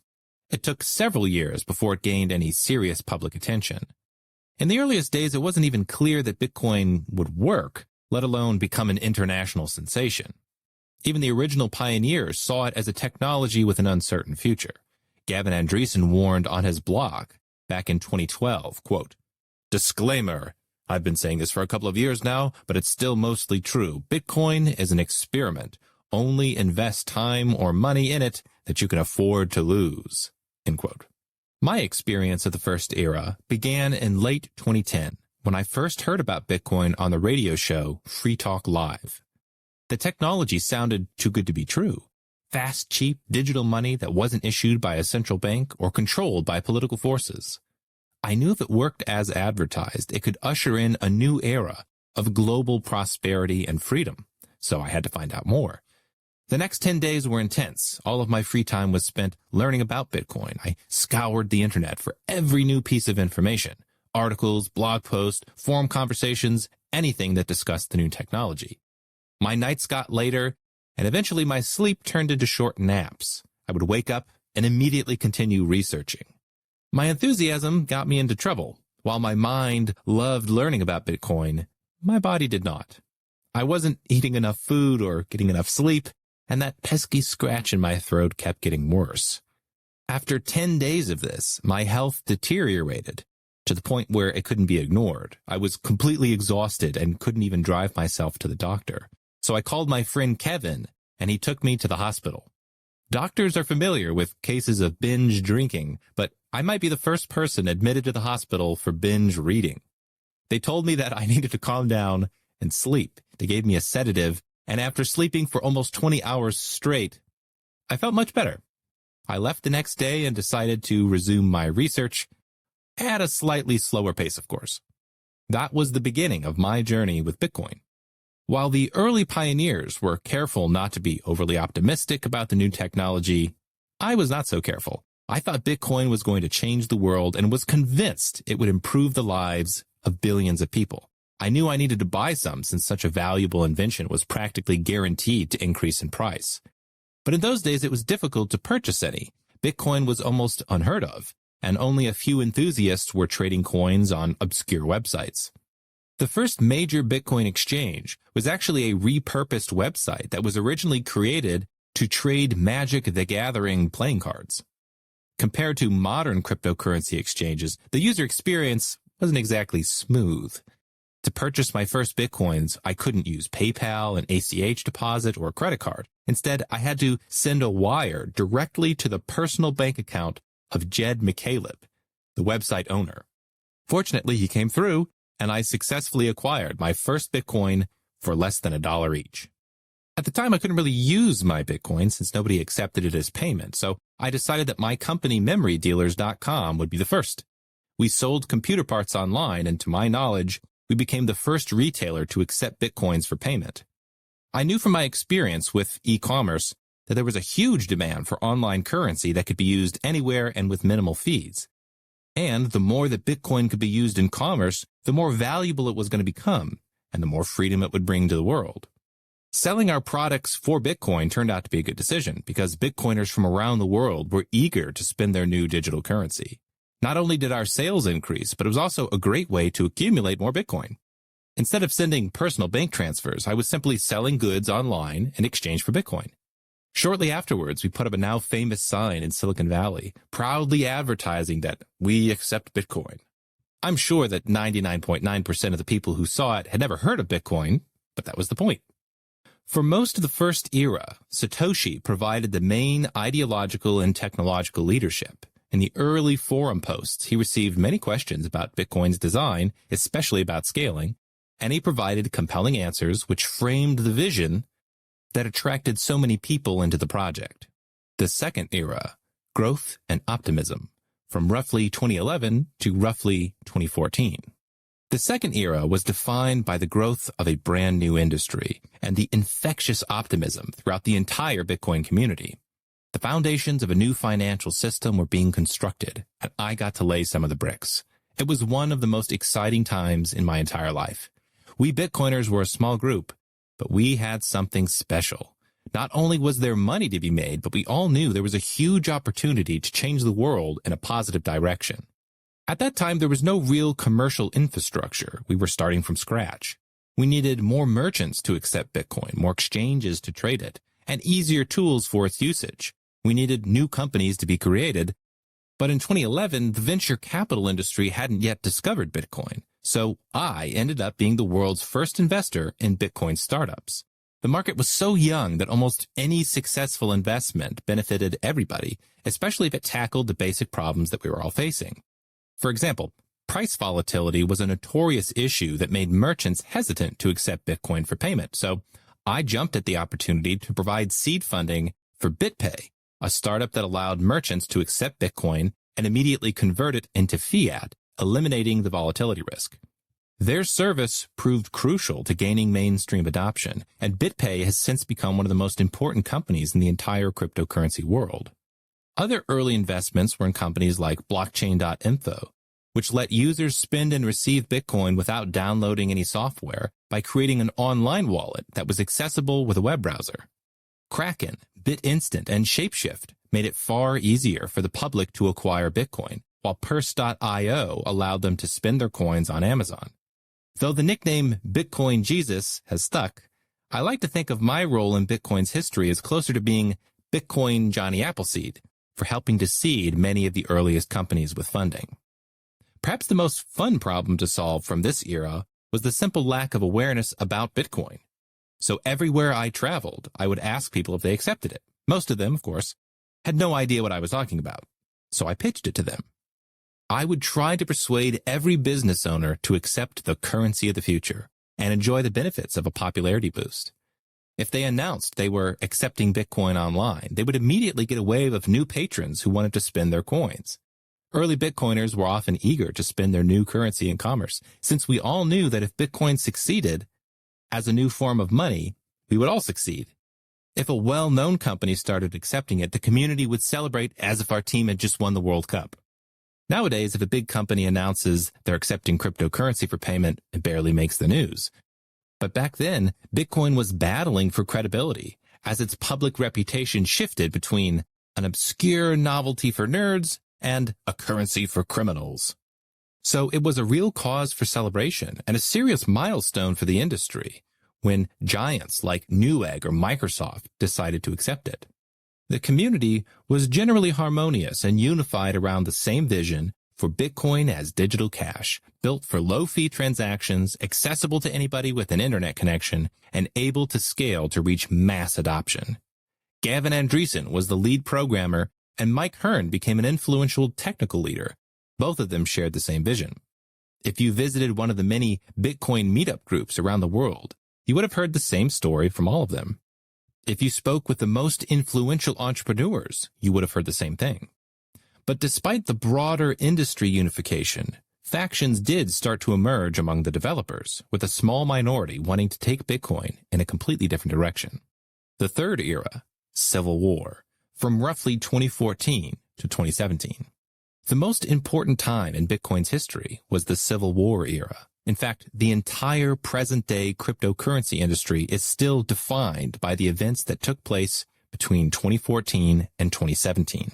This era was the ugliest of them all, filled with personal attacks, mass censorship, propaganda, social media engineering, failed conferences, broken promises, and eventual network failure and split into Bitcoin Cash. Shortly after Andreessen made von der Laan the lead maintainer of Bitcoin Core, the internal factions became more entrenched and hostile towards each other, and the block size debate went nuclear. Several key core developers formed their own company, Blockstream, which has been, by far, the most influential company involved with Bitcoin software development and plays a central role in its capture. If you visited the biggest companies during that time, you would have heard near universal criticism of the core developers for stalling Bitcoin's growth and handicapping its utility. Several prominent developers even publicly warned that BTC was being hijacked while it was happening. During this time, the industry tried desperately to keep the community together and scale the technology, with multiple attempts being made to bypass the core developers. But these attempts were ultimately unsuccessful. Several conferences were organized to try to agree on a solution. In 2016, Brian Armstrong attended one of these conferences and wrote an article about his impressions. Quote, "I think the organizers of the conference were hoping for some sort of consensus. However, it became clear by the end that the divide was too great. The conversations initially focused on various compromises to kick the can down the road on scalability. But as the conversations went on, I became less and less concerned about what short-term solution we were going to pick, because I realized we all had a much bigger problem. The systemic risk to Bitcoin if Bitcoin Core was the only team working on Bitcoin. The core team contains some very high IQ people, but there are some things which I find very concerning about them as a team after spending some time with them last weekend. They prefer perfect solutions to good enough ones. And if no perfect solution exists, they seem okay with inaction, even if that puts Bitcoin at risk. They seem to have a strong belief that Bitcoin will not be able to scale long-term, and any block size increase is a slippery slope to a future that they are unwilling to allow. Even though Core says they're okay with a hard fork to 2 megabytes, they refuse to prioritize it. They view themselves as the central planners of the network and protectors of the people. They seem okay with watching Bitcoin fail as long as they don't compromise on their principles. In my opinion, perhaps the biggest risk in Bitcoin right now is, ironically, one of the things that has helped it the most in the past, the Bitcoin Core developers. End quote. Armstrong's judgment was shared by the vast majority of large economic players at the time, including the miners. I recall attending one of these conferences and pleading with the biggest miners to raise the block size limit. They strongly agreed it should be raised, but because they wanted to avoid controversy, they ultimately deferred to Core. Many of them have since become huge Bitcoin Cash supporters. During this period of extreme division, the general public remained mostly unaware. And in late 2017, another enormous wave of investment caused prices to spike amidst this chaos. One BTC eventually reached $20,000, while the average transaction fee spiked to more than $50. And average transaction confirmation times exceeded 2 weeks. For the first time in Bitcoin's history, anti-adoption happened as various companies dropped support due to high fees and unreliable payments. And the narrative quickly started to shift to Bitcoin being a store of value that did not require low fees. Instead of being a tool for regular people, especially helpful for those in the developing world with unstable currencies, the focus shifted towards appealing to central bankers and encouraging Wall Street to speculate. Blockstream executive Samson Mow captured this sentiment by flatly declaring that, quote, Bitcoin isn't for people that live on less than $2 a day. End quote. The fourth era, going mainstream, from roughly 2018 to the present. The fourth era started during the first run to $20,000, when the news started to cover Bitcoin nonstop. The hype was so extreme, I remember seeing a running ticker symbol in the corner of CNBC broadcasts that would track the price, even during unrelated news segments or commercials, as if the most important financial news in the world was the price of 1 BTC. After almost a decade, the secret was finally out. Bitcoin hit the mainstream. Other cryptocurrencies, too, were enjoying the feverish Wall Street speculation. A new fundraising model allowed a wave of fresh startups to raise millions through so-called ICOs, initial coin offerings. Some with plausible business models, but many without. The new narrative started to solidify with books like The Bitcoin Standard, which, despite making blunders on several critical concepts, has enjoyed widespread popularity. The same ideas have been uniformly repeated on all the most important discussion channels, making the small block philosophy the only perspective that newcomers encounter when learning about Bitcoin. The original vision of big blocks and universal access to the blockchain was successfully demonized and its history obfuscated. The culture is obsessively focused on the price of BTC, regardless of its underlying utility or usage. Every event, no matter how significant, gets judged based on its potential to affect the price, rather than its potential to improve human freedom or well-being. For example, when the El Salvador government announced that BTC was going to become an official currency, there was almost no mention of the fact that their government was setting up purely custodial wallets for their citizens, meaning the government will be able to track and censor transactions made through their app, freeze accounts, or easily confiscate coins if they decide to. State integration is great from the perspective of price appreciation and hype, but it's unclear whether the average El Salvador citizen will benefit at all. One bright spot of the present era is the huge breadth of projects in the cryptocurrency industry. Investors from all over the world recognize that this technology is the future of finance. The credibility problem has finally been resolved. Even if BTC is no longer a decentralized project, the industry is decentralized, and people can choose from many competing options. No matter which projects are compromised in the future, so long as the freedom to choose remains, the market will sort out which coins are the best to use.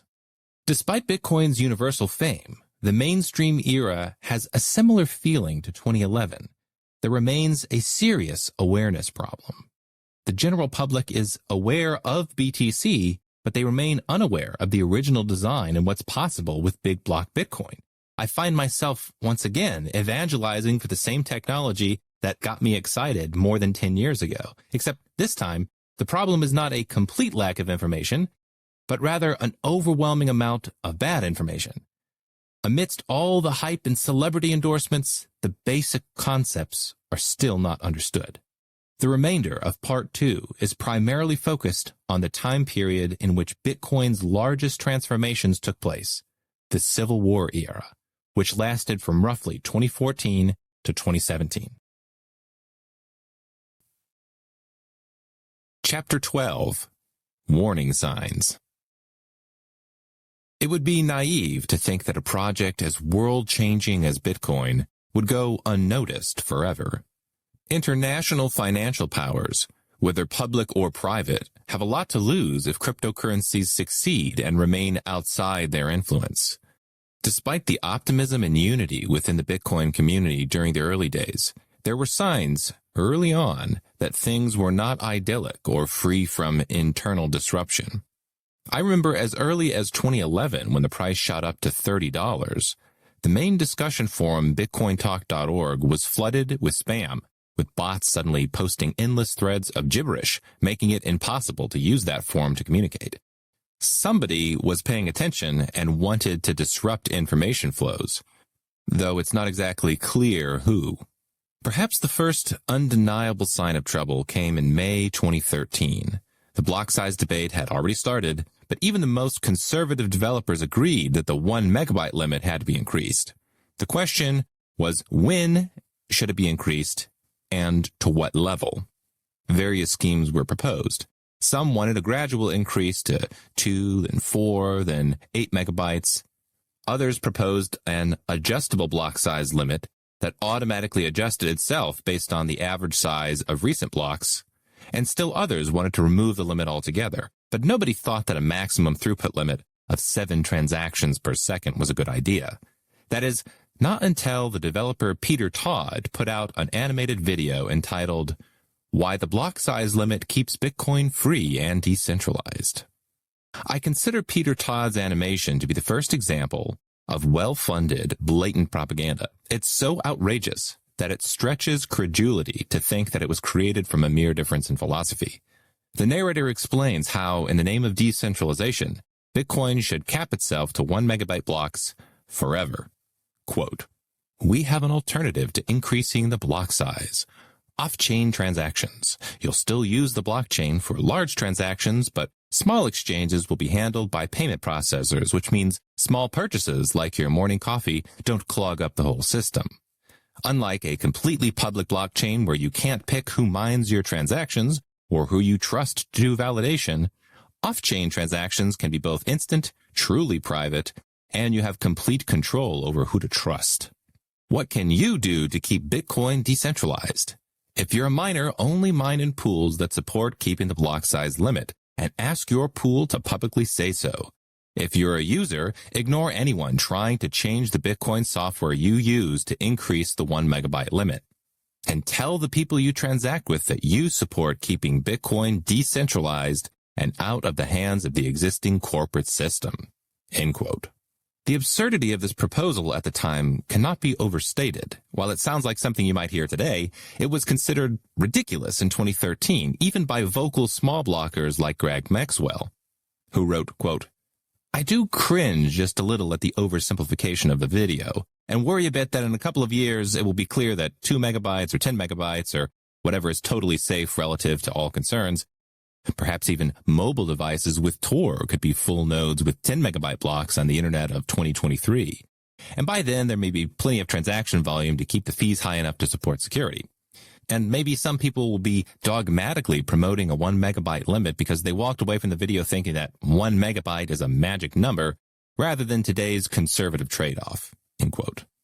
Other Bitcoiners expressed anger and contempt for the animation throughout the online forums. Not only was the content of the video ridiculed, but the disturbing fact that it came from an insider, the influential developer Peter Todd, also raised eyebrows. The feelings of the Bitcoin community were made clear in the comments section of the video. Here are 4 of them. Quote, I hope these morons don't ruin Bitcoin by convincing people to keep the block size small. What better way to make sure that Bitcoin remains a tiny and irrelevant transaction medium? Quote number 2. This went from information to disinformation at 55 seconds, full cringe at 1:28, and straight up Orwell at 2:28. Quote number 3. This video is dangerous propaganda and marketing hogwash. You're being misled. Wake up. Quote number 4. What kind of shit lies is this? It's okay up to 45 seconds. The rest describes a Bitcoin network that goes against the scaling abilities that Satoshi described, so keeping this limit would break that social contract with the users, end quote.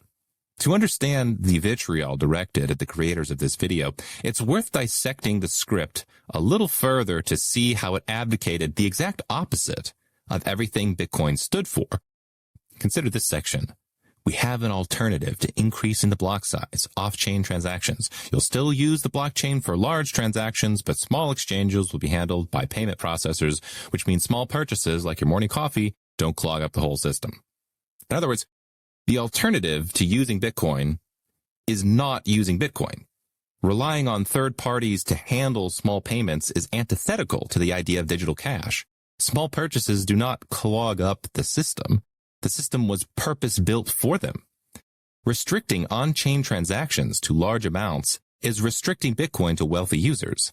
Regular people cannot afford to pay an additional $5 for every cash transaction, much less $50 or $500. And most countries around the world lack the infrastructure for cryptocurrency payment processing. Large transactions are also more likely to be controlled and regulated by financial authorities, especially when people are forced to use custodial wallets. The blockchain would offer no significant improvement over existing systems, since most people are not going to be purchasing a car, a house, or cashing out part of their retirement without government oversight. If Bitcoin can't be used for cash, most of the world won't use it at all. The script continues, quote, unlike a completely public blockchain where you can't pick who mines your transactions or who you trust to do validation, off-chain transactions can be both instant, truly private, and you have complete control over who to trust, end quote. Credit must be given to the creators for producing a truly impressive piece of propaganda. They create a problem out of a non-problem and then offer their novel solution, which is to not use Bitcoin in the first place. Remember, 99.9% of users have no reason to care who mines or validates their transactions. As long as their transactions are put into a block, that's what matters. And also, users themselves can validate their own transactions without being a full node. They just can't validate other people's transactions. Claiming that off-chain transactions are truly private is also false. In practice, the two off-chain solutions currently implemented, the Lightning Network and supposed side chains, are both heavily centralized for regular users. Peter Todd's slick, misleading video was a milestone in Bitcoin's history, and it wasn't the only thing he did in 2013 that raised suspicions. Digital cash needs to have instant transactions. It's unrealistic to imagine any successful cryptocurrency being used as cash if its transactions take more than a few seconds to process. By design, Bitcoin allowed for instant transactions from the beginning. I use them every day in my business when evangelizing about Bitcoin. But despite this obvious importance, some core developers decided that instant transactions were too risky and intentionally broke Bitcoin's functionality to discourage them. As explained in Chapter 2, Bitcoin transactions get bundled into blocks by miners. Each block builds on the one before it, adding more security with each additional block. Imagine a transaction has just been added to a block. We'll call the first block block 1. At that point, we would say the transaction has 1 confirmation. When block 2 is produced, it adds to the security of all the transactions in block 1, and we'd say our original transaction now has 2 confirmations. The same is true for blocks 3, 4, 5, and so on. Traditionally, in order to have extremely secure transactions, the rule of thumb is to wait until 6 blocks have been created, or 6 confirmations, which takes on average 1 hour. But what about transactions that have been created, but have not yet been added to a block? These are called zero confirmation transactions, or zero conf for short. Zero conf transactions take only seconds to send and receive, though they are inherently less secure. Less than perfect security is not a difficult concept to grasp, nor is it a unique idea to any entrepreneur, but some developers apparently thought it was unacceptable. Let's say we want to game this system by taking advantage of zero conf transactions. Imagine that we have $200 worth of BTC. There are 2 stores in front of us, Alice and Bob's, and we want to scam one of them. So we walk into Alice's store, purchase $150 worth of goods, and pay a $40 transaction fee. Our transaction is seen on the network, but it has not yet been added into a block. So we immediately walk into Bob's store, spend the same $150 of BTC. Since the same coins are trying to be spent twice, a double spend, both transactions cannot be added into a block. Only one will be accepted and included into the blockchain, which means either Alice or Bob will be defrauded $150. The way that Bitcoin is designed, this is theoretically possible, and occasionally double spends do happen. Does this mean that the system is broken? Of course not. The simple, elegant solution has been part of Bitcoin's design from the beginning. It's called the first seen rule. Miners and nodes keep a running list of zero conf transactions that are waiting to be added into a block. The first seen rule says that whenever there are 2 conflicting transactions, whichever one was seen first wins. So in our previous example, after sending the $150 to Alice, the Bitcoin network would already know about this transaction and simply reject the attempt to double spend it with Bob. The first seen rule was not mandatory or enforced at the protocol level. It was a simple, sensible policy for miners and nodes to abide by, since it allowed for instant transactions. However, it also allowed for elaborate theoretical schemes to defraud merchants, say by collaborating with corrupt miners. Despite there being social and economic incentives which discourage this corruption, and despite the ability of entrepreneurs to manage these risks, as they already do with other payment methods, some developers thought that any theoretical insecurity was a design flaw that needed to be fixed at the code level. So they came up with the idea of an undo button. Instead of the first seen rule, Peter Todd proposed the replace by fee patch, which said that when 2 conflicting transactions are seen, the one with the higher fee wins.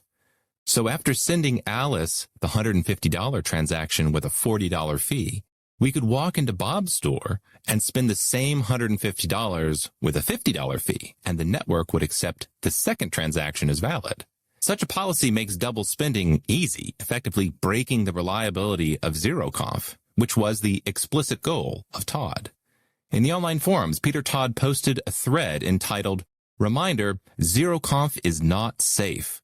$1,000 USD reward posted for replace by fee patch," in which he wrote, quote, "Somebody by the name of John Dillon emailed the Bitcoin development list earlier this morning offering a $500 USD reward, later increased to $1,000, to anyone who would implement a transaction replacement by fee patch.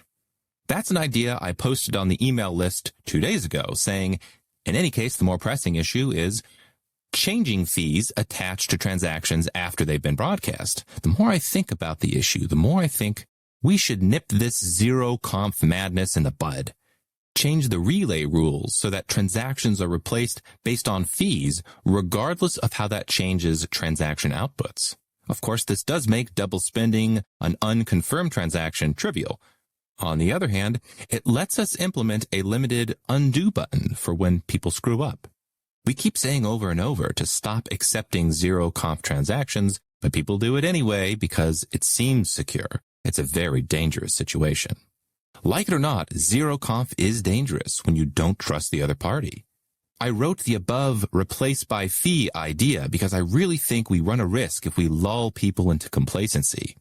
The blockchain and the proof of work system is how Bitcoin comes to a consensus about which transactions are or are not valid. Trusting anything else is dangerous." End quote. It's worth walking through the logic of Todd's argument. He starts with the supposed problem of users getting their transactions stuck, which was only an issue for transactions with extremely low or zero fees. Though ironically, stuck transactions did become a real issue when the blocks became full and fees spiked in 2017.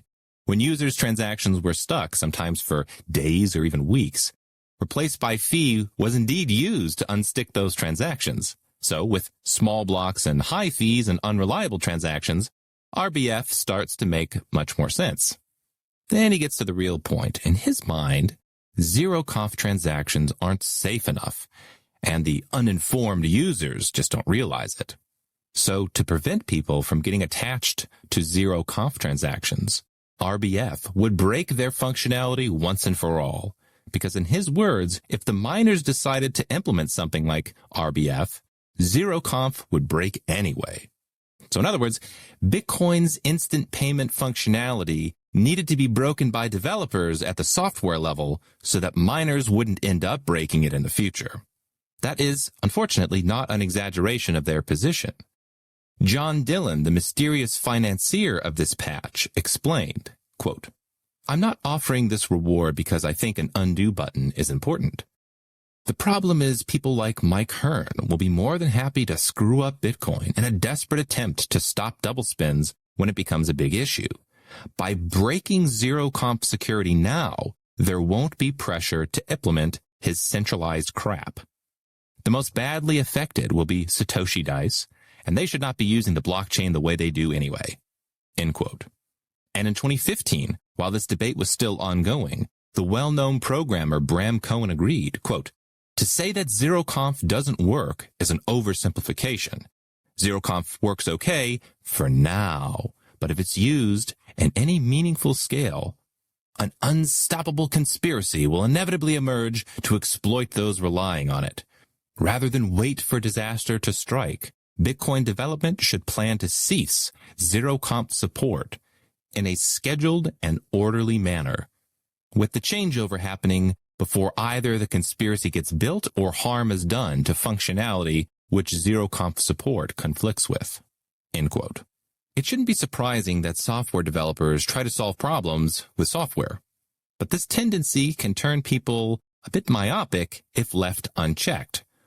Or, as Gavin Andreessen put it, quote, "Engineers are great at not seeing the forest for the trees.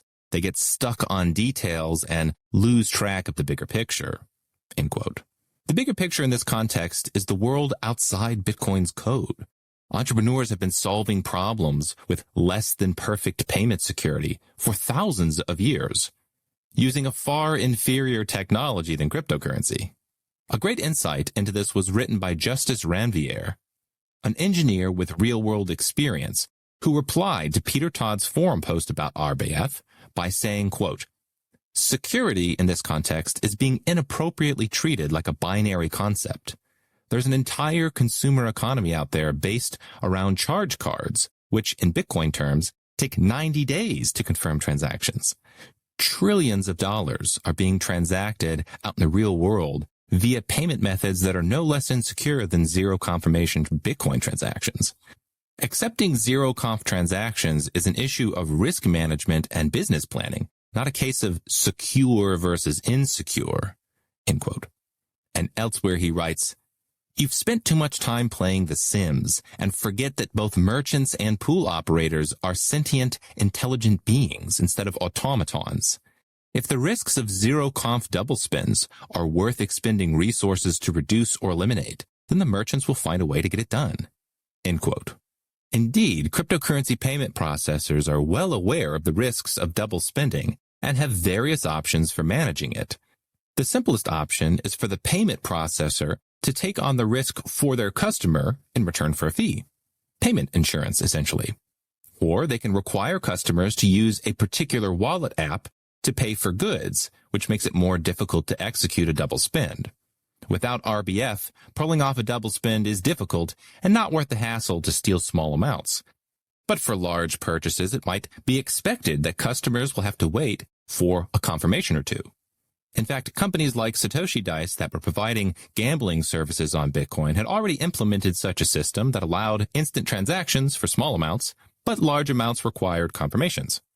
Zero-conf transactions are especially important for brick-and-mortar payments. Given that only a tiny percentage of customers try to steal from businesses in person, some merchants might simply accept the risk of double spends themselves.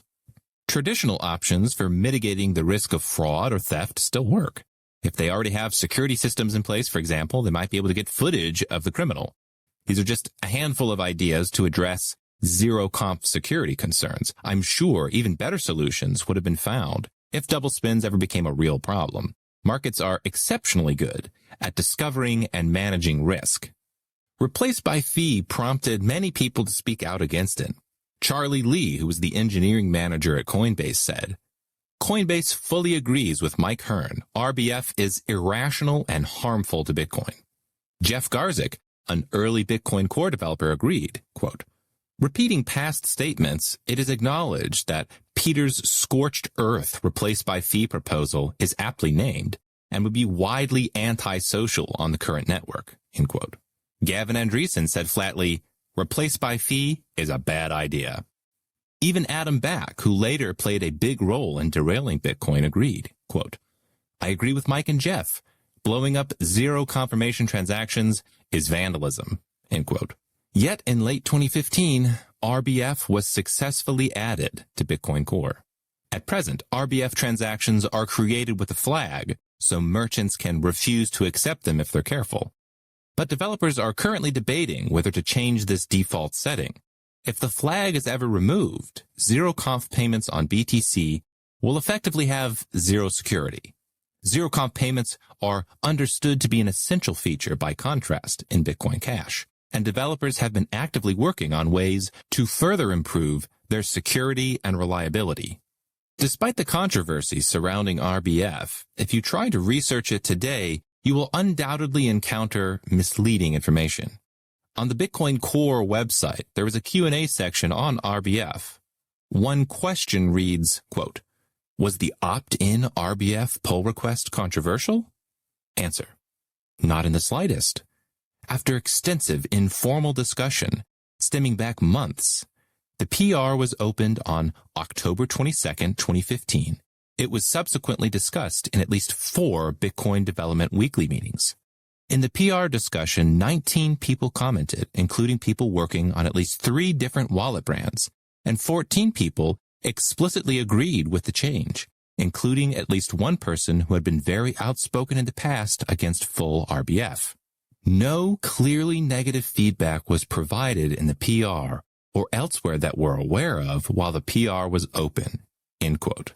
This section is carefully worded so the casual reader walks away thinking RBF was not controversial. Notice the question is about the pull request, the PR, not the overall concept of RBF. That is, if you only look at the comment section for that particular action on GitHub, the majority of people on that thread agreed with it. But that's only because an enormous amount of debate simply took place in other venues. The dates involved are also misleading. They claim the informal discussion stretched back months from the end of 2015. But as the BitcoinTalk.org forum thread demonstrates, RBF was being hotly debated as early as 2013. The Q&A says, no clearly negative feedback was provided in the PR or anywhere else that we're aware of while the PR was open. But the pull request was opened on October 2015. Mike Hearn wrote an extensive dissenting article on his own website criticizing Replace by Fee in March of 2015, 7 months prior. In a different section, the Q&A asks, I heard opt-in RBF was added with little or no discussion. And it answers with a list of a dozen links to recent RBF discussions going back to May 2015. It entirely omits the fact that RBF was a bubbling controversy only 2 months prior. This careful control of information is designed to mislead newcomers about Bitcoin and it makes it exceptionally difficult to discover the truth about its history. The history of Bitcoin is intertwined with mysterious figures, starting with its unknown creator, Satoshi Nakamoto. But Satoshi is not the only shadowy figure.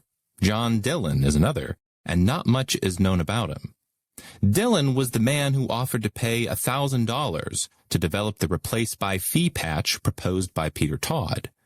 As it turns out, Dillon also supported and paid Todd for his work creating the infamous 1 megabyte forever animated video. When Todd announced he was working on the video, John Dillon wrote, quote, "It's so important that you are taking this message to the people. Bitcoin is much bigger than this little forum. I suspect there's a lot more Bitcoin activity going on that doesn't give a damn about Bitcoin as a payment system." Peter mentioned Silk Road, which is brilliant, I think. It is an off-chain transaction system already. As a serious Bitcoin investor, I also care about the store of value, not stupid micropayments. And I know my partners feel the same way. We also know that Bitcoin's value has very little to do with it being a payment system, end quote. Once the infamous animation was produced, Dillon wrote, quote, "I finally got a chance to see your new video. It's solid professional work. You've done a great job. You'll soon get another 2.5 BTC from me by the same method I used before. Nice to see that big 10 BTC donation you got, and from an address with 125 BTC. It really says something how many of the donations you have been getting from all those addresses with large balances of Bitcoins, about 250 BTC and counting right now. It just goes to show the people most heavily invested in Bitcoins are the ones with the most to lose from centralization and regulation. Keep up the fight," end quote. Dillon was not just any enthusiastic small blocker. He was apparently having extensive conversations with some core developers. And at one point, Gavin Andreessen remarked, quote, "I've started to suspect that John Dillon is a very sophisticated troll with the ulterior motive of destroying Bitcoin," end quote. Gavin's suspicions might have been correct. In November of 2013, Dillon was apparently hacked by some angry Bitcoiners when his Bitcoin Talk account posted its own thread entitled, "John Dillon, we can leak things too, you trolling piece of shit." The post contained a single link to an archive of private correspondence from Dillon, as well as conversations about him from other developers. The authenticity of this leak has not been disputed. Dillon appears to be coordinating with Todd and funding multiple projects that supported transforming Bitcoin into an expensive settlement system. Peter Todd himself was apparently aware that people had become suspicious of his connection to Dillon. The following is an IRC chat between Peter Todd and Greg Maxwell. Peter Todd says, "Everyone knows John and I, quote, know each other. If anything, I'd like my PGP signature on his key to make the nature of that relationship understood." Greg Maxwell responded, "I think half the people think you and John are the same person." Todd responded, "Ha, I know. I'll admit he kind of creeps me out a bit sometimes. He's admitted he reads all of my posts religiously." In conversation. But by far the most interesting exchange is an email between Dillon and Todd in which Dillon claims to be involved with the intelligence community, saying, quote, "Just so you know, this stuff about Tor has me worried. Please don't make this public, but my day job involves intelligence, and I'm in a relatively high position. You know, I went into the job years ago with very different thoughts about it than I do now. The last, decade really, has changed a lot of minds in this field in totally different ways. Myself, I am on the side of Snowden and Assange, but let's just say when you have a family, your willingness to be a martyr diminishes. The same is true of many of my colleagues. Hopefully my support for Bitcoin can help undo some of the damage we've done, but I do have to be careful, and it's tough to take all the precautions I need to be able to communicate. If it was found out that I was involved with Bitcoin the way that I have been, let's just say there would be consequences." End quote. Peter Todd responds to this comment seemingly concerned, saying, quote, "I mentioned your status to a friend of mine who is a former spook and well aware of the dangers of the business to anyone with a sense of ethics. He told me to tell you this word for word. Quote, "An old crow strongly advises you to consider the risks to yourself and your family and stop doing what you are doing. I trust his judgment, and just as importantly, his ethics. Be careful. Myself, I suggest you think hard about whether or not what you are doing has had enough of an impact on your goals to be worth it. I can't answer that question for you." End quote. These emails read like something out of a spy novel. It's impossible to know whether Dylan was telling the truth, but it's worth noting how suspicious the whole situation is. John Dylan is the pseudonym of an unknown person who paid Peter Todd, a core developer, to produce a video promoting the restriction of Bitcoin's throughput to 7 transactions per second. He offered a bounty to develop Replace by Fee, which was intended to break zero confirmation security now, that is, to break the functionality of instant transactions. Gavin Andreessen publicly speculated that Dylan had an ulterior motive to destroy Bitcoin. And later, it turns out in leaked emails that Dylan claimed to be in a high position within an intelligence agency. But not to worry, because he also claimed to have a change of heart and really wanted Bitcoin to succeed. All of this happened around the most revolutionary financial invention in history, which directly challenges the established governmental, financial, and banking powers around the world. Readers can come to their own conclusion, but in my mind, by late 2013, Bitcoin had already been targeted for capture. Chapter 13. Blocking the Stream. Open source software development is notorious for lacking a straightforward business model. It's often unclear how programmers should get paid for their work when their final product is free and open to the public. Some projects will ask users for donations. Others will offer premium support for companies or institutions. Cryptocurrency projects are especially tricky because the software is a financial product. Any mistakes can directly affect the wallets of millions of people. Different groups have tried different strategies to finance their own development. A simple donation model has worked for some. Others will set aside a large pile of coins at their genesis to create a foundation that oversees development. Some projects will give a percentage of the block rewards straight to the programmers. Lots of creative models have been tried. Bitcoin development is yet another open-source project with an awkward business model. Given its world-changing importance, scale, and complexity, every setup that has been tried has caused controversy. For good reason, since the integrity of the entire system depends on the mechanism by which the developers get paid. Funding and governance go hand in hand, and potential conflicts of interest among developers are a critical threat, as the most straightforward way to corrupt a project is to corrupt its funding mechanism. Unlike many of the development groups today, Bitcoin started out as a project among volunteers. As it grew in popularity, questions about compensation naturally arose. The earliest attempt to create a more formal organization around the maintenance of the software came in 2012, with the creation of the Bitcoin Foundation, which tried to model itself on the Linux Foundation. The Bitcoin Foundation accepted donations from large companies and other interested parties. I myself donated to it and was a founding board member. Its most important goal was to provide funding for Gavin Andreessen as the chief scientist and lead maintainer for Bitcoin Core. In an interview with The New Yorker, Andreessen explained, quote, "The Linux Foundation provides a bit of a center for Linux and to pay the lead developer, Linus Torvalds, so that he can do nothing but concentrate on the kernel. It's a tricky thing. Once you get to be a certain size as an open source project, how do you sustain yourself?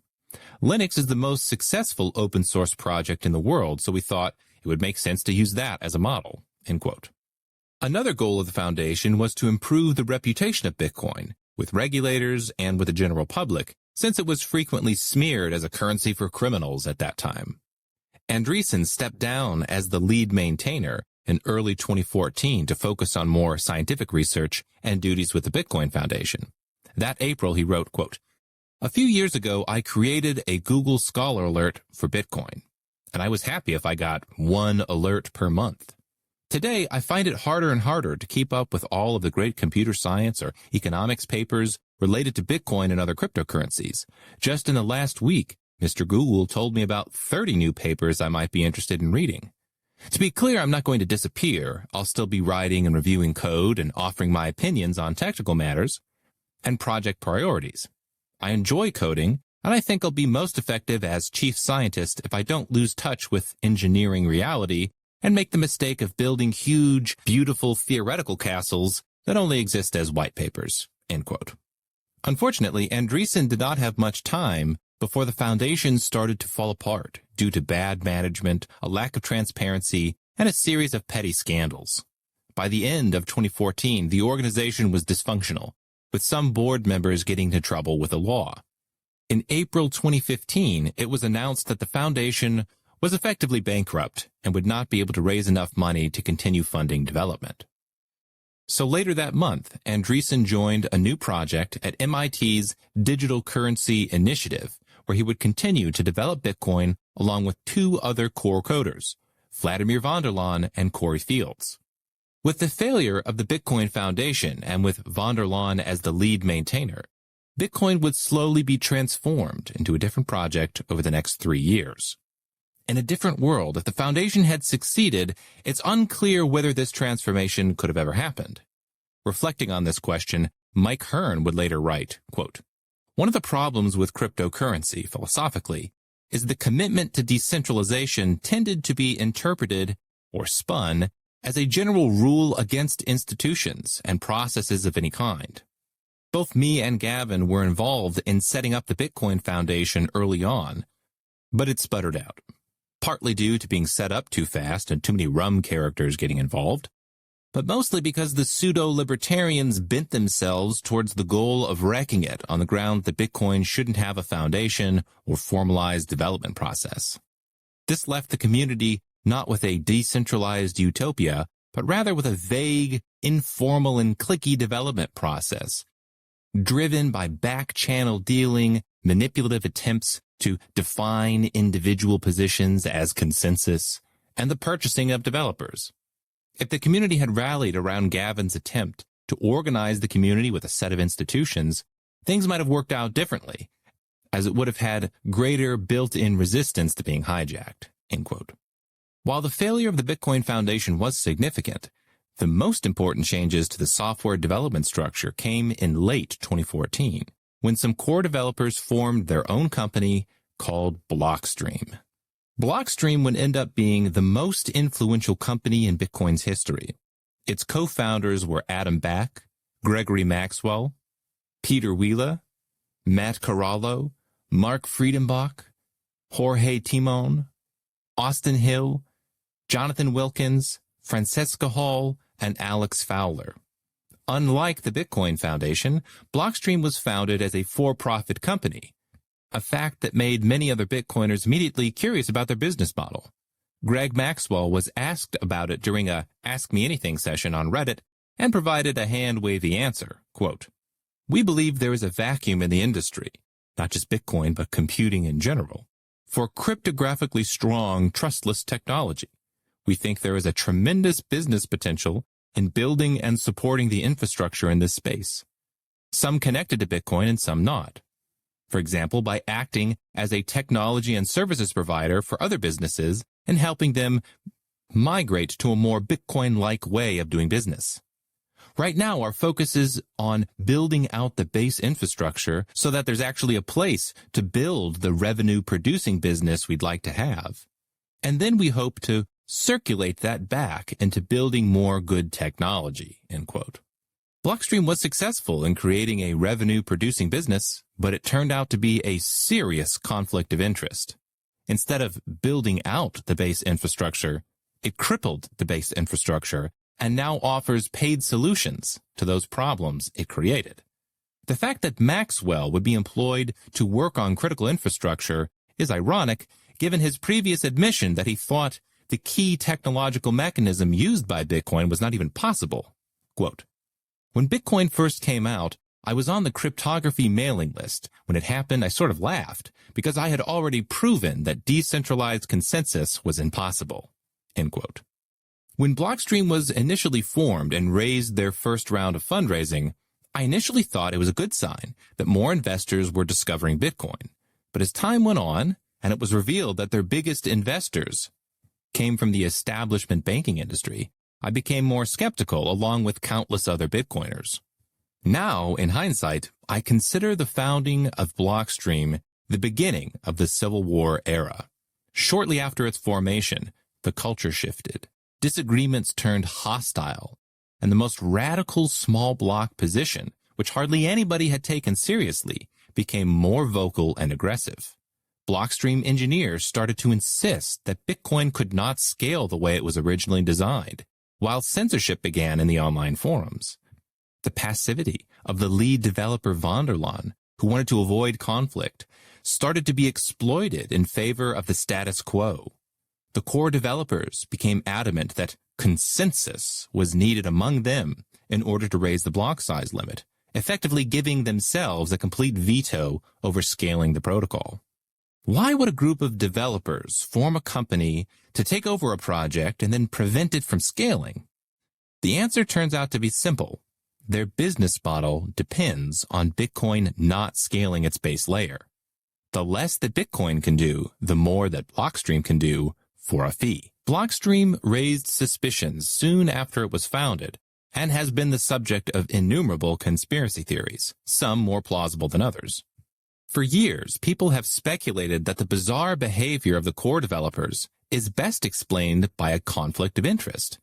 If either Blockstream or their investors profit by throttling Bitcoin.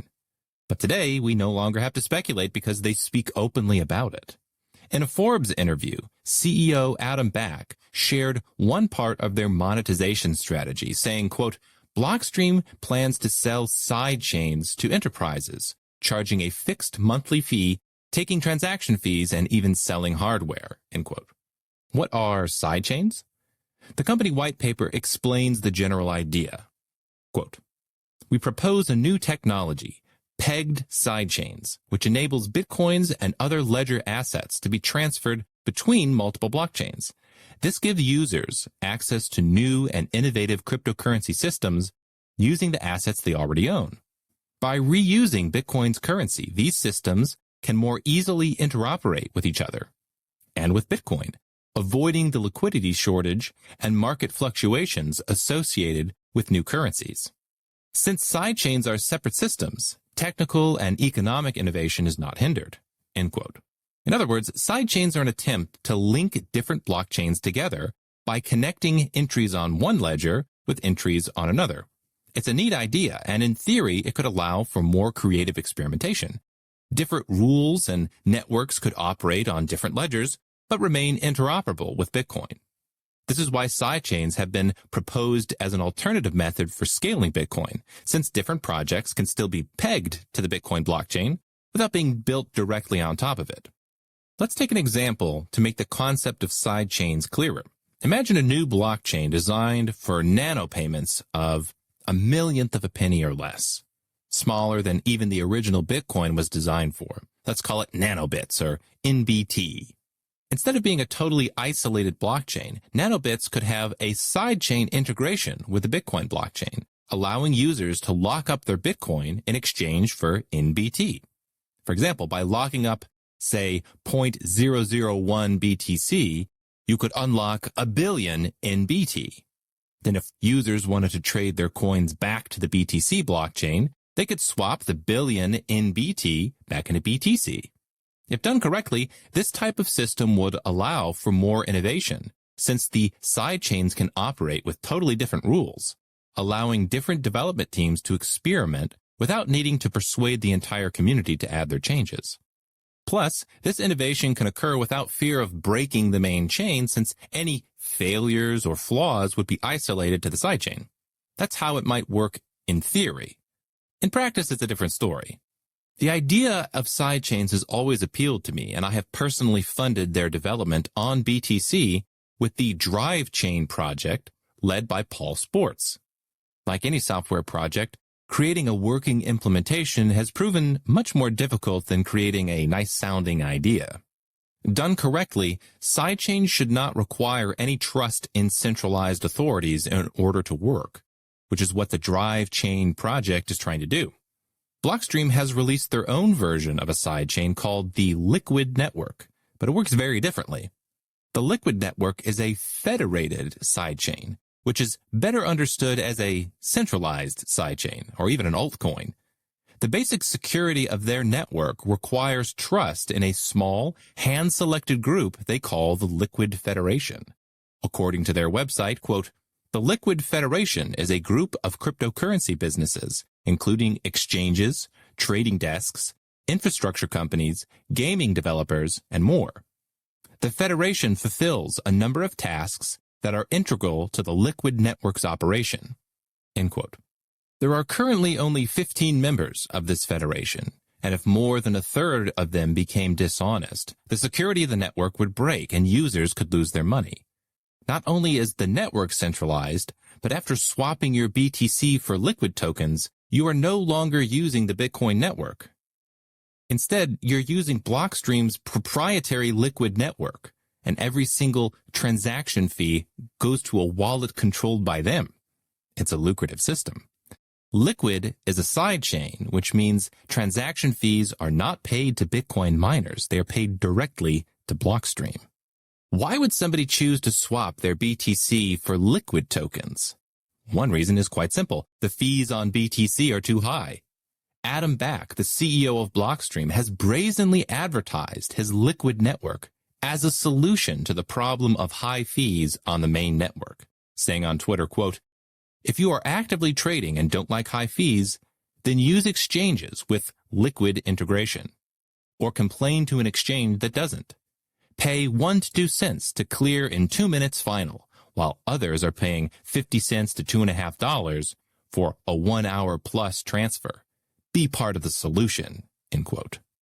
Now, to be clear, this is the CEO of Blockstream, the company that employed a majority of the most powerful Bitcoin Core developers during its most critical time period, directing people to his proprietary blockchain to, quote, "be part of the solution" to high fees and network congestion. Meanwhile, the BTC network has only poor performance because the Bitcoin Core developers refused to increase the block size limit in the first place. The conflict of interest is enormous. It certainly looks like Blockstream is selling a paid solution to the problems they caused. And it's not even clear whether the Liquid network would have a reason to exist if Bitcoin had big blocks. Capturing all the transaction fees from the Liquid network is not the only way that Blockstream profits from it. They also charge a monthly fee to companies integrating Liquid and are releasing tokens on their network. In 2020, Blockstream announced that they had become technical partners with a new startup called Avanti, which is trying to be a cryptocurrency-friendly bank. According to their website, quote, "Avanti is a new breed of bank, a software platform with a bank charter built to connect digital assets with the legacy financial system. Our team is deeply experienced in both. We're not just a bank. We're a depository institution, which means we're eligible to become a U.S. dollar clearing bank at the Federal Reserve." End quote. Within the small block vision, banks continue to play a critical role in the future financial system by being the primary entities that access the blockchain. So it makes sense for Blockstream to position themselves as key players in that system, offering technical services, consultation, and their own proprietary network as an alternative to Bitcoin. This strategy has worked so far. Avanti recently announced that they were entering the lucrative digital asset market by issuing tokens, AVIT tokens, that they claim will be redeemable for $1, though not fully backed by dollars. A CoinDesk article explains, quote, "While AVIT would not be pegged 1-to-1 with a US dollar, because it's a new digital asset, not a digital representation of a real-world asset, the currency would be 100% backed by a reserve of traditional U.S. assets." End quote. In other words, Avanti Bank will issue tokens that are redeemable for $1 without actually being backed by $1. The real assets backing their token will provide them with a yield instead. While there's nothing inherently wrong with this business model, it's another example of cryptocurrencies being assimilated into the traditional financial system without taking advantage of crypto's unique properties. Bank tokens backed by a reserve of traditional U.S. assets are not inflation-proof, censorship-resistant, or disruptive to the status quo. Because they provide yield, they even come with a risk of default. If the bank issuing the tokens goes bankrupt, users will end up losing their money. Once again demonstrating why currencies that do not require trusted third parties are so attractive. Considering that the narrative surrounding Bitcoin is that it's disruptive to the established financial industry, there is some irony in the fact that Blockstream is integrating with banks to help them issue digital dollars. In addition, they're even starting to integrate directly with governments and help them with fundraising. In El Salvador, Blockstream has helped to create a Bitcoin bond to help the state raise $1 billion, paying out an annual dividend to holders. Both the Bitcoin bond and AVIT tokens will be built on the Liquid network, diverting even more traffic from BTC to Blockstream's sidechain. The conflict of interest between Bitcoin Core developers and Blockstream is easy to see. With such perverted incentives, it's no surprise that Satoshi's vision of cheap peer-to-peer transactions on the base layer was abandoned. Big blocks would kill their business model. By contrast, on Bitcoin Cash, anybody can create tokens and transact them on-chain with minimal fees. Sidechains and custodial wallets are not needed to scale since the base layer can handle a much higher transaction throughput. Though, if desired, sidechains and custodial wallets still work with big blocks and would perform even better. The details of Blockstream's multiple rounds of fundraising have not helped their image, nor quelled the conspiracy theories surrounding the company. To date, they have raised around $300 million from investors. Nearly a third of $1 billion is a substantial amount for any company to raise, but especially for one working on open-source software. In early 2016, eyebrows were raised when Blockstream completed a $55 million round of Series A funding. One of the primary investors was a venture capital firm called AXA Strategic Ventures, a branch of the French multinational firm AXA, the 11th largest financial services company in the world, according to Fortune Global 500. At the time, the CEO of AXA was Henry de Castries, a magnate of the international financial system. In a 2015 news article, The Guardian newspaper described de Castries as follows, quote, "Henry de Castries might just be the most powerful man in the world.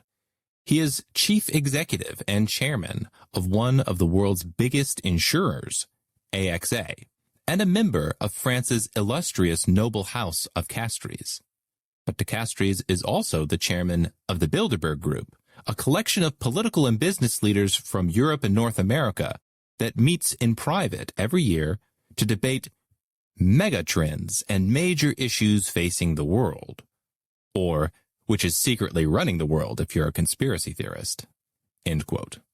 As if the mysterious John Dillon wasn't enough fodder for the conspiracy theorists. Bitcoin's history also includes a real connection to the Bilderberg Group.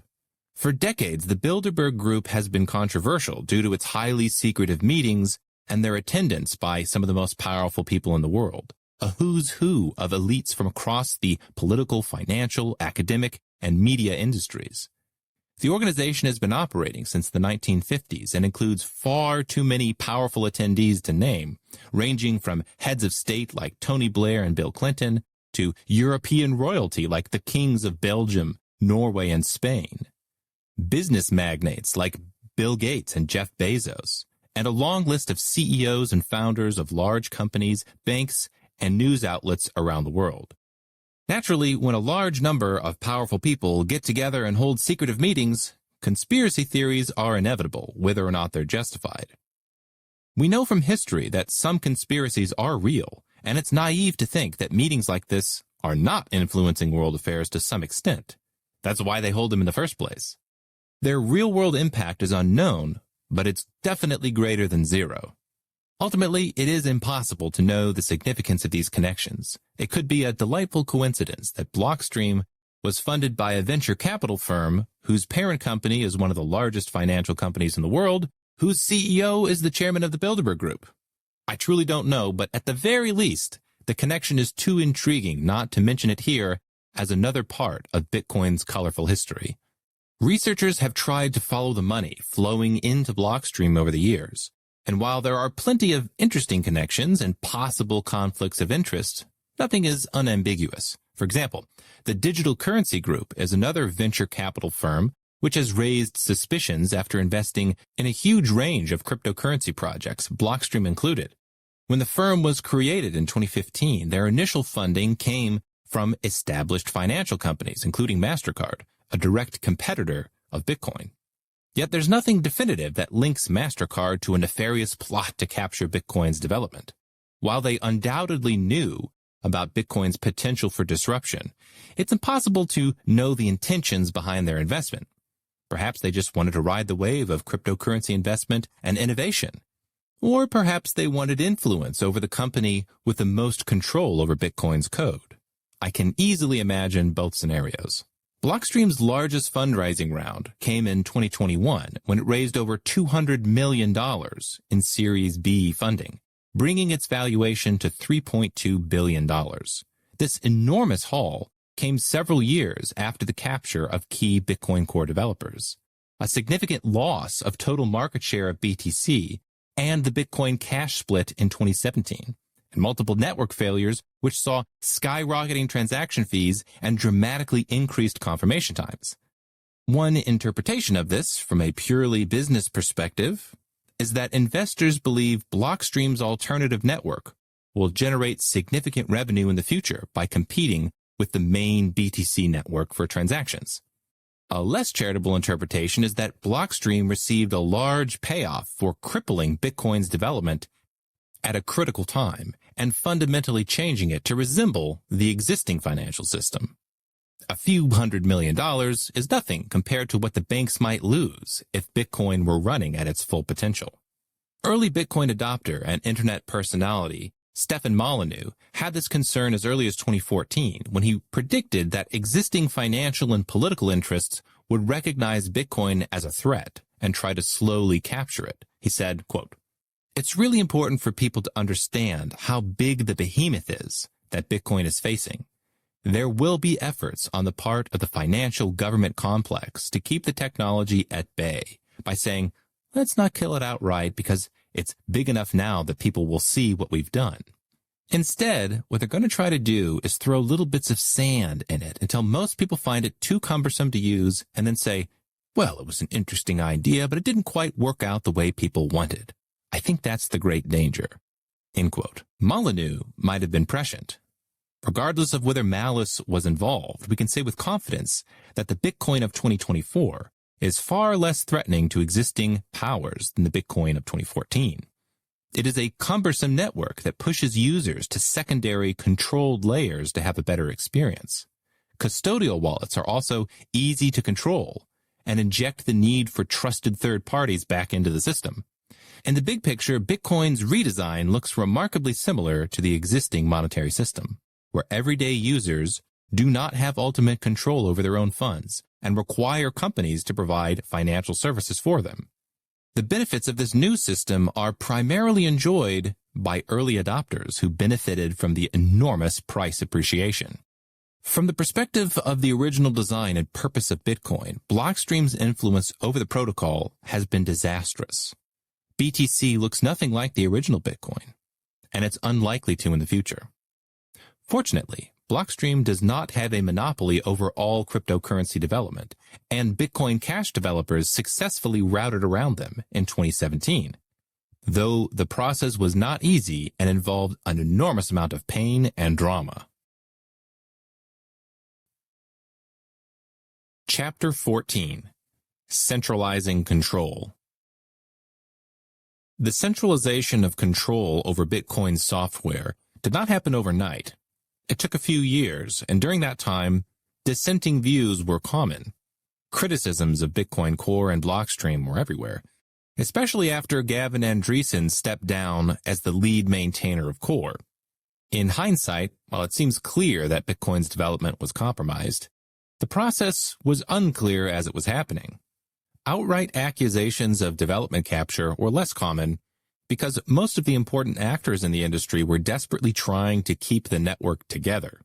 Also, since Blockstream's business model was not revealed until a few years after its creation, The glaring conflicts of interest could only be speculated about, though the curious absence of a clear business model was noticed immediately in a Wall Street Journal article about the company's investors in 2014.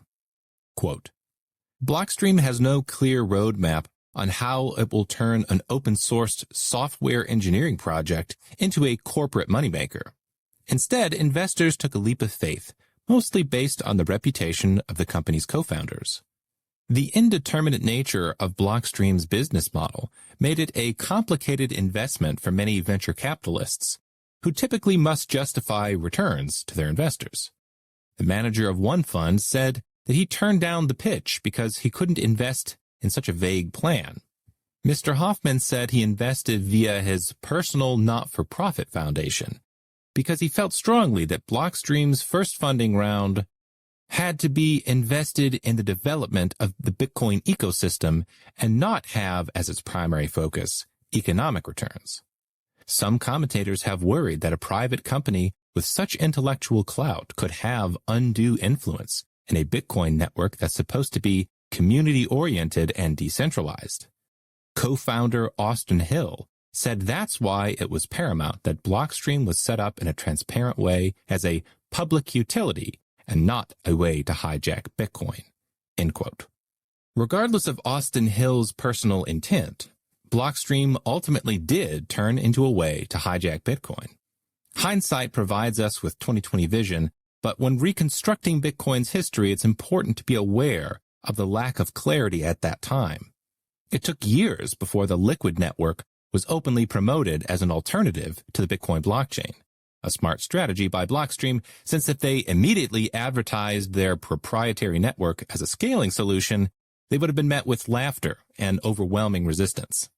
Instead, Bitcoin Core and Blockstream's centralization of power was somewhat slow and methodical. They took advantage of small opportunities to give themselves more control over the network. They took advantage of Vanderland's weak leadership and desire to avoid controversy. Perhaps most importantly, they leveraged the idea of developer consensus to effectively give themselves veto power over the software, even if their veto radically changed the structure and economics of the entire system. Jeff Garzik warned about this in a public email about their refusal to increase the block size limit, saying, quote, "This is an extreme moral hazard. A few Bitcoin Core committers can veto an increase and thereby reshape Bitcoin economics. Price some businesses out of the system.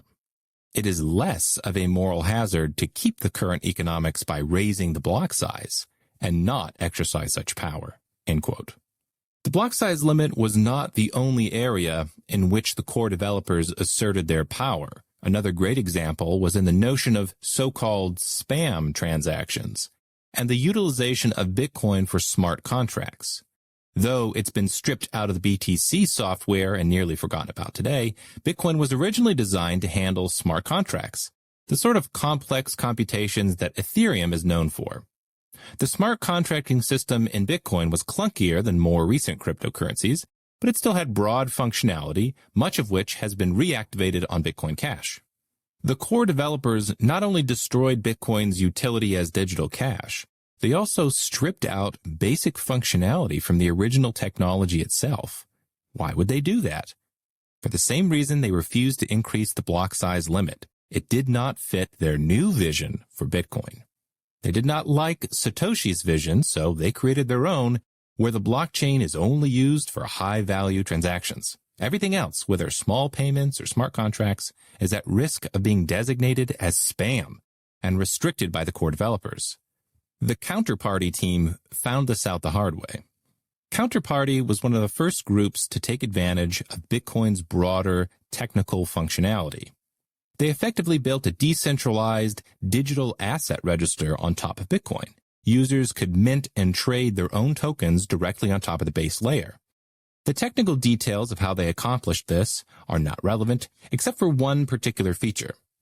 Since Bitcoin's beginning, users have been able to add bits of data to the blockchain, allowing it to handle more than simple monetary transactions. The Counterparty developers, among others, used this feature to build their products. Unfortunately for them, The core developers were aggravated by people using the technology in this way because they thought it bloated the size of the blockchain. However, because it's impossible to completely prevent users from doing this, the core developers decided to make an explicit feature to add small amounts of data to the blockchain in the least disagreeable way possible, which they called the op-return function. When op-return was originally announced, it was supposed to allow for 80 bytes of data to be added to transactions, which could then be easily discarded by miners and nodes.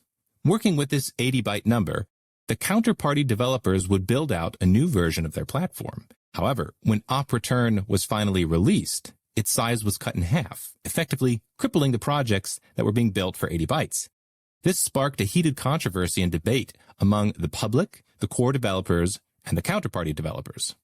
The core developers' decision left a bad taste in many people's mouths, and it was considered anti-innovative. It was noticed by none other than Vitalik Buterin, who credited the controversy as one of the reasons he created Ethereum on an entirely separate blockchain instead of building on top of Bitcoin. He wrote, quote, "The op-return drama preemptively pushed me towards building Ethereum on Primecoin instead of Bitcoin. The Primecoin plan was scrapped because we ended up getting more attention and resources than we expected, and so we built our own base layer." End quote. And elsewhere he stated, quote, "The very earliest versions of the Ethereum protocol were a counterparty-style metacoin on top of Primecoin, not Bitcoin, because the op-return wars were happening at that time, and given what certain core developers were saying, I was scared that protocol rules would change under me.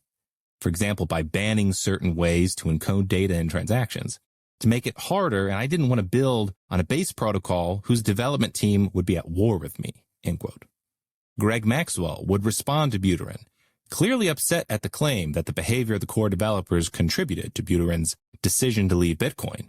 Maxwell said, quote, "Can you show even a single piece of evidence supporting this? How would op-return have anything to do with Ethereum? It does nothing by definition." End quote. To which Buterin responded, quote, "You don't remember the op-return drama? The point is that I took things like the reduction to 40 bytes as an act of war against counterparty-style metaprotocols using the Bitcoin blockchain, which is what Ethereum would have been." End quote. Many of the key counterparty developers, along with countless other creative minds, would eventually shift their focus from the Bitcoin blockchain to the Ethereum blockchain instead. Today, Ethereum is still known for having a culture and platform more open to innovation. Cryptocurrency entrepreneur Eric Voorhees would later write, quote, "Unfortunately, I think the Bitcoin maximalists made Bitcoin pretty unwelcoming to experimentation and app developers. They all went to Ethereum, and the network effect now clearly exists there.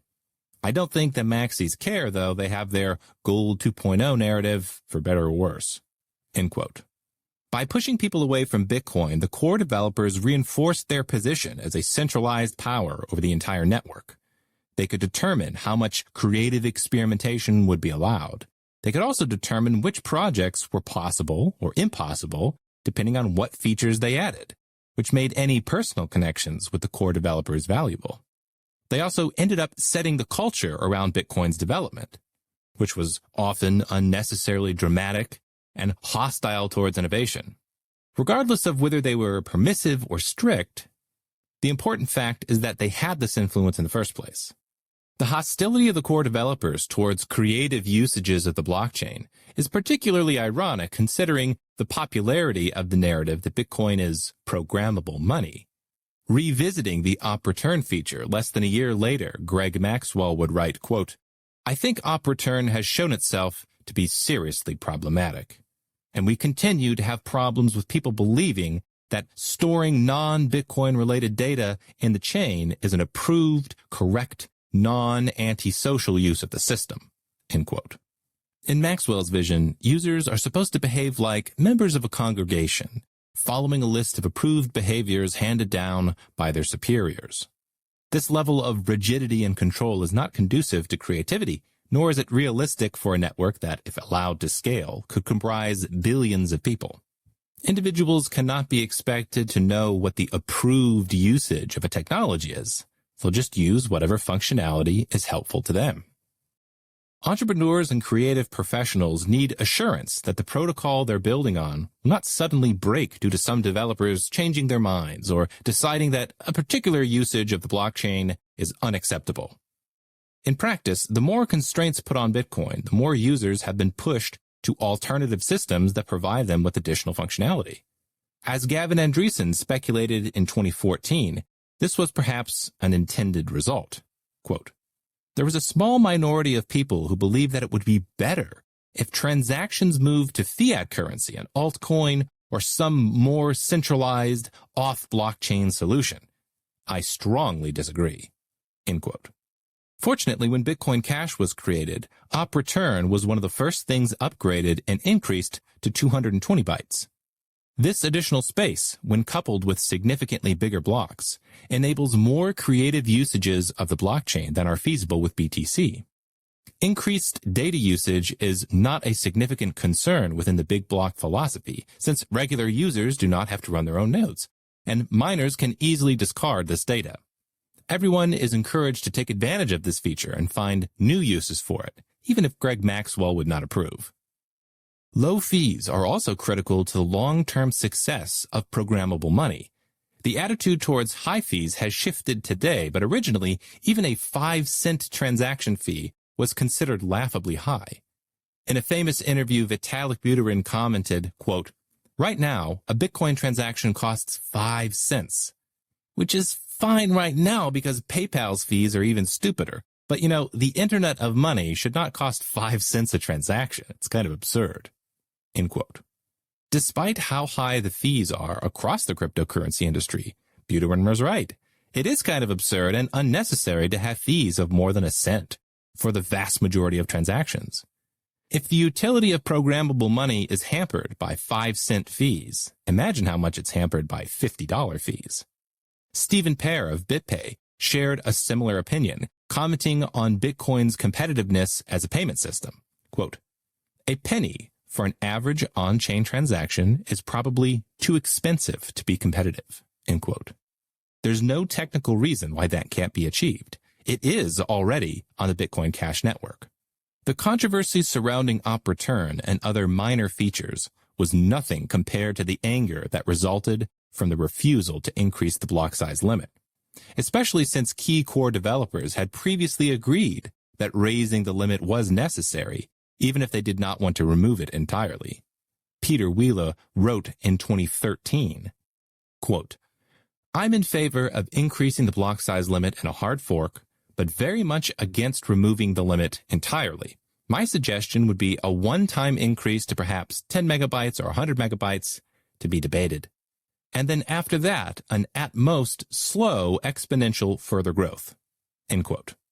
Despite their words, their actions were stalling Bitcoin's growth at a critical time, and eventually their small block philosophy became even more radical. Bitcoiners everywhere were becoming impatient by 2013, louder by 2014, and were completely fed up in 2015. Nobody captured this sentiment better than Mike Hearn in a public email thread with Greg Maxwell. Hearn starts the email by quoting Maxwell, who's trying to argue that tiny blocks were always the plan from the beginning. Quote, "It was well understood that the users of Bitcoin would wish to protect its decentralization by limiting the size of the chain to keep it verifiable on small devices." No, it wasn't, Greg. That is something you invented yourself much later. Small devices isn't even defined anywhere, so there can't have been any such understanding. The actual understanding was the opposite. Please don't attempt to bullshit me about what the plan was. If Satoshi had said from the start, Bitcoin cannot ever scale, so I intend for it to be heavily limited and used only by a handful of people for rare transactions, I picked 1 megabyte as an arbitrary limit to ensure it never gets popular, then I'd never have bothered getting involved. I'd have said, I don't really feel like putting any more effort into a system that is intended to not be popular. And so would have many other people. End quote. He finishes the email by suggesting Maxwell should create his own altcoin rather than hijack and re-engineer Bitcoin to fit his personal preferences. Quote, "Look, it's clear you have decided that the way Bitcoin was meant to evolve isn't to your personal liking. That's fine. Go make an altcoin where your founding documents state that it's intended to always run on a 2015 Raspberry Pi or whatever it is you mean by small device. Remove SPV capability from the protocol so everyone has to fully validate. Make sure that's the understanding that everyone has from day one about what your altcoin is for. Then when somebody says, gee, it'd be nice if we had some more capacity, you or somebody else can go point to the announcement emails and say, no, GregCoin is meant to always be verifiable on small devices. That's our social contract, and it's written into the consensus rules for that reason. But your attempt to convert Bitcoin into that altcoin by exploiting a temporary hack is desperate and deeply upsetting to many people. Not many quit their jobs and created companies to build products for only today's tiny user base. End quote. Nobody put it better than Mike Hearn, then or now. Though he and Gavin Andresen shared a similar technical vision for Bitcoin, Hearn was clearly the more confrontational of the two. After seeing the failures of Bitcoin and what it's turned into today, I think Hearn's anger and frustration were justified, and he was certainly not alone. Andreas Antonopoulos, who has since become a popular advocate for Bitcoin and cryptocurrencies, also expressed his frustration at the behavior of the core developers, and Mr. Maxwell in particular, in the online forums by saying, quote, Maxwell has previously posted several misattributed quotes and then failed to retract them or apologize. Treat any quotes he posts with extreme suspicion, especially if they are selective, short, out of context, and attempting to slander, i.e. his usual shtick. He rationalizes his opinion as the only one that matters, a somehow neutral opinion that we'd all accept if we weren't so dumb. The only thing that mattered in this debate was the opinion of the 3 or 4 developers who did not want any process that resulted in anything but what they had already decided. They twisted, turned, and rationalized, but in the end did exactly what they intended from the beginning: censorship of particular opinions by exclusion and by decree. All hail our new overlords. They're not just coders, they are press directors and own Bitcoin. As they often say, if you don't like it, fork. End quote. In late 2014, while Gavin Andresen was still working at the Bitcoin Foundation, he would write an article laying out a roadmap for scaling. After writing countless forum posts, blog posts, and email threads explaining why the block size limit needed to be raised, he concluded that it was finally time to move forward, saying, quote, the next scaling problem that needs to be tackled is the hard-coded 1 megabyte block size limit. That means the network can support only approximately 7 transactions per second. The intent has always been to raise that limit when the transaction volume justified larger blocks. Now, because Satoshi said so isn't a valid reason by itself, however, staying true to the original vision of Bitcoin is very important. That vision is what inspired people to invest their time, energy, and wealth into this new, risky technology. I think the maximum block size must be increased for the same reason the limit of 21 million coins must never be increased. Because people were told that the system would scale up to handle lots of transactions just as they were told that there will only ever be 21 million Bitcoins. End quote. Only a few months after this post was written, it became unmistakably clear that the core developers were not going to raise the block size limit. If Big Block Bitcoin was going to exist as Satoshi designed it, Hearn and Andresen would have to take matters into their own hands. Chapter 15. Fighting Back. Endless debates did not work. Bitcoin was not scaling, and small blockers were not interested in compromise. In May 2015, core developer Matt Corallo wrote, quote, personally, I'm rather strongly against any commitment to a block size increase in the near future. Long-term incentive compatibility requires that there must be some fee pressure and that blocks be relatively consistently full or very nearly full. What we see today are transactions enjoying next block confirmations with nearly zero pressure to include any fee at all. End quote. So, later that year, it was resolved that the core developers had to be routed around. A different software implementation would have to be created, and if a majority of hash power switched to it, the network would successfully bypass core altogether. Since the long-term goal was always to have competing implementations, the intransigence by core provided a great reason to start the competition, a decision that would permanently change Bitcoin's history. Mike Hearn and Gavin Andreessen had previously created an alternative implementation called Bitcoin XT to make some non-critical changes to the software. Bitcoin XT was still compatible with Bitcoin Core. They both connected users to the same network. But it allowed Hearn to work on another project called Lighthouse, which was a crowdsourcing platform that used Bitcoin as a currency.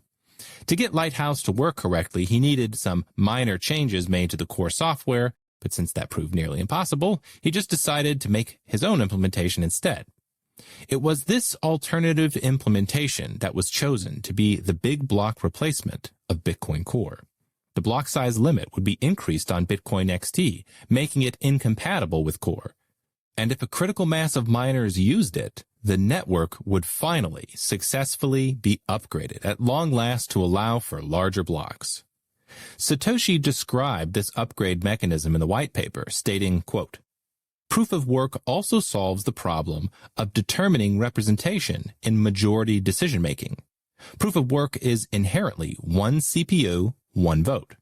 The majority decision is represented by the longest chain, which has the greatest proof of work effort invested in it. Miners vote with their CPU power, expressing their acceptance of valid blocks by working on extending them and rejecting invalid blocks by refusing to work on them. Any needed rules and incentives can be enforced with this consensus mechanism." End quote.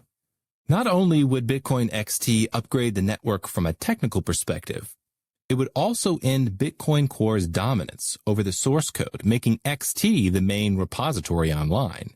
The bad decision makers and broken decision-making process within Core would no longer matter. A journalist for The New Yorker asked Andreessen about this in an interview. Quote, "I asked Andreessen whether, if XT were to achieve full acceptance, he would then include all the earlier Bitcoin Core developers in the new XT team.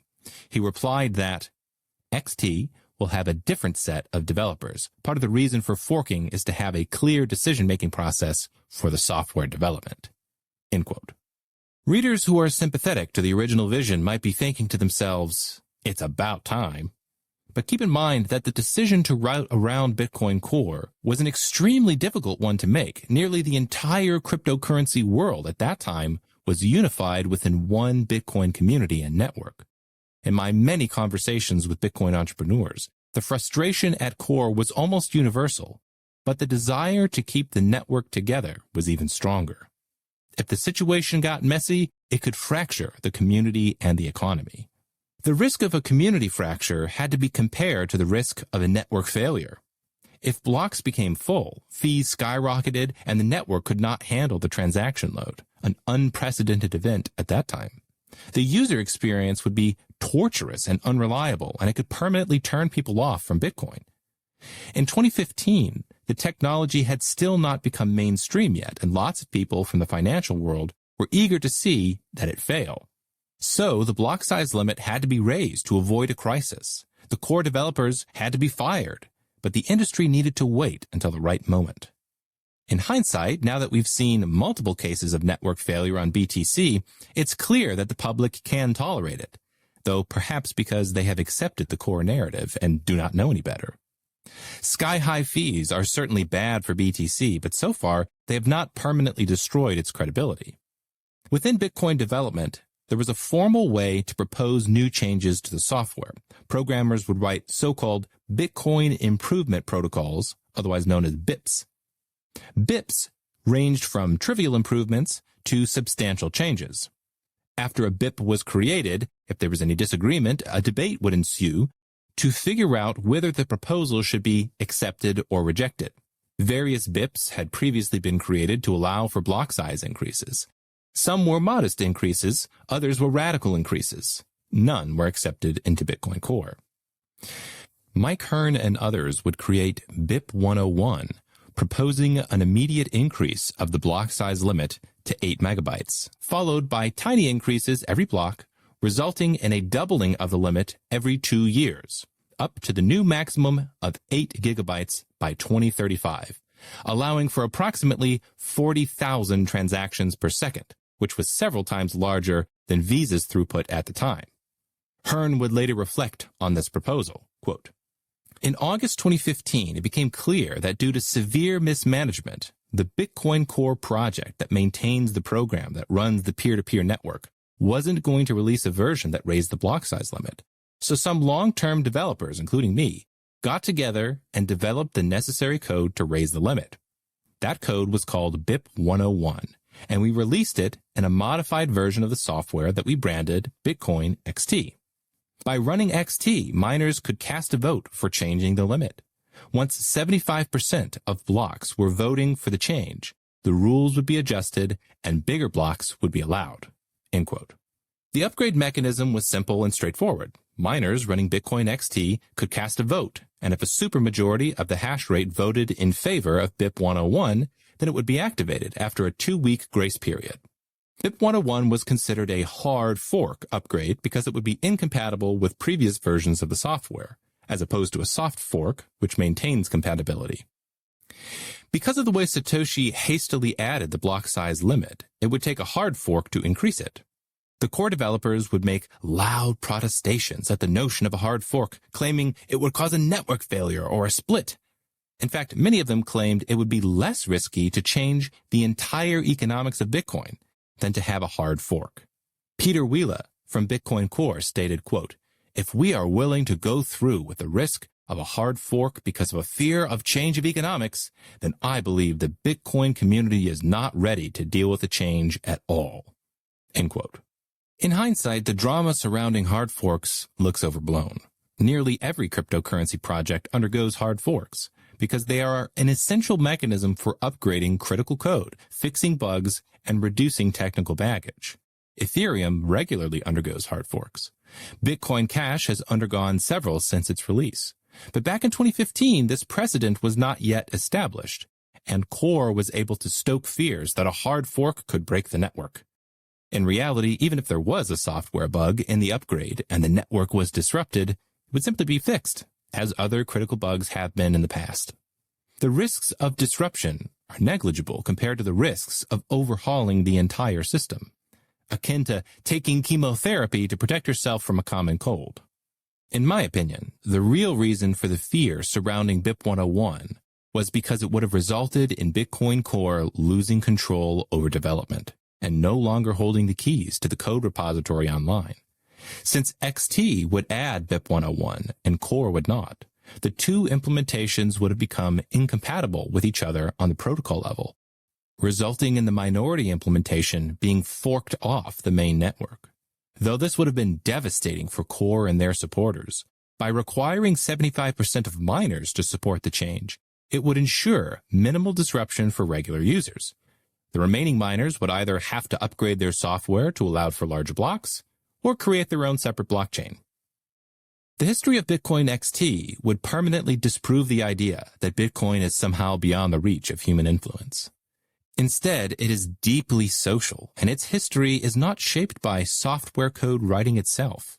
It's shaped by individuals making difficult decisions in a social, economic, and political context. Though nearly every serious business person was supportive of a block size increase, some thought that firing Core outright would be too divisive. Instead, they would publicly support BIP 101, but urge Bitcoin Core to merge it into their software. Several of the largest non-mining Bitcoin companies issued a joint statement endorsing BIP 101 and 8-megabyte blocks without explicitly endorsing Bitcoin XT. Signatures included Stephen Pear, the CEO of BitPay, Peter Smith, the CEO of Blockchain.info, Jeremy Allaire, the CEO of Circle.com, Wincy Cesares, the CEO of Zappo.com, Mike Belsch, the CEO of BitGo.com, among others. The statement read, quote, "Our community stands at a crossroads. After lengthy conversation with core developers, miners, our own technical teams, and other industry participants, we believe it is imperative that we plan for success by raising the maximum block size.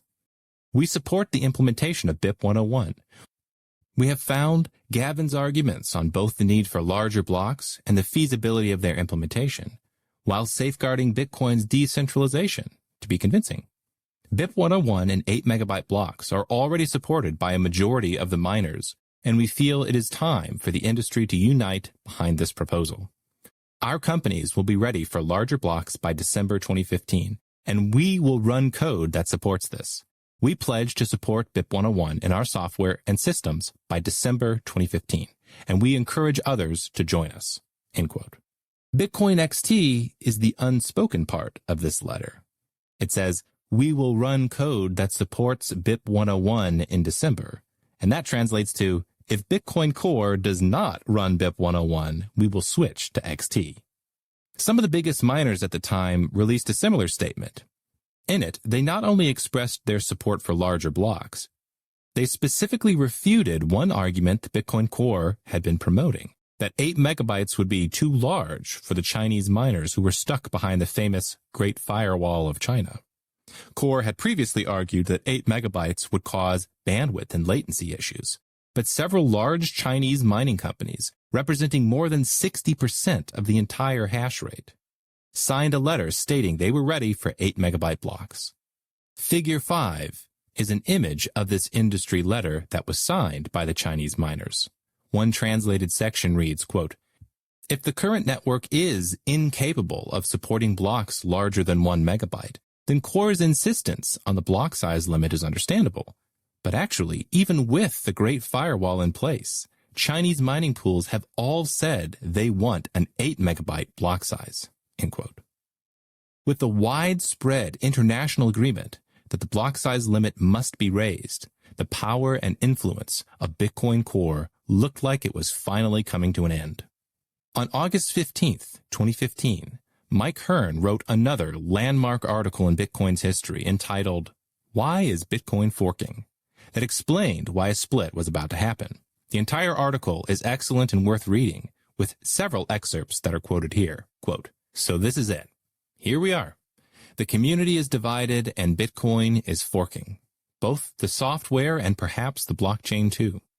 The two sides of the split are Bitcoin Core and the slight variant of the same program, Bitcoin XT. Such a fork has never happened before. I want to explain things from the perspective of the Bitcoin XT developers. Let it not be said there was insufficient communication. Satoshi's plan brought all of us together. It's the idea of ordinary people paying each other via a blockchain that created and united this global community. That's the vision I signed up for. That's the vision Gavin Andreessen signed up for.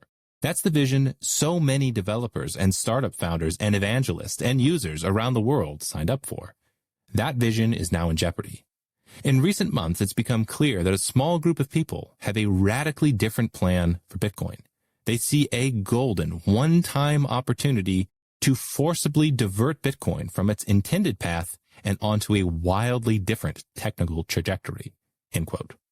He then explained that, given the enormous difference between the competing visions, the most sensible resolution would be for small blockers to create their own alternative coin rather than hijack Bitcoin by exploiting what he called a temporary kludge, i.e. the block size limit. However, it was clear that the small block faction would not leave to create their own independent project, nor would they compromise by even slightly increasing the limit. Hearn saw this as evidence of structural flaws within Bitcoin Core. Quote, "Why can this dispute not be resolved in some more civilized manner than an outright split? Put simply, the decision-making process in Bitcoin Core has broken. In theory, like almost all open-source projects, Core has a maintainer. The job of a maintainer is to shepherd the project and make decisions about what goes in and what doesn't. The maintainer is the boss. A good maintainer gathers feedback, weighs arguments, and then makes decisions. But in the case of Bitcoin Core, the block size debate has been allowed to drag on for years. The problem is that any change, no matter how obvious, can be nixed entirely if it becomes controversial, meaning another person with commit access objects. As there are 5 committers and many other non-committers who can make changes controversial, this is a recipe for deadlock. The fact that the block size was never meant to be permanent has ceased to matter. the fact that removing it is debated is by itself enough to ensure it will not happen. Like a committee with no chairman, the meeting never ends." End quote. After sharing a long list of key companies and individuals that were supportive of Hearn and Andreessen, he then pointed out the enormous asymmetries of power between the core developers and the rest of the entrepreneurs and engineers throughout the Bitcoin industry. No matter how much support a particular proposal received, it could be rejected by a handful of people with veto power. Quote, "Companies represent many of Bitcoin's most passionate, devoted, and technical people. They provide critical infrastructure. Yet the views of the people who build them are considered misleading to the sense of consensus. What about wallet developers? They are the people most exposed to the needs of day-to-day users. Never asked. When they spoke up anyway, it made no difference. Their views are considered irrelevant." It became clearer and clearer that the consensus that's so often talked about in the Bitcoin core community really means the views of a tiny handful of people, regardless of what anyone in the wider community might think, how much work they've done, or how many users their products have. Put another way, developer consensus is marketing. Wool pulled over the eyes of Bitcoin users to blind them from the truth. Just 2 or 3 people acting in concert can break Bitcoin in whatever way they see fit. End quote. Hearn then ended this article by illustrating that forks are the only way to prevent development capture, as they provide competitive pressure to keep developers from going rogue, saying, quote, "In short, they believe that the only mechanism that Bitcoin has to keep them in check should never be used. I don't think they really mean it to come across this way, but it does. Their view is that there shouldn't be any alternative to their decisions. That anything they object to, for whatever reason, is killed forever, and that Bitcoin is thus their toy to do with as they please. This state of affairs cannot go on. The Bitcoin Core project has shown it cannot reform, and so it must be abandoned. That is why Bitcoin has forked. We hope everybody understands." End quote. Once again, nobody summed up the situation more accurately than Mike Hearn. His article was considered a brilliant articulation of the problems within Bitcoin, as well as justification for forking off from Bitcoin Core. To small blockers, however, it was considered an act of war. If a supermajority of miners followed Hearn and Andreessen, the small block vision of Bitcoin would be relegated to an altcoin, and the core developers would effectively be fired.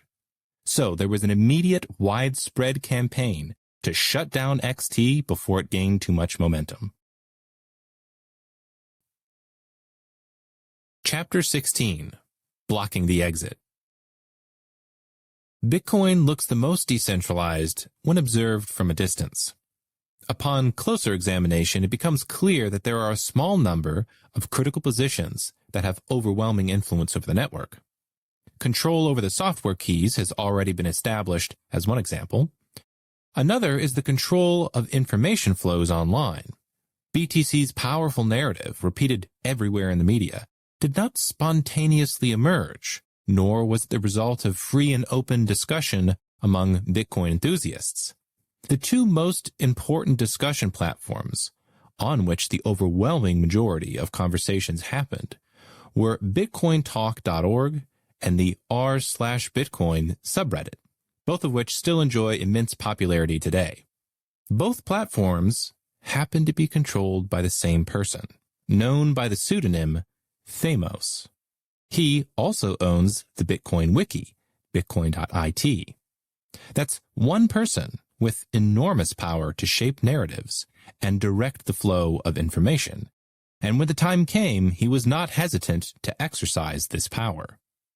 Bitcoin.org used to be considered a neutral page for people learning about Bitcoin. It had basic introductory information, links to companies and services within the industry, and other resources that newcomers would find helpful.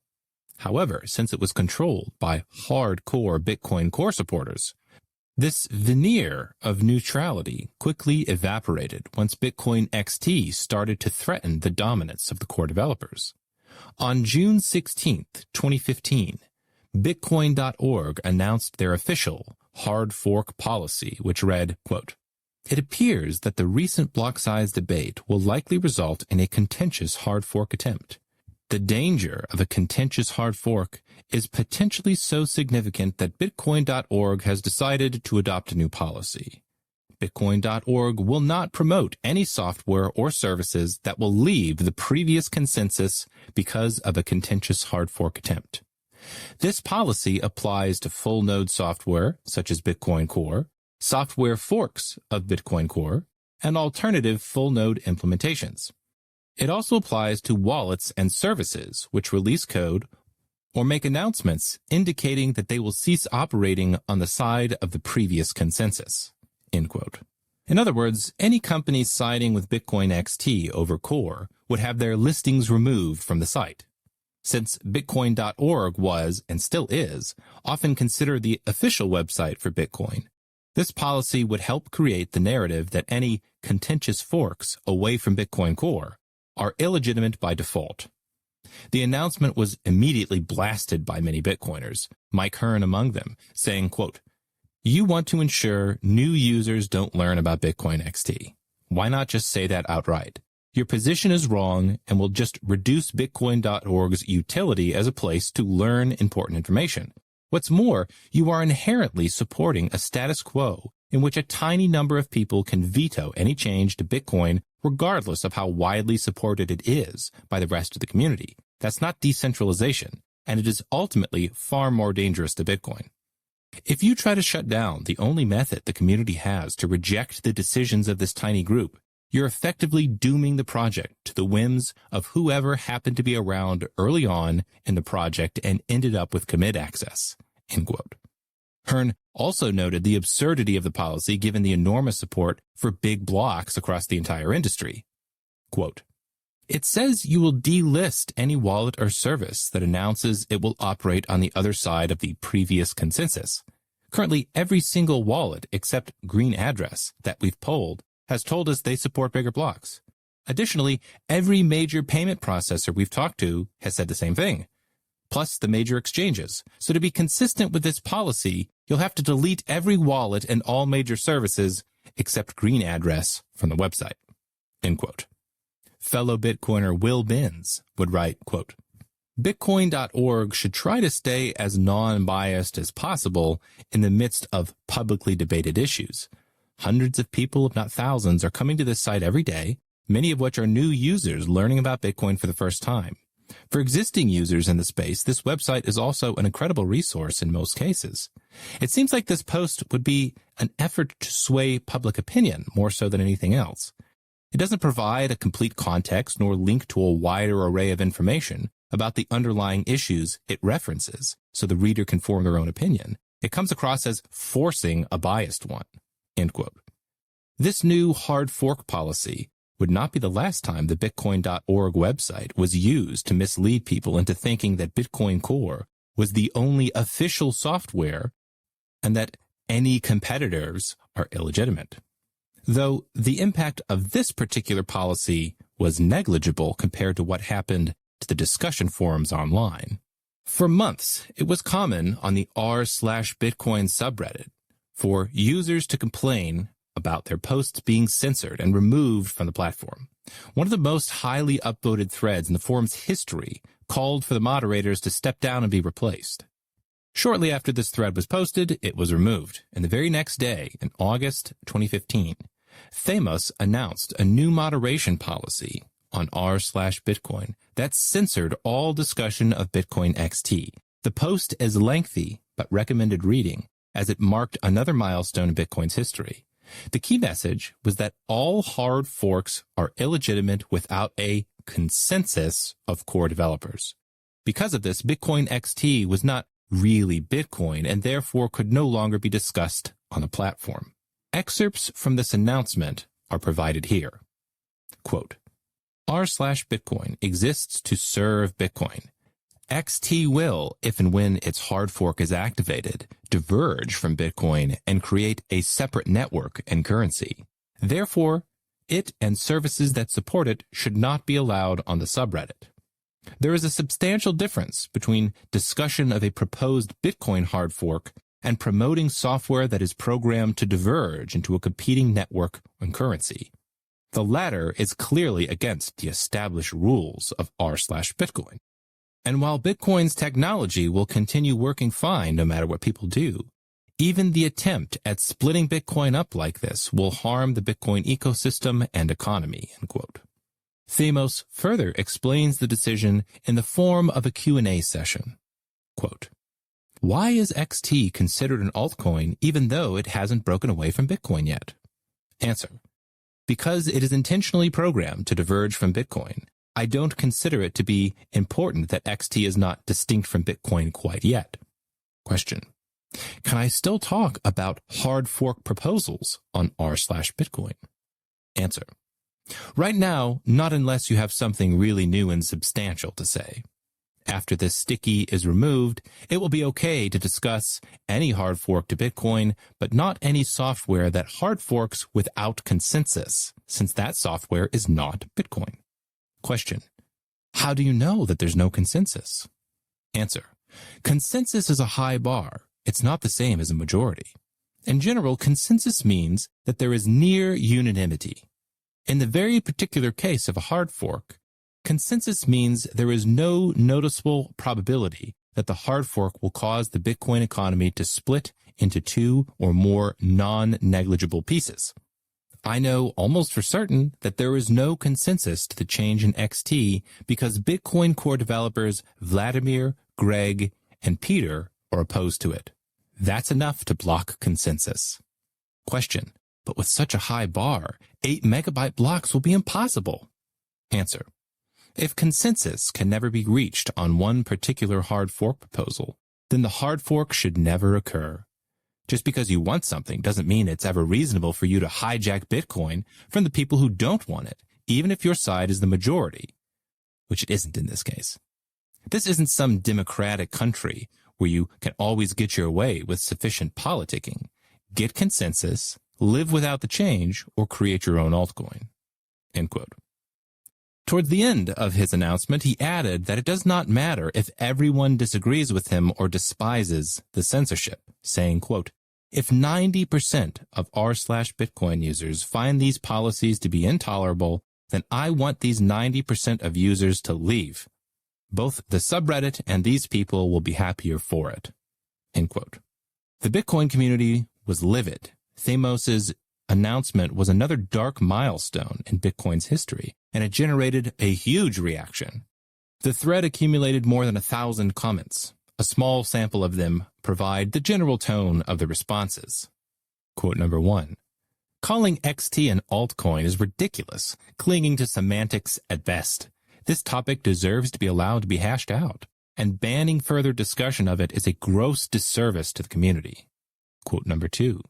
Please change this sub to r/Bitcoin Core if that's all we'll be discussing here. Calling it r/Bitcoin but banning discussions about alternative clients and consensus rules is misleading. End quote. Another user couldn't help but be sarcastic about the situation, saying, congrats, r/Bitcoin. I am glad you have finally settled on the Bitcoin CEO. Now you have that central authority that you always wanted that will tell you exactly how you're supposed to think and act. No more having to think and decide for yourself. You have Themos to tell you exactly what is Bitcoin, what the laws and rules are about Bitcoin, and what the devs think. So if you're ever unsure about Bitcoin, Themos will from now on make all the decisions for you. End quote. One user speculated that the moderators might have become compromised, saying, quote, I think it's worth discussing the possibility that the mod team has become compromised, and banks or whomever could stand to make money controlling the discussion. End quote. Themos was not shy about his decision, and he revealed his censorship strategy in a conversation that would eventually be leaked. Quote, you must be naive if you think it will have no effect. I've moderated forums since long before Bitcoin, some quite large, and I know how moderation affects people. Long-term, banning XT from r/Bitcoin will hurt XT's chances to hijack Bitcoin. There's still a chance, but it's smaller. This is improved by the simultaneous action on bitcointalk.org, bitcoin.it, and bitcoin.org. I do have power over certain centralized websites, which I've decided to use for the benefit of Bitcoin as a whole." End quote. Regardless of the moral status of his decision, Thamos was correct that moderation can effectively be used for manipulation. It can teach people that questioning the official narrative is unacceptable and will be punished. And in this case, it was critical to establishing the popularity of small block ideas. To this day, newcomers have no idea they are only being presented with one perspective, a perspective that Satoshi himself would strongly disagree with. When the average person encounters the same information on multiple platforms, on the Bitcoin wiki, and throughout the discussion forums, he will not even be aware that there is another perspective, much less have an informed opinion about it. Over time, that kind of information control is immensely powerful. The decision to censor all discussion of Bitcoin XT did not just infuriate regular Bitcoiners, it also upset fellow moderators. A few days after Thamos' announcement, a dissident moderator, Jay Ratcliffe, wrote a sharply critical article entitled Confessions of an r/Bitcoin Moderator. One section reads, quote, "When Thamos decided to use his centralized authority to stifle all debate and discussion of Bitcoin XT, he violated a core principle. As a decentralized peer-to-peer network, any point of centralized control is problematic. This one single person holds absolute centralized control of the two largest communications platforms for the community to discuss the future and evolution of Bitcoin. He exercises absolute power of what is or is not allowed to be discussed, including complete and total censorship power over the narrative and the two largest media outlets." Only 10 days after Jay Ratcliffe's public criticism of Thamos, he was removed as a moderator from r/Bitcoin.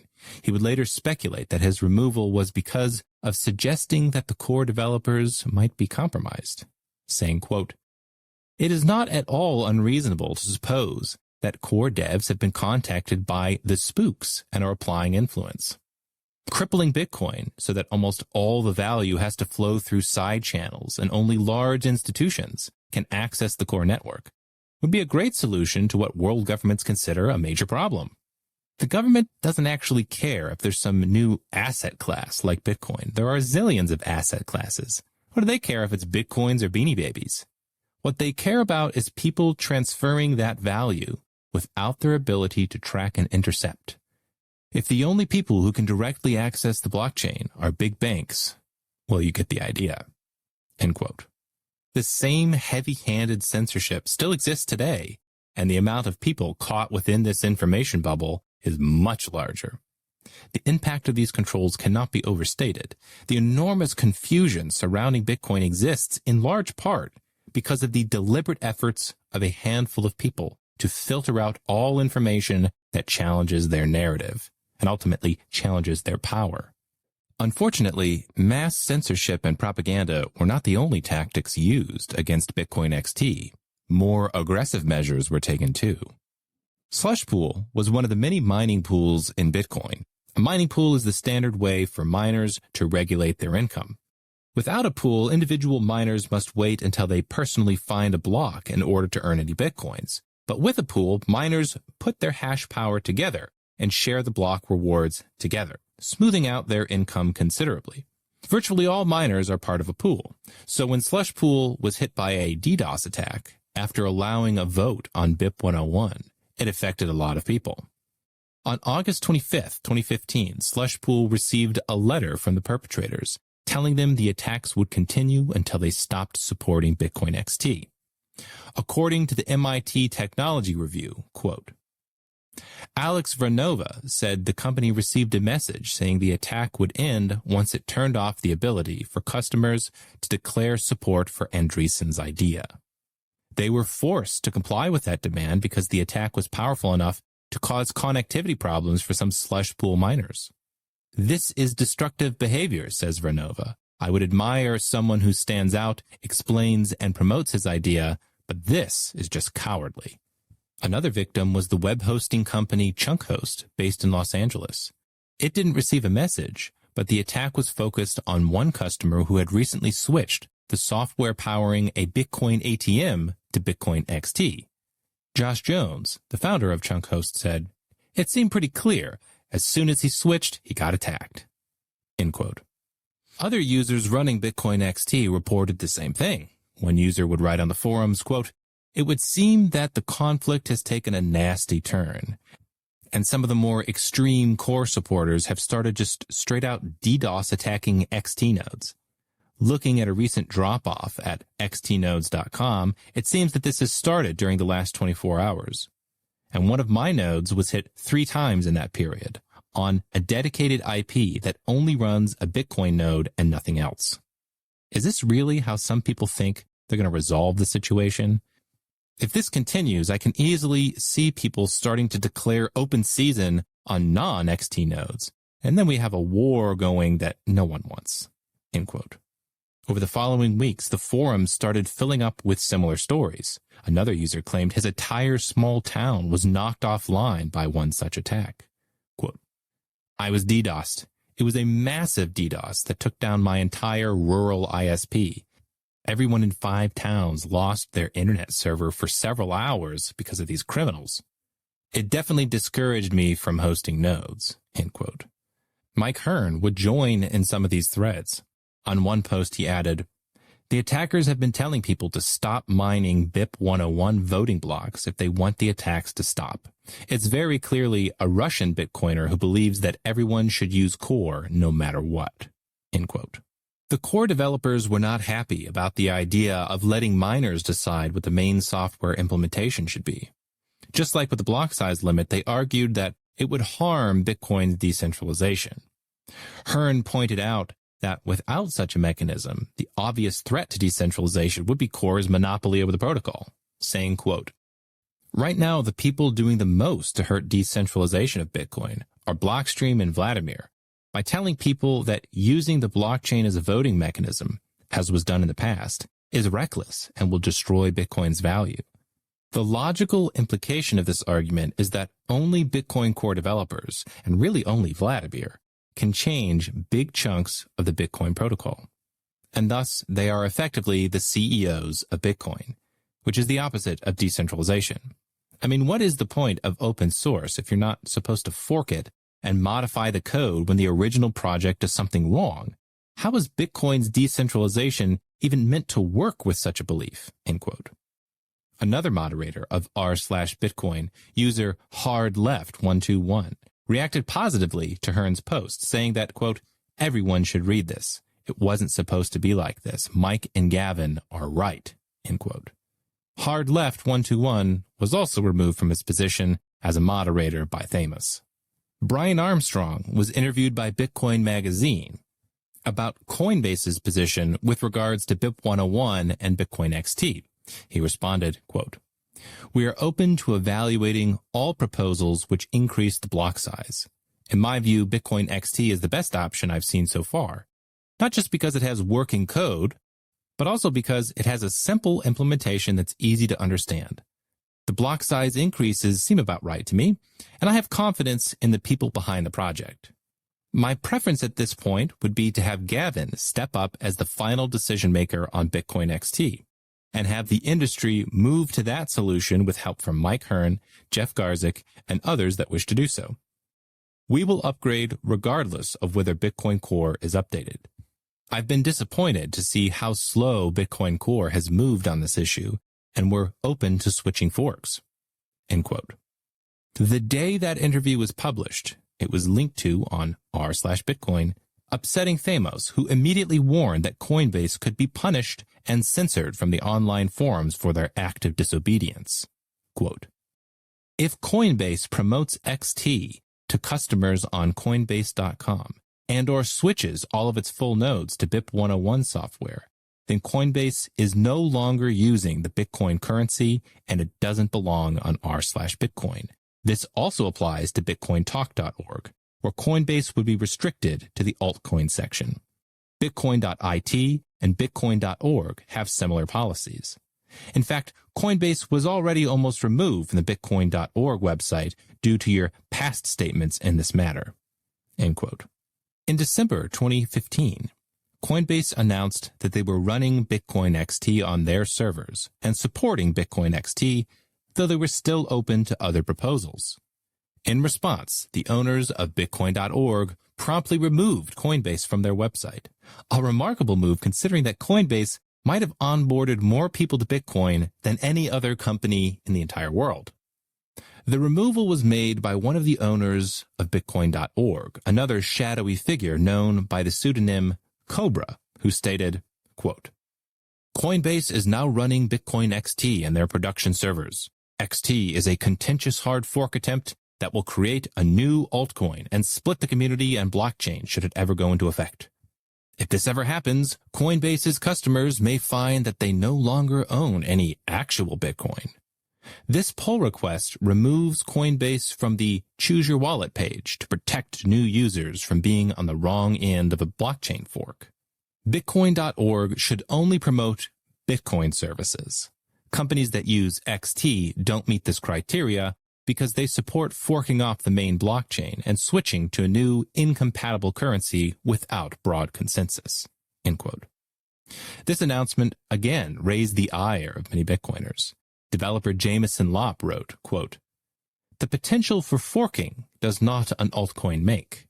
Until such time as a BIP 101 fork occurs, companies running XT are definitely running Bitcoin. If a hard fork does occur, said companies may still be running Bitcoin. It would have to be judged which fork is the winner post-fork.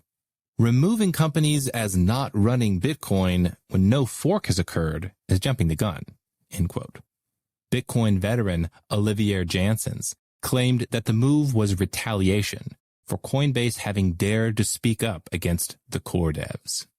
However, just as with the decision to censor, not every response was critical. One user expressed support for the move, saying it would establish a precedent for keeping companies in line with core. Quote, "We definitely need to coerce Coinbase into switching back to Bitcoin Core. If we do not take any action, we're setting a dangerous precedent where other wallets and services are allowed to break apart from the consensus." End quote.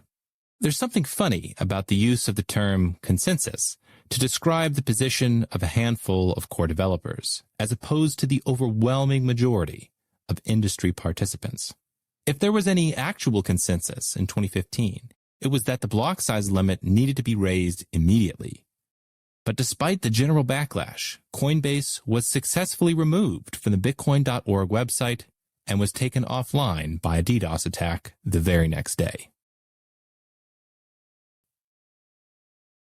Chapter 17. Hotwired for Settlement. Quote, "It scares me what the Bitcoin community is turning into. Any opinion that's not the party line is being stamped out." End quote. Charlie Lee, creator of Litecoin. Bitcoin XT posed a real threat to small blockers, so they attacked it, claiming it risked the integrity of the entire Bitcoin network. Because the core developers did not approve of it, XT was deemed controversial, therefore too risky or even reckless for anyone to support. Yet this way of upgrading Bitcoin was described by Satoshi himself all the way back in 2010. When asked by a forum member just how to increase the block size limit, he responded, quote, "It can be phased in, like, if the block size number is greater than 115,000, max block size equals the larger limit. It can start being in versions way ahead, so by the time it reaches that block number and goes into effect, the older versions that don't have it are already obsolete. When we're near the cutoff block number, I can put an alert to old versions to make sure they know they have to upgrade." End quote. Satoshi's method was simple and straightforward as usual. He recommended creating a hard fork upgrade that would increase the block size limit at a predetermined time in the future. That way, miners would have sufficient time to upgrade their software. Satoshi was not concerned with consensus. If a minority of miners did not upgrade their software, they'd simply be kicked off the network. Not only was forking expected, it was understood to be an integral part of the governance of Bitcoin. In the middle of the XT controversy, Wired magazine wrote, quote, "Bitcoin XT provides an unusually clear window onto the world of open source, an extreme example that demonstrates why, despite or even because of the current strife, this idea is so effective, why it's so quickly changing the way our world works. Bitcoin XT exposes the extremely social, extremely democratic underpinnings of the open source idea, an approach that makes open source so much more powerful than technology controlled by any one person or organization." End quote. Charlie Lee also commented on the elegance of forking as a governance mechanism, saying, quote, "Like others have said, XT will only fork with a supermajority of miner votes. If it does get supermajority, then XT will be Bitcoin. That's how Satoshi designed the system." End quote.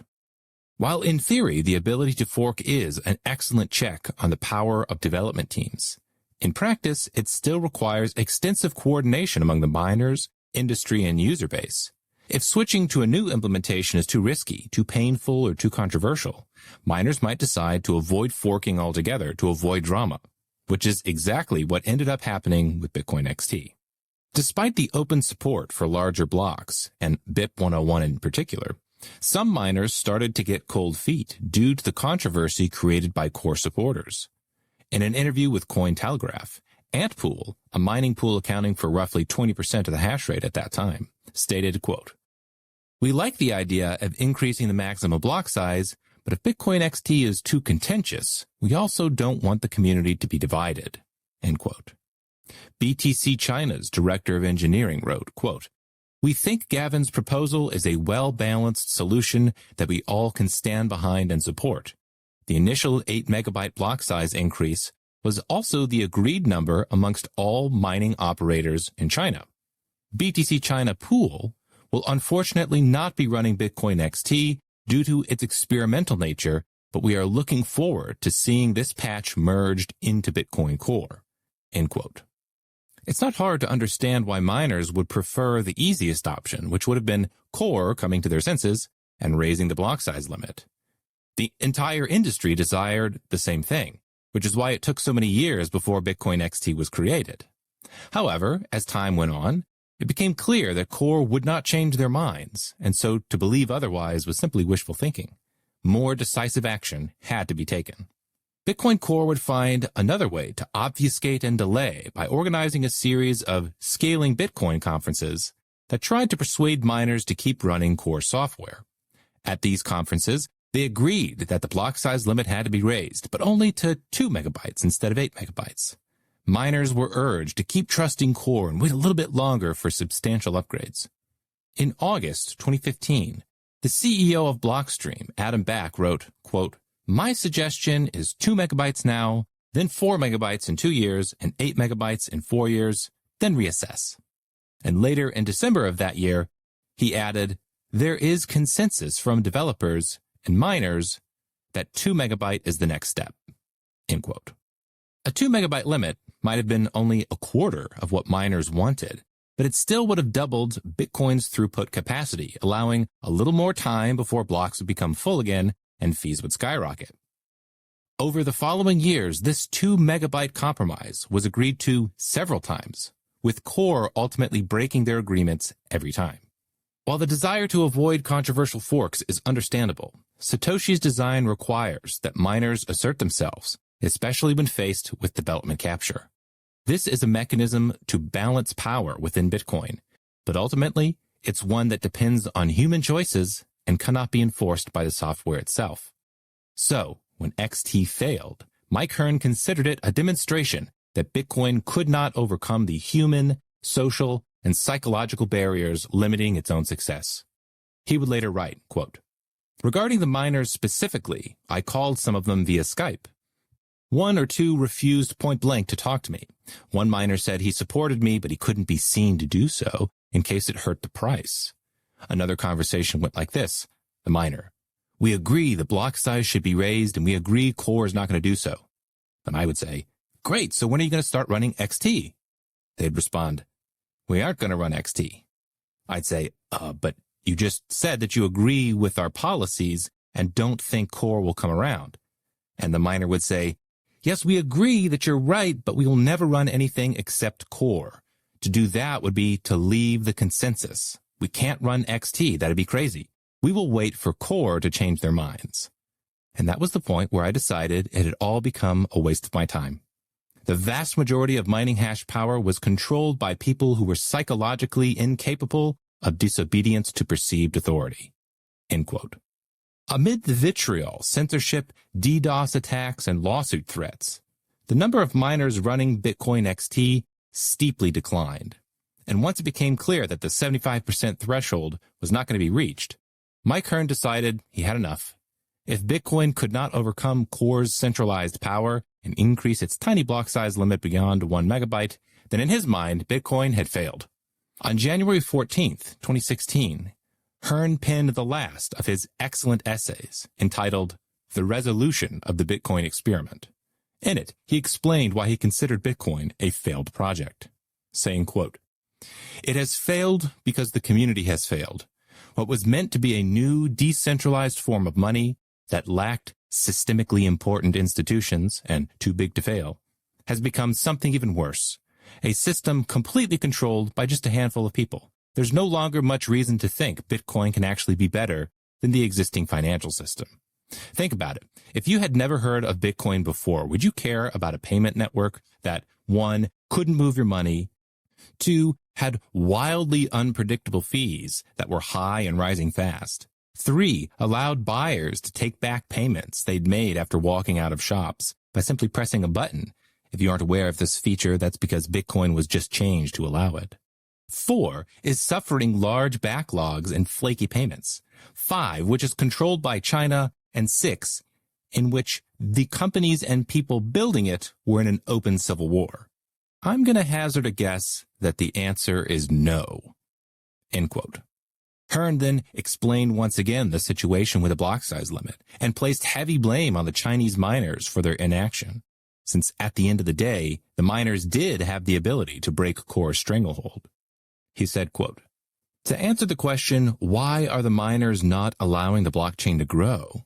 There are several reasons. One is that the developers of the Bitcoin Core software that they run have refused to implement the necessary changes.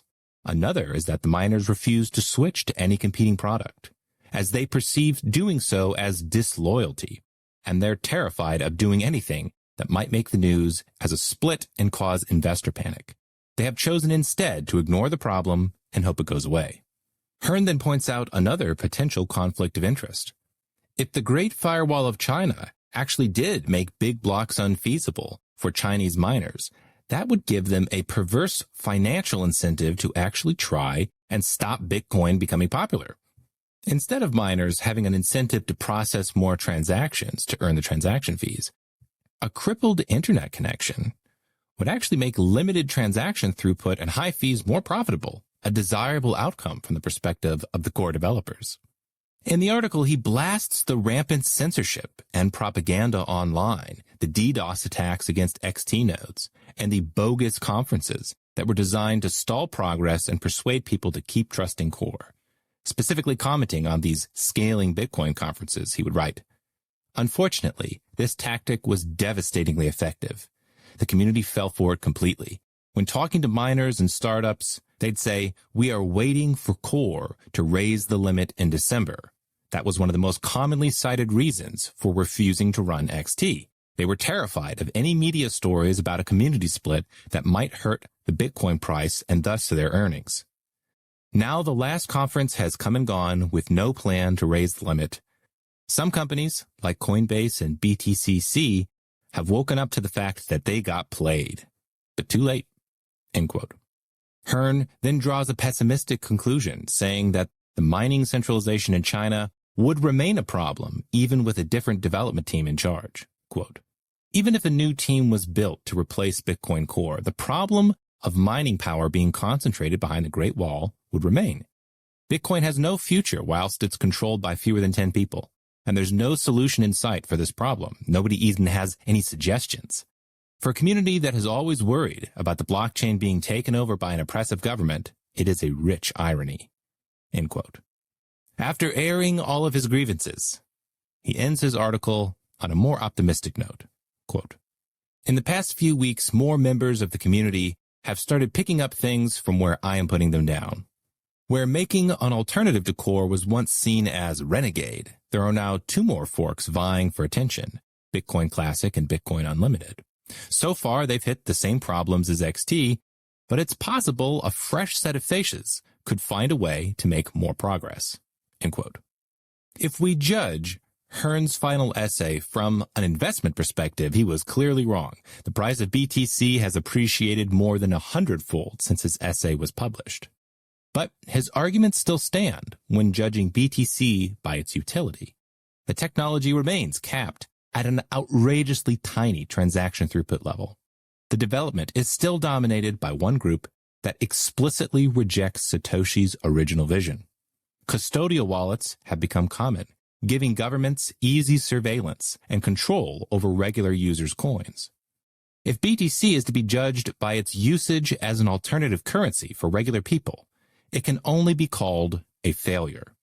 The best we can say is that it made early investors an incredible amount of money, and it sparked the creation of the cryptocurrency industry, which might someday deliver sound digital money for the masses. Though Mike Hearn lost his patience and resigned from the project, the battle for Bitcoin was far from over. The entire industry still had an existential problem on its hands. Would they even exist if the blocks became full? Buterin complained about fees when they were 5 cents. How would everyday users react if transaction fees were $10, $20, or $50 each? This uncertainty was unacceptable, and most companies knew they had to continue pushing for a block size increase. The industry would need to better coordinate and alert the general public to the takeover happening within Bitcoin. The information and narrative battle had to be fought. During this time, several more excellent articles were written by proponents of the original vision. Jeff Garzik and Gavin Andreessen penned another famous essay entitled, "Bitcoin is being hotwired for settlement." They warned that Bitcoin was being transformed into a different system by leveraging the artificial block size limit. Quote, "Getting stuck at the 1 megabyte limit transforms a historic denial of service limit into an accidental policy tool. We have a disappointing situation where a subset of developer consensus is disconnected from the oft-mentioned desire to increase the block size on the part of users, businesses, exchanges, and miners. This reshapes Bitcoin in ways full of philosophical and economic conflicts of interest. Inaction changes Bitcoin, sets it on a new path. Stuck at 1 megabyte risks reversing Bitcoin's network effect by pricing users out of the core blockchain, forcing them onto centralized platforms. To remove long-term moral hazard, the core block size limit should be made dynamic, put in the realm of software, outside of human hands. Bitcoin deserves a roadmap that balances the needs of everybody who has worked hard over the last 6 years to grow the entire ecosystem." Garzik and Andreessen also commented on the Scaling Bitcoin conferences, saying that the conferences did not accomplish their stated goals and were only helpful to identify that a 2 megabyte limit was low enough to reach universal agreement. Quote, "One of the explicit goals of the Scaling Bitcoin workshops was to funnel the chaotic core block size debate into an orderly decision-making process. And that did not occur. In hindsight, Scaling Bitcoin stalled a block size decision while transaction fee price and block space pressure continued to increase. Scaling Bitcoin was useful in surveying consensus on the core block size. 2 megabytes appears to be the consensus most common denominator." End quote. Stephen Payer also entered the fight, writing on behalf of BitPay, the largest Bitcoin payment processor in the world, which was on pace to handle over $1 billion worth of BTC transactions in a single year. Over a series of articles, Payer wrote about the block size limit, BitPay's analysis of the network's power dynamics, and his total rejection of the idea that Satoshi's design was broken and in need of revision by the core developers, saying, quote, "Some people believe that Bitcoin is best suited as a settlement system rather than a payment system. This notion is rooted in a view that it's not possible to have a truly decentralized, trustless payment system that can handle the day-to-day payment needs for the population of the people on this planet. They think that Satoshi's vision of Bitcoin as a purely peer-to-peer version of electronic cash is unattainable. But that's nonsense. It can be done." End quote. He then went on to explain that Bitcoin's value proposition comes from it first being a payment system, then once successful, a settlement system in the future. Quote, history suggests that settlement systems must start out as widely accepted payment systems. Bitcoin will make a fine settlement system if it first works well as a payment system. Bitcoin should only be limited by actual processing constraints and not arbitrarily chosen caps. End quote. Pear also addressed the notion that miners were somehow a threat to the security of the system and need their power removed. In an article entitled, Miners Control Bitcoin, and That's a Good Thing, he defends Satoshi's design and explains how it keeps Bitcoin decentralized. Quote, a few weeks ago, I had a conversation with somebody who expressed a notion that some control should be taken out of the hands of miners. I found that interesting. It begs the question, if you take some power out of the hands of miners, who are you giving that power to? Should one person own the entire Bitcoin trademark? Should they have the power to set the official Bitcoin consensus rules? Perhaps miners should sign their block such that only those who have been certified to follow the official, trademark-protected Bitcoin consensus rules are allowed to create blocks. If you follow this line of thought to its logical conclusion, you end up with a centrally managed system with no need at all for mining. End quote. He then explained the power of Bitcoin's incentive system, how it keeps miners from misbehaving, and why the miners are the most critical part of the network security. Quote, individually, miners control very little, but collectively they control everything about Bitcoin. This is an important and fundamental property of Bitcoin. One miner alone, operating on a different set of rules, would produce blocks that are rejected by other miners. They wouldn't earn any reward for their efforts. So while miners are competing with one another to produce blocks most efficiently, miners also have a need to cooperate. Bitcoin places all power over the operation of the network in the hands of miners, and anyone can become a miner. This collective, coordinated action is what makes Bitcoin a powerful, novel, and revolutionary system. To undermine the power that miners have over Bitcoin is to undermine everything that is Bitcoin. End quote. Despite the power assigned to miners by Satoshi, Pear acknowledged that this power can be surrendered if the miners refuse to make decisions, or if they simply do not realize that they possess such power in the first place. Quote, miners can delegate their power. They may choose to let a mining pool produce the blocks that they mine, thus letting the pool enforce the consensus rules, or censor transactions if they desire. Miners can also let others influence or control what software they run and the rules that software enforces. The only reason developers, mining pools, or any other non-mining constituents have any say in the matter regarding consensus rules is that the miners have chosen, consciously or negligently, to delegate their power. End quote.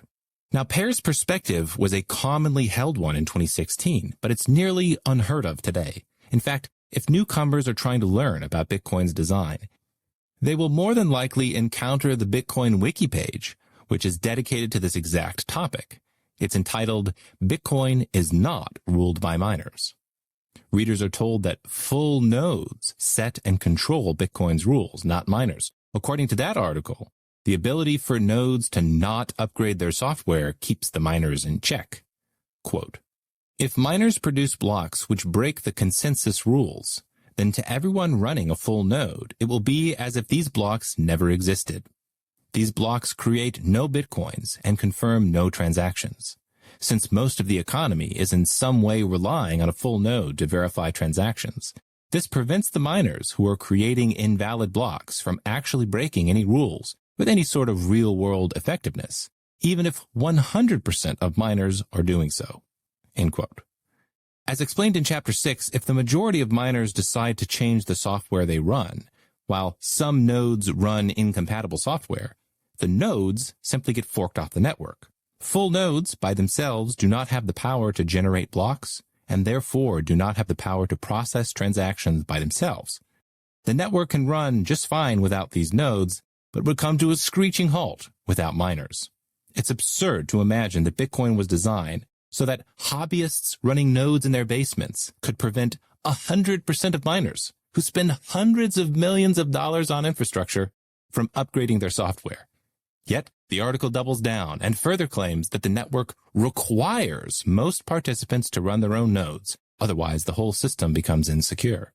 Quote, if not much of the economy is running independent full nodes, then Bitcoin is ruled by someone.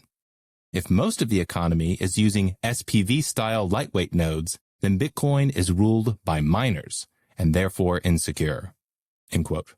So after articulating the opposite of Satoshi's philosophy, this article concludes with one more absurdity.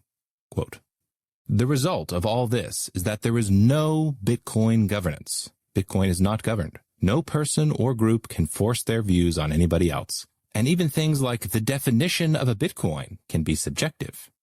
Achieving this non-governance was one of the primary motivations behind Bitcoin. It continues to be one of its biggest advantages over traditional systems, and both the system itself and the Bitcoin community will vigorously resist any attempt to weaken this feature of Bitcoin. End quote.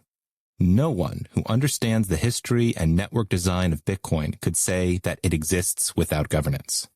The term non-governance, like digital gold, is nothing more than a catchy slogan that misleads people about Bitcoin's true design.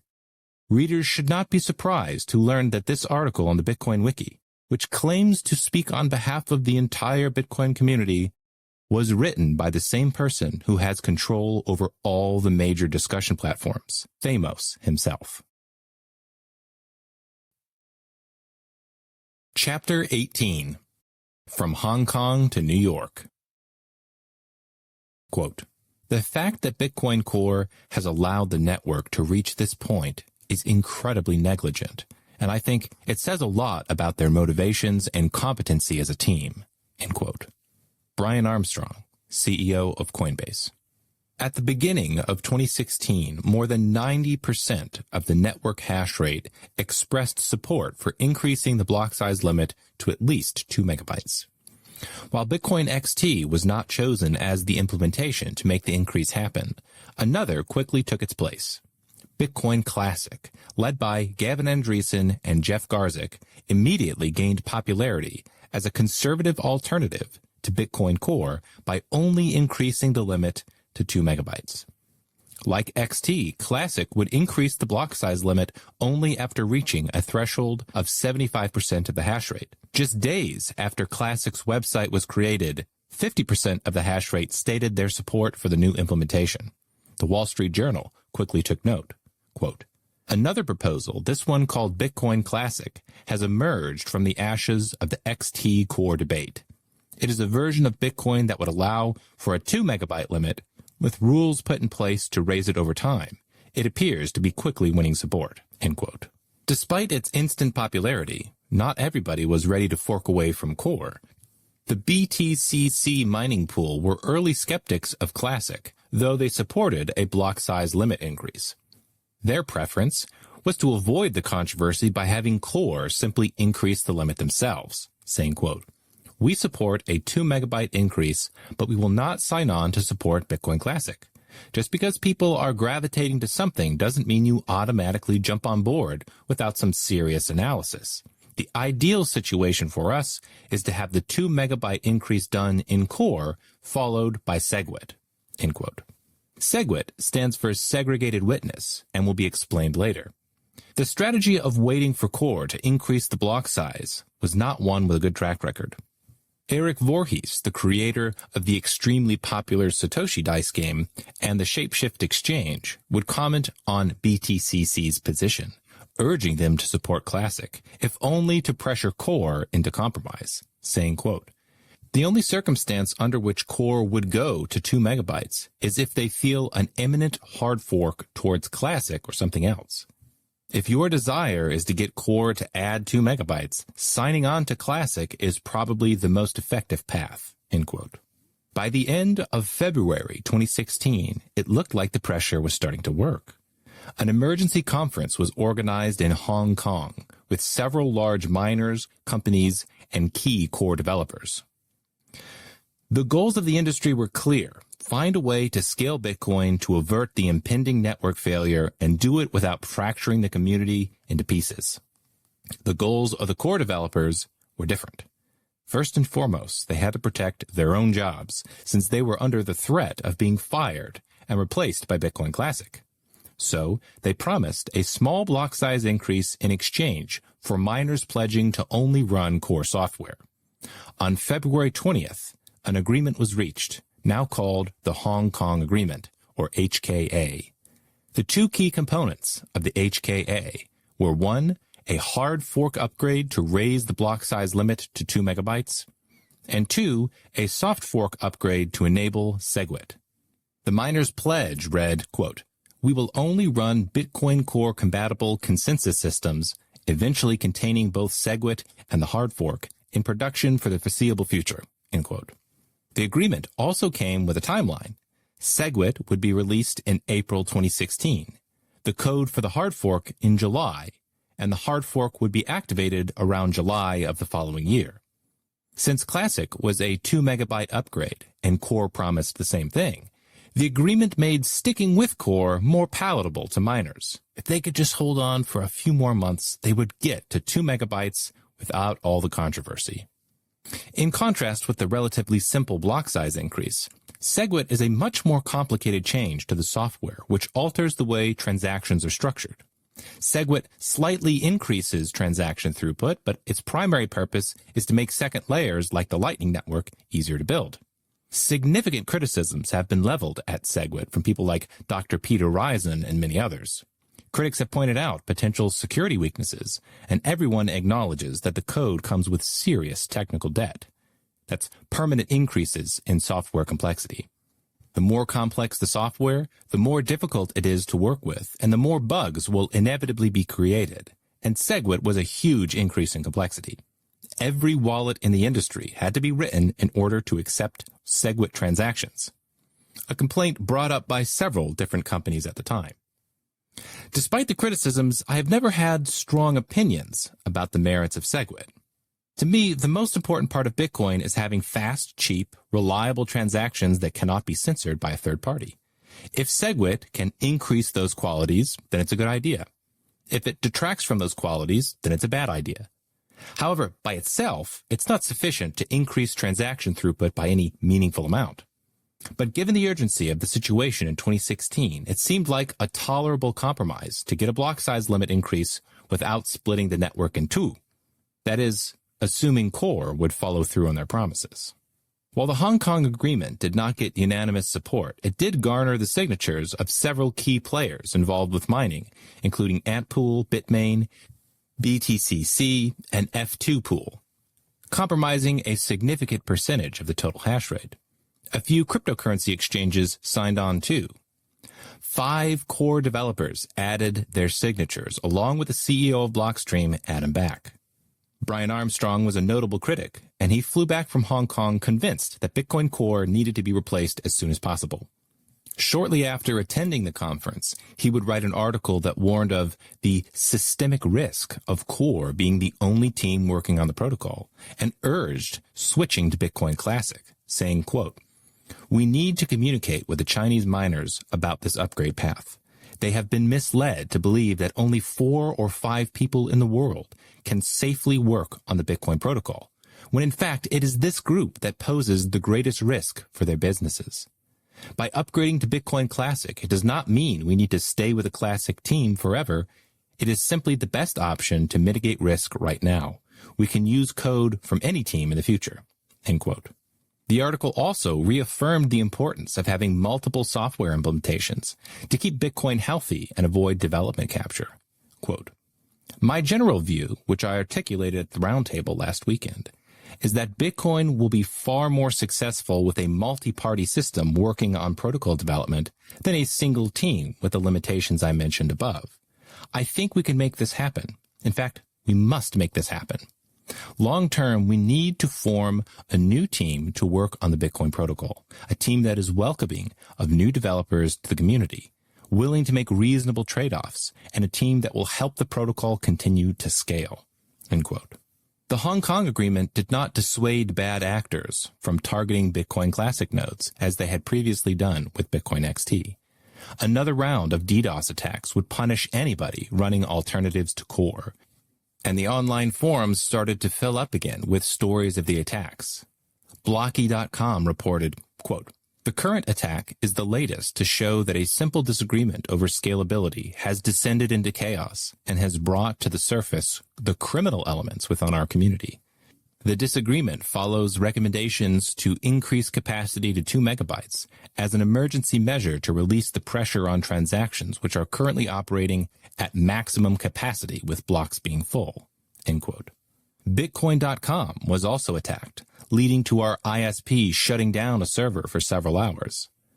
Our chief technical officer at the time, Emil Oldenburg, wrote about the motivations behind the attack. Quote, "The purpose of this attack is to intimidate anyone running Bitcoin Classic. It's the same modus operandi we saw with Bitcoin XT. This comes at a time where miners have started to mine Bitcoin Classic blocks and already have way more support than XT ever had. Someone, or some people, are buying DDoS attacks towards Classic in an attempt to stop the growth of Classic nodes and blocks. Some core developers and Adam Back have stated that Bitcoin is not a democracy. While this description is correct for the current governance model, with the censorship, character assassinations, attacks against anyone who disagrees with the party line, and sabotage against free choice, the current governance is more similar to North Korea." End quote. The magazine Cointelegraph covered the story of F2 Pool, a Chinese mining pool accounting for more than a quarter of Bitcoin's total hash rate, being attacked immediately after allowing their miners to run Classic. Quote, "The attacks began to target the F2 Pool Bitcoin mining pool almost immediately after the F2 Pool team announced their decision to test Bitcoin Classic by launching a subpool in which miners can mine Bitcoin Classic blocks." End quote. Once again, the attacks proved remarkably effective. Bitcoin Classic enjoyed its highest support around the middle of March 2016 before rapidly declining. It's not hard to understand why. Running Bitcoin Classic was controversial and risked forking the network in two, and it was an open invitation to DDoS attacks. Plus, Classic only upgraded to 2 megabyte blocks, which were already promised by Core at the Hong Kong agreement. So, to a large number of miners, trusting Core seemed like a safer option. Unfortunately, their trust was again misplaced, and Brian Armstrong's criticism would prove prescient. The Core developers missed their deadlines for both the Segwit upgrade and the block size increase. They did not adhere to the Hong Kong agreement, and the blocks kept getting fuller. Meanwhile, the war to control Bitcoin's dominant narrative was raging. Rampant censorship was not the most extreme tactic used. The owners of key informational websites became even more brazen. In July of 2016, the Bitcoin.org owner, Cobra, came up with an idea. Perhaps newcomers could be prevented from learning about Bitcoin's original design by changing the white paper itself. He said, quote, "I've been noticing that the Bitcoin paper is getting a lot of traffic. Almost all the people reading the paper are probably reading it for the first time and using it as a learning resource. However, since the paper is so outdated, I believe it doesn't do a good job anymore of giving people a firm understanding of Bitcoin. I feel like the Bitcoin described in the paper and the Bitcoin described on Bitcoin.org are starting to diverge. At some point, I think the paper will start to do more harm than good because it tricks people into believing they understand Bitcoin." End quote. Cobra then makes the extraordinary claim that the white paper was not meant to explain Satoshi's original design, but rather to explain how the present Bitcoin Core software works. Quote, "I have seen people promote toxic and crazy ideas and then cite parts of the white paper in an effort to justify it. Academics are also regularly citing the paper and basing some of their reasoning and arguments on this outdated paper. I believe the paper was always designed to be a high-level overview of the current reference implementation, and that we should update it now that the paper is outdated and the reference implementation has changed significantly from 2009. End quote. By Cobra's logic, even if the Core developers wildly changed the code to lose all resemblance to the original Bitcoin, the white paper should be altered to reflect those changes. Thamos immediately commented on the thread, agreeing that the white paper misleads people. Quote, "Interesting suggestion. The paper is definitely outdated, and I do often see people saying, just read the white paper, as if the paper is still a good way to learn about Bitcoin." End quote. Fortunately, this proposal was met with sufficient resistance to block the change, though it would not stop them from trying again in the future. Thamos would later make another outrageous proposal that companies should be required to pledge their allegiance to the small blocker narrative in order to have their products listed on the Bitcoin.org website. Quote, "Several companies said that miners control Bitcoin. This belief is one of the most dangerous threats to Bitcoin. I've been thinking that Bitcoin.org should somehow act against this more than it is already. For example, maybe Bitcoin.org should require that wallets and services sign a very simple pledge that acknowledges that Bitcoin is not ruled by miners in order to be linked from Bitcoin.org." End quote. Cobra chimed in, again criticizing the white paper and calling for it to be revised or replaced altogether, saying, quote, "The white paper is to blame for all these dangerous beliefs. We seriously need to rewrite it or produce a completely new white paper and call that the Bitcoin white paper." End quote. These quotes are shocking in their brazenness. Two unknown people who control the most prominent websites in Bitcoin are eager to censor, propagandize, and even rewrite history to push their narrative. The average user does not know about the existence of Thamos and Cobra, much less the history of how they pushed a version of Bitcoin that is diametrically opposed to the original one. Neither do prominent investors that I've spoken with in private, because it takes significant independent research or long-term involvement in the industry to figure that out. 2016 came and went without Segwit or a block size increase, and the next year would become the craziest in Bitcoin's history. In January 2017, blocks were regularly running at 90% or more capacity, occasionally bumping into the 1 megabyte limit, and by March, the average transaction fee passed $1, an increase of more than 1,000% in less than a year. Early Bitcoin entrepreneur Charlie Shrem wrote, quote, "If we don't implement bigger blocks ASAP, PayPal will be cheaper than Bitcoin. I already pay a few dollars per transactions. Stop hindering growth." End quote. The next alternative implementation started to gain steam. The Bitcoin Unlimited team wanted to replace the hard-coded block size limit with something they called emergent consensus. The basic idea was to simply allow miners and nodes to set their own limit without needing approval from anyone. Economic incentives, they thought, were strong enough to keep the network coordinated and functional. I agreed with their analysis. Despite gaining momentum in early 2017, Bitcoin Unlimited was hated by the typical characters and subject to attacks. On Reddit, multiple anonymous users shared their intentions to exploit any bugs they could find for maximum effect. They succeeded. And in the middle of March, over half the Bitcoin Unlimited nodes were successfully brought down in a coordinated attack. The bug did not cause much damage itself, but it did damage the reputation of the Bitcoin Unlimited developers at a critical time. A Bloomberg article covering the attacks wrote, quote, "While the exploit was quickly patched, it is validation to critics who say that unlimited programmers lack the experience to fix Bitcoin's complicated congestion issues. Unlimited had in recent weeks won the backing of influential miners, as some decided to give up on reaching a community consensus after more than 2 years of discussion. The bug raises uncertainty about whether miners will follow through on their support." End quote. During all the drama, BTC's market share also started crashing. At the beginning of the year, BTC enjoyed about 87% of the total market cap of all cryptocurrencies. By May, it plummeted below 50%. The Bitcoin industry was finally starting to feel the consequences of delaying scaling for years. So, another conference was organized, this time in New York. The largest economic players were invited, along with key core developers. An agreement was quickly reached, a conservative one, resembling the Hong Kong agreement that was previously agreed on. Segwit would be activated with an 80% miner threshold, and a 2 megabyte block size increase would happen within 6 months. This would become known as the New York Agreement, or NYA. Famously, all the core developers refused to show up for the conference, so the industry had to find agreement among themselves.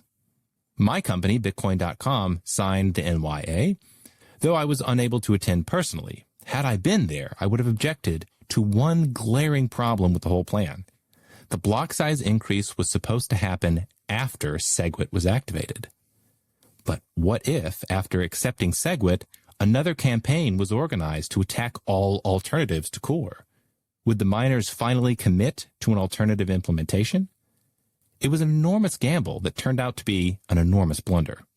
The New York agreement gained signatures from 58 companies from 22 different countries, representing 83% of the hash power, over $5 billion of monthly on-chain transaction volume, and more than 20 million Bitcoin wallets. The support was so universal that even prominent critics of Core and Segwit signed on. For example, the mining pool Via BTC had written a scathing article the month prior explaining why they did not support Segwit as a scaling solution by saying, quote, "Network capacity is now the most urgent issue for Bitcoin. Segwit, which is a soft fork solution for malleability, cannot solve the capacity problem. Even if Segwit after activation can slightly scale up block size with new transaction formats, it's still far behind the demand for the development of the Bitcoin network. Second-tier networks, such as the Lightning Network, which relies on Segwit, cannot be considered as scaling solutions. Lightning transactions are not equal to Bitcoin's peer-to-peer on-chain transactions, and most Bitcoin use scenarios are not applicable with the Lightning Network. Lightning will also lead to big payment centers, and this is against Bitcoin's initial design as a peer-to-peer payment system. It can be a good method for frequent and small Bitcoin transactions in certain cases, but we cannot rely on it as a cure for Bitcoin scaling." End quote.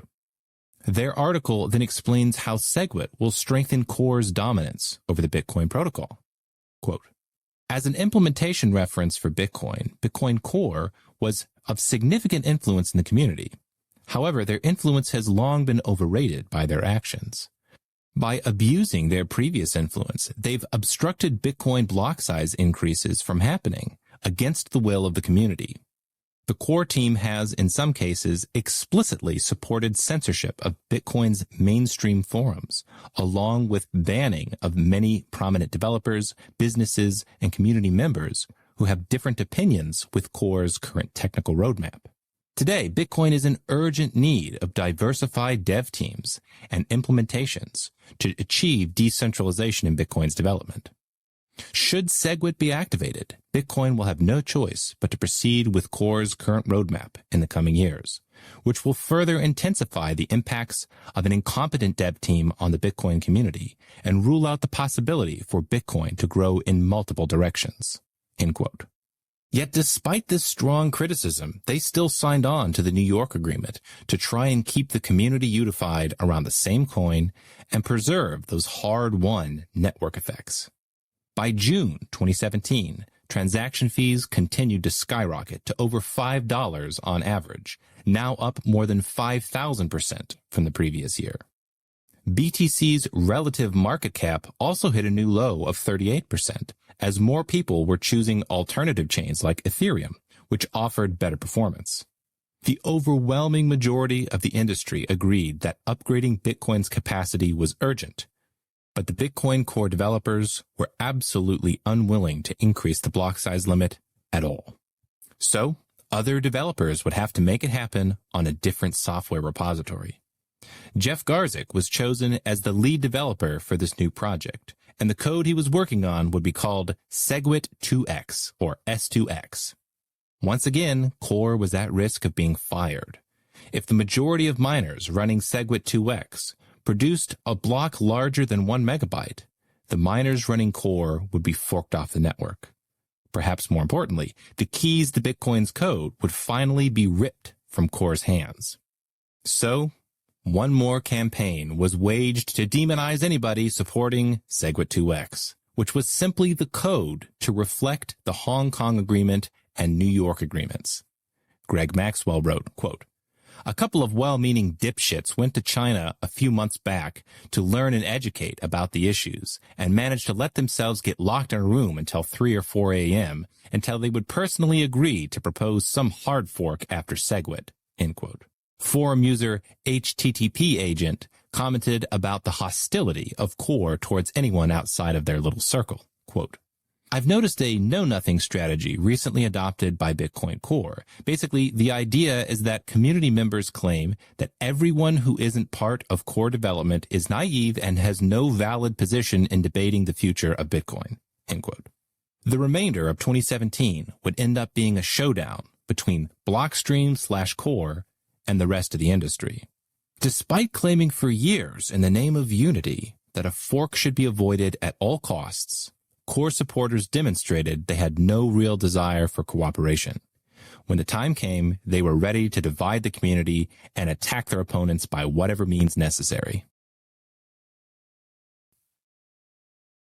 Chapter 19. The Mad Hatters. When Bitcoin Core released the Segwit code, they required 95% of the hash rate to signal for its activation before it would be implemented, essentially giving veto power to a 5% minority of miners. Core was heavily criticized for setting this threshold too high, since if enough miners dissented, they could block Segwit activation indefinitely, which is why the required percentage was brought down to 80% with the New York Agreement. However, a different plan had already been hatched before the New York Agreement happened in order to try to force the miners to adopt Segwit. Pseudonymous developer Shaolin Fry announced his idea for a User-Activated Soft Fork, or UASF, in February of 2017, though the plan did not initially gain much attention. UASF was an attempt to explicitly challenge the power of miners by threatening to disrupt the network if Segwit was not quickly adopted. Nodes running UASF code would refuse to accept blocks that did not signal for Segwit activation. Therefore, if miners produced blocks that were incompatible with the UASF code, the nodes would end up forking themselves off the network. While this sounds like a self-evidently bad idea, it could theoretically cause problems if they were able to recruit enough nodes with economic influence to run their code, say from exchanges, payment processors, or wallet providers. Users could end up on a separate blockchain from the majority of miners without their knowledge or consent, potentially losing funds or having their payments fail. The UASF architects tried to appeal to economic incentives to gain momentum behind their idea. In addition to the possible pain caused by network disruption, they also argued that miners could make more profits by adopting Segwit, since it allowed for new transaction types. Fees could be earned from transactions in the original format plus the new one. The goal was to make immediate Segwit adoption the easiest path for miners, since they were already planning on adopting it anyways. Both the UASF and its proponents had many detractors. The co-founder of OB1, Dr. Washington Sanchez, claimed that the UASF is a fancy name for a Sybil attack. A Sybil attack is where participants in a network cannot discern honest from dishonest actors. Since Bitcoin nodes are easy to create, it's possible to flood the network with dishonest nodes to make it harder for honest ones to connect with each other. Ironically, the proof of work requirement in Bitcoin is intentionally designed to protect from Sybil attacks. Nodes are cheap and easy to create, but miners are not. By requiring miners to demonstrate proof of work, it makes the cost of attacking the network exponentially higher. And this high cost is what allows honest actors to find each other. UASF tries to overcome this protection by threatening to fork off economically relevant nodes from the network. There are several critical problems with the UASF concept. Most fundamentally, given Bitcoin's design, it still requires miners to participate. Even if the UASF nodes successfully fork themselves off from the main network, without any miners cooperating, their chain would not be able to produce any new blocks. So it would be immediately unusable. If, say, they brought 5% of the hash rate with them, their chain would only be able to produce blocks at 5% the normal rate. Instead of each block taking 10 minutes on average, it would take 200 minutes. They would also be subject to 51% attacks. A 51% attack is where the majority of hash rate is dishonest or malicious and can cripple a blockchain. If the UASF supporters took only 5% of the hash rate to a new chain, that would mean 95% stayed on BTC. That means it would only take another 6% of miners to move to the UASF chain to attack it. 89% of the total hash rate would be on BTC and 11% would be on the UASF chain. Of that 11%, more than half would be hostile and could wreak havoc.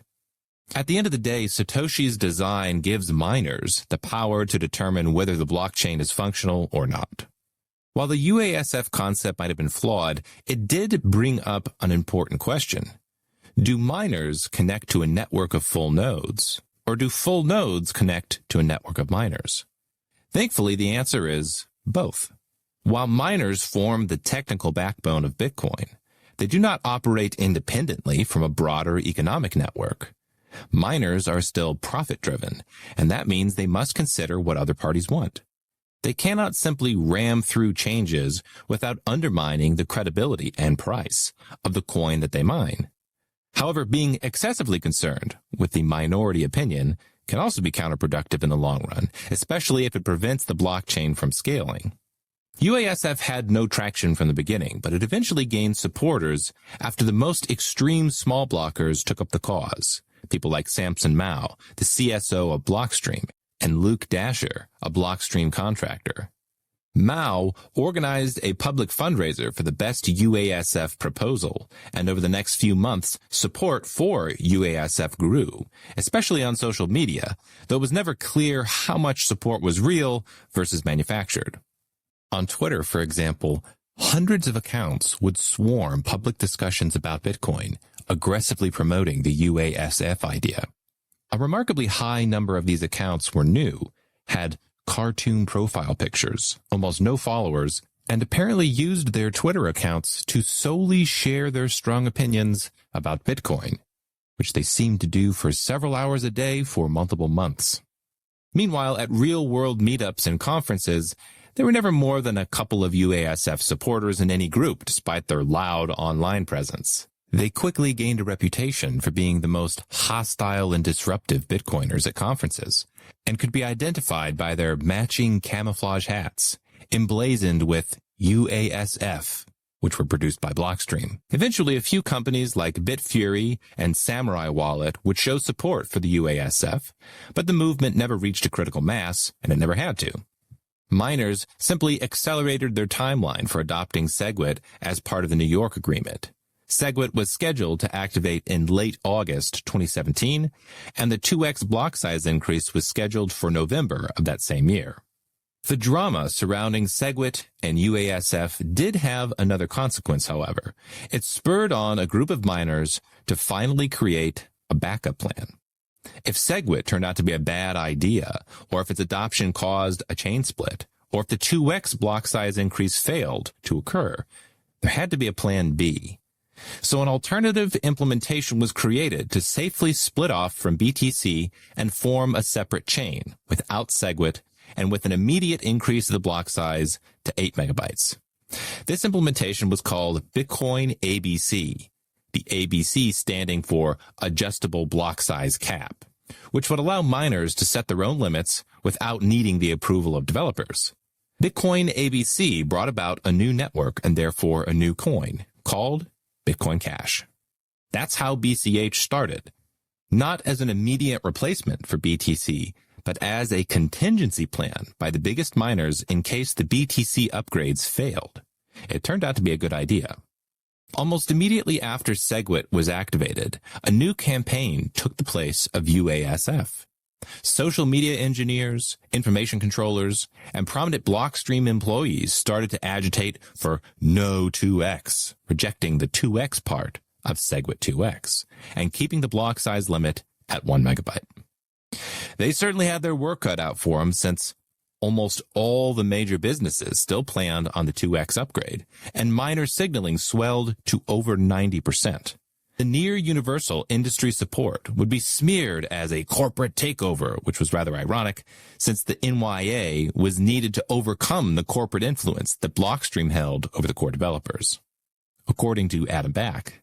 Quote, people who want to corporate take over Bitcoin are anti-Bitcoin ethos and anti-Bitcoin. They are enemies of Bitcoin, end quote. Or developer BTC Drac echoed this sentiment and claimed Segwit2x would actually centralize Bitcoin's development even further, saying, quote, I am utterly appalled by this proposal, both technically, ethically, and by the process which it has happened. For all the talk about how important alternative implementations are, how does this rash and rushed action promote an ecosystem of multiple implementers? By encouraging fast upgrades, you are actually centralizing the ecosystem even further, end quote. The push to prevent the 2x upgrade, and therefore route around core, was predicted beforehand by many veterans who were familiar with the tactics of the aggressive small block faction. The topic was being discussed in the uncensored forums, with some people claiming that expecting the hard fork to never happen was akin to a conspiracy theory. User JessQuit responded to this idea, saying, quote, where do I take whatever drug you're on that makes you completely forget the last N years of broken promises by malactors in this space? Because you clearly are able to completely block out all the history here and just let your imagination take you away. Is it possible that Segwit2x stays on track and gets 80% or more to activate and then stays on track for the hard fork? Yes, it's definitely possible. It just requires an astonishing suspension of disbelief, end quote. Another user chimed in, agreeing, saying, I do not believe Blockstream and Core will be honest. Did they not already prove that from the Hong Kong agreement? They blatantly reneged on an agreement already, right? It's like, fool me once, shame on you, fool me twice, and I deserved it, end quote. One particularly dishonest tactic was to claim that the Segwit upgrade was a block size increase, implying that Core had already followed through on their promise made in Hong Kong. Samson Mao started this narrative on Twitter with a short dialogue. Quote, Segwit activation would put a definitive end to the perceived Bitcoin civil war and threat of network-splitting hard fork, end quote. Edmund Edgar responded with skepticism. What they mean is by this, once they get Segwit, there will be no block size increase ever, end quote. To which Mao responded, claiming, Segwit is a block size increase. Prove it isn't, end quote. This claim would be shamelessly repeated by the usual characters, including Adam Back, Peter Todd, Greg Maxwell, Eric Lombroso, and even on the Segwit.org website. The reason they could make this claim is because of the way Segwit restructured transactions. The technical details are not important, but they accomplished this by changing the metric of block size to block weight, essentially weighing different parts of the transaction differently. By this new accounting method, the literal size of blocks could be increased slightly beyond 1 megabyte. The average is currently 1.3 megabytes. But without a substantial increase in transaction throughput capacity. Stating that this qualified as a 2 megabyte block size increase was deceptive, as if the proponents of Segwit2x simply wanted to have blocks containing more data, irrespective of whether it allowed them to process more transactions per block. Using the block weight metrics, Segwit2x would have resulted in an 8 megabyte block weight limit, though the throughput capacity would have essentially been the same as a 2 megabyte block size limit. Segwit on its own only allowed for 50% of the capacity the industry was planning on after the Hong Kong and New York agreements. If Segwit really was a block size increase by the usual definition, then the Segwit2x controversy would never have existed at all. Thamos and Cobra once again leveraged their control over key websites in order to push the core-only narrative. Another push was made on Bitcoin.org to delist companies that supported Segwit2x. Cobra wrote, quote, For now, let's just remove any mention of Coinbase and BitPay and their associated projects, and put out an alert telling users to beware of Coinbase and BitPay because they plan on switching over to something that we believe isn't actual Bitcoin. The alert can have instructions telling users how to get their BTC off these services and recommend alternative companies that are committed to using the real Bitcoin, end quote. A couple of days later, Cobra would share plans for adding a Segwit2x safety alert to warn users of what these insidious companies are planning so we can prevent them from quietly pushing it through. These insidious companies were comprised of most of the largest, oldest, most successful, and most respected participants in the industry, nearly everyone outside the Blockstream/core bubble. Yet, only 1 week later, Bitcoin.org announced their intentions to blacklist most of the companies in Bitcoin, saying, quote, Bitcoin.org is planning to publish a banner on every page of the site warning users about the risks of services that will default to the so-called Segwit2x contentious hard fork. Segwit2x companies will be called out by name. By default, we will be using the following list of companies known to support Segwit2x in our warning. The list includes about 50 entries from companies all over the world that were the largest in the industry at that time, including Bitcoin.com, BitPay, Grayscale Investments, Jax, Blockchain, Purse, Block, BTC.com, BTCC, Shapeshift, Via BTC, Zappo, Coinbase, Circle, and many others. In 2017, this list represented the closest thing to consensus within the Bitcoin community since it encompassed nearly the entire industry. Yet, according to the owners of Bitcoin.org, this was merely a list of insidious companies that were in fact leaving the consensus, hell-bent on capturing Bitcoin for themselves to irresponsibly change the software to allow for 2 megabyte blocks. The absurdity of the situation was nicely captured in the title of a TrustNodes.com news article, which read, Bitcoin.org plans to denounce almost all Bitcoin businesses and miners. Instead of avoiding forks, Bitcoin looked like it would split into 3 different chains by the end of 2017. The Segwit1x chain, the Segwit2x chain, and Bitcoin Cash. The fight between Segwit1x and Segwit2x brought about a critical question. Which chain would keep the name Bitcoin and the ticker symbol BTC? If Bitcoin is identical to the network brought about by the Bitcoin core software, then obviously that would mean Segwit1x is Bitcoin. But if Bitcoin is the network brought about by the miners and the greater industry and is not synonymous with one software implementation, then Segwit2x would obviously be Bitcoin. Most of the industry adopted the same policy, often considered the neutral one. The name Bitcoin would be assigned to whichever chain accumulated the most hash rate, regardless of whether it was S1x or S2x. Not only was this consistent with Satoshi's design, it also made sense in terms of giving customers maximum stability. A minority hash rate chain is simply unreliable, and it could result in lost funds. While this policy was reasonable, it was also an existential threat to Blockstream and the core developers. By September of 2017, roughly 95% of the hash rate was signaling for Segwit2x, practically guaranteeing that the Bitcoin name, ticker symbol, and network effects would go with the 2 megabyte chain. And unless the core developers put in additional protections, like the ones put in place when Bitcoin Cash forked off, they risked having their own chain wiped out entirely.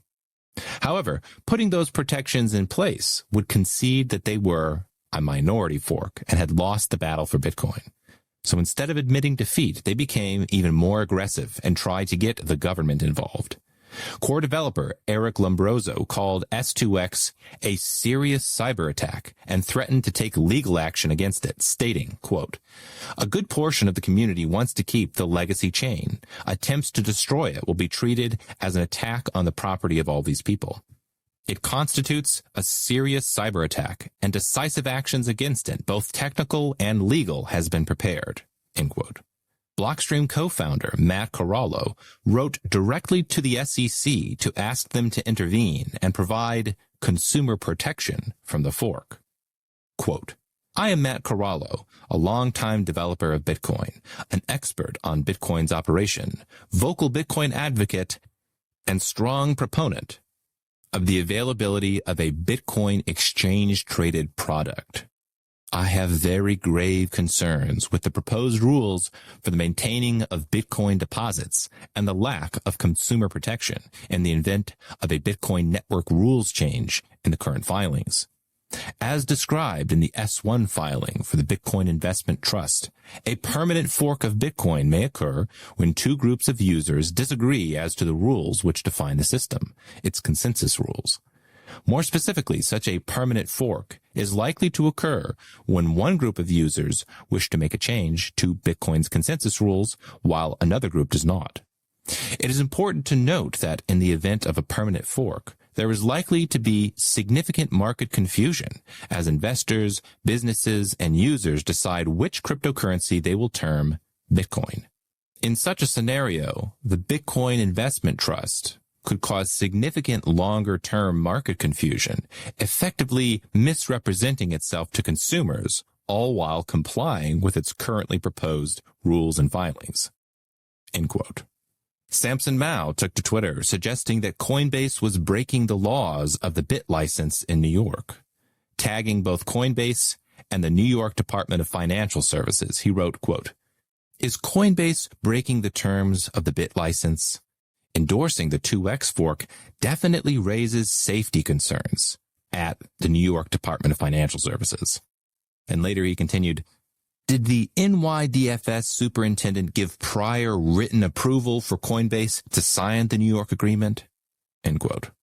In addition to lawsuit threats, they also used more direct ways of attacking businesses that did not define Bitcoin by Bitcoin Core's software. Wallet providers, for example, could face waves of fake one-star reviews on their apps, warning users of potential lost funds or malware because their company would not support the real Bitcoin.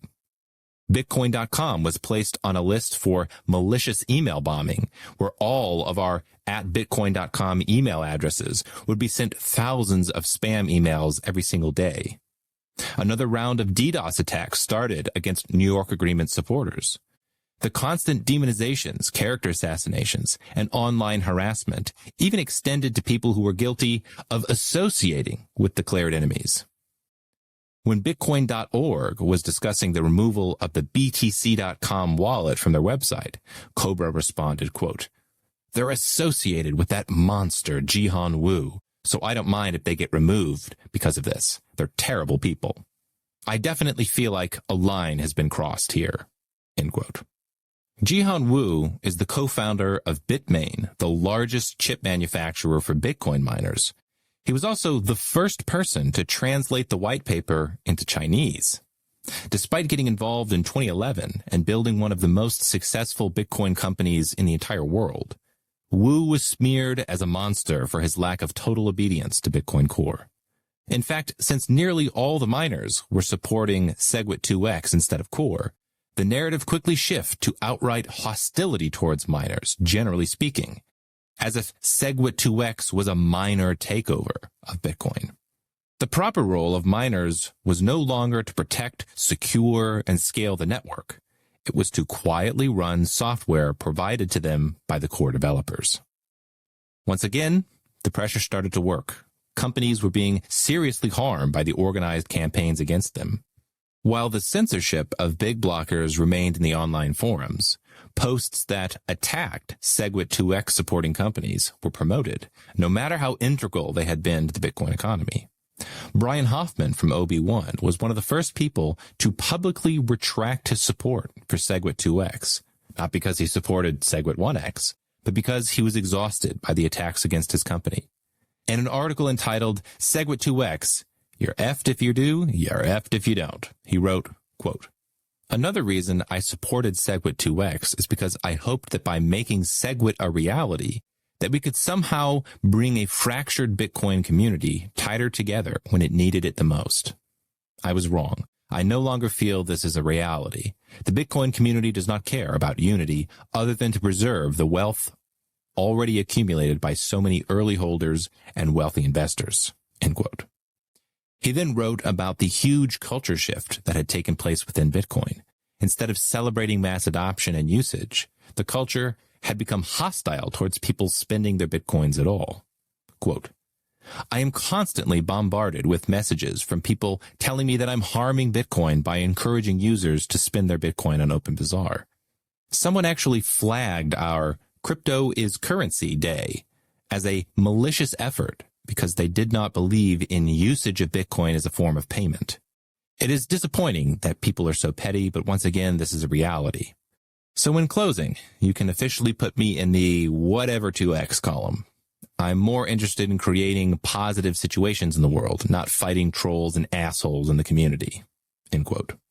Amid the controversy and confusion, the cryptocurrency exchange Bitfinex, which notably did not sign the New York agreement, found a way to raise the costs of following through with Segwit2x. Unlike most of the industry, they decided that the ticker symbol BTC would not be assigned based on hash rate. Instead, it would be given to the incumbent implementation.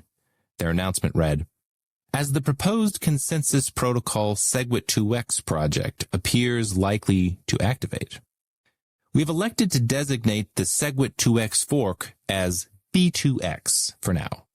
The incumbent implementation, based on the existing Bitcoin consensus protocol, will continue to trade as BTC, even if the B2X chain has more hashing power.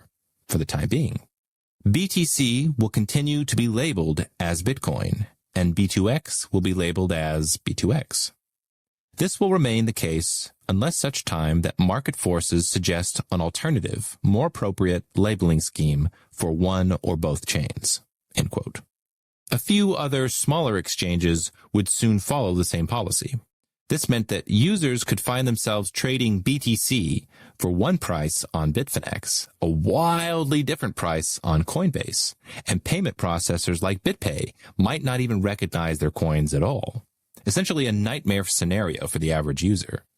Imagine a transaction processor like BitPay trying to explain this situation to merchants or to customers, asking why their BTC payments did not go through. The headache would be enormous, which is why on November 8th, 2017, roughly a week before the planned fork, BitPay wrote a letter calling for the cancellation of Segwit2x. Shortly afterwards, a joint announcement was made by some of its strongest backers, including the lead developer, Jeff Garzik. Quote, "Our goal has always been a smooth upgrade for Bitcoin. Although we strongly believe in the need for a larger block size, there is something we believe is even more important, keeping the community together. Unfortunately, it is clear we have not built sufficient consensus for a clean block size upgrade at this time. Continuing on the current path could divide the community and be a setback to Bitcoin's growth. This was never the goal of Segwit2x. As fees rise on the blockchain, we believe it will eventually become obvious that on-chain capacity increases are necessary. Whenever that happens, we hope the community will come together to find a solution, possibly with a block size increase. Until then, we are suspending our plans for the upcoming 2 megabyte upgrade." End quote.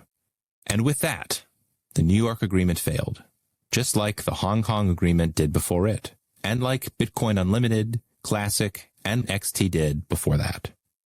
The threat of disruption was too great a risk, especially for only a 2 megabyte limit that would only provide a fraction of the throughput capacity needed for mass adoption. The failure of Segwit2x would demonstrate once and for all that Bitcoin Core had totally captured BTC and would permanently overhaul its design. Anybody adhering to the original vision for Bitcoin as digital cash would be forced to move to a different project. Fortunately, Bitcoin Cash immediately provided that outlet as Big Block Bitcoin without the burdens of Blockstream and the core developers. 3 days after the cancellation of Segwit2x, Gavin Andreessen identified BCH as the continuation of the original Bitcoin project. He said, quote, "Bitcoin Cash is what I started working on in 2010, a store of value and means of exchange." End quote. Bitcoin's darkest time was during its Civil War era, and it resulted in a successful hijack of the original project. But fortunately, its story does not end there. Maximalists will insist that the battle for Bitcoin is over and the core developers are now the final authority, and that the price appreciation of BTC has vindicated the small block philosophy. None of these things are true. Bitcoin technology is still new, and with big blocks, it can compete against any cash system in the world. The core developers might control BTC, but they do not have any control over BCH. The price of each coin depends on the quality of information within the economy. If misinformation is currently widespread, then prices are destined to adjust as better information becomes known. Bitcoin's original, ambitious goal was to be a fast, cheap, reliable payment system for the internet without needing to trust a centralized authority. That project is still alive and well. It just got delayed a few years. Part 3. Taking Back Bitcoin. Chapter 20. Challenger for the title. No cryptocurrency project is beyond corruption, no matter how promising the technology, because all cryptocurrencies depend on software, and therefore humans, for their existence. Individuals can always be compromised, and software can always be rewritten. The successful capture of Bitcoin Core was a clear demonstration of this unfortunate truth. While cryptocurrencies will likely be the money of the future, it remains an open question whether they will make the world a freer place. On its current trajectory, the technology might end up being completely corrupted. Instead of being used to empower individuals and give them more financial freedom, it might be used for the opposite purpose, to empower governments, to track, survey, and control people.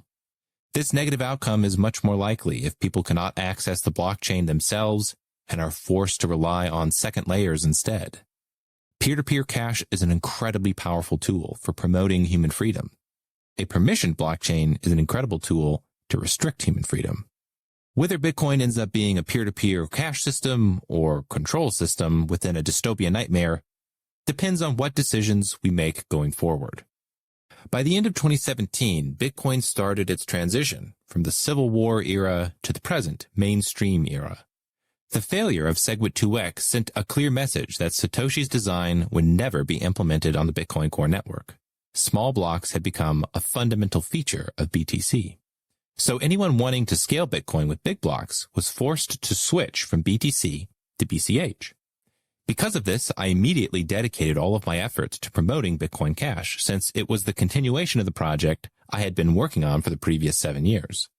It did not take long before the largest companies like BitPay and Coinbase integrated BCH into their services to allow people to purchase and pay with BCH instead of BTC.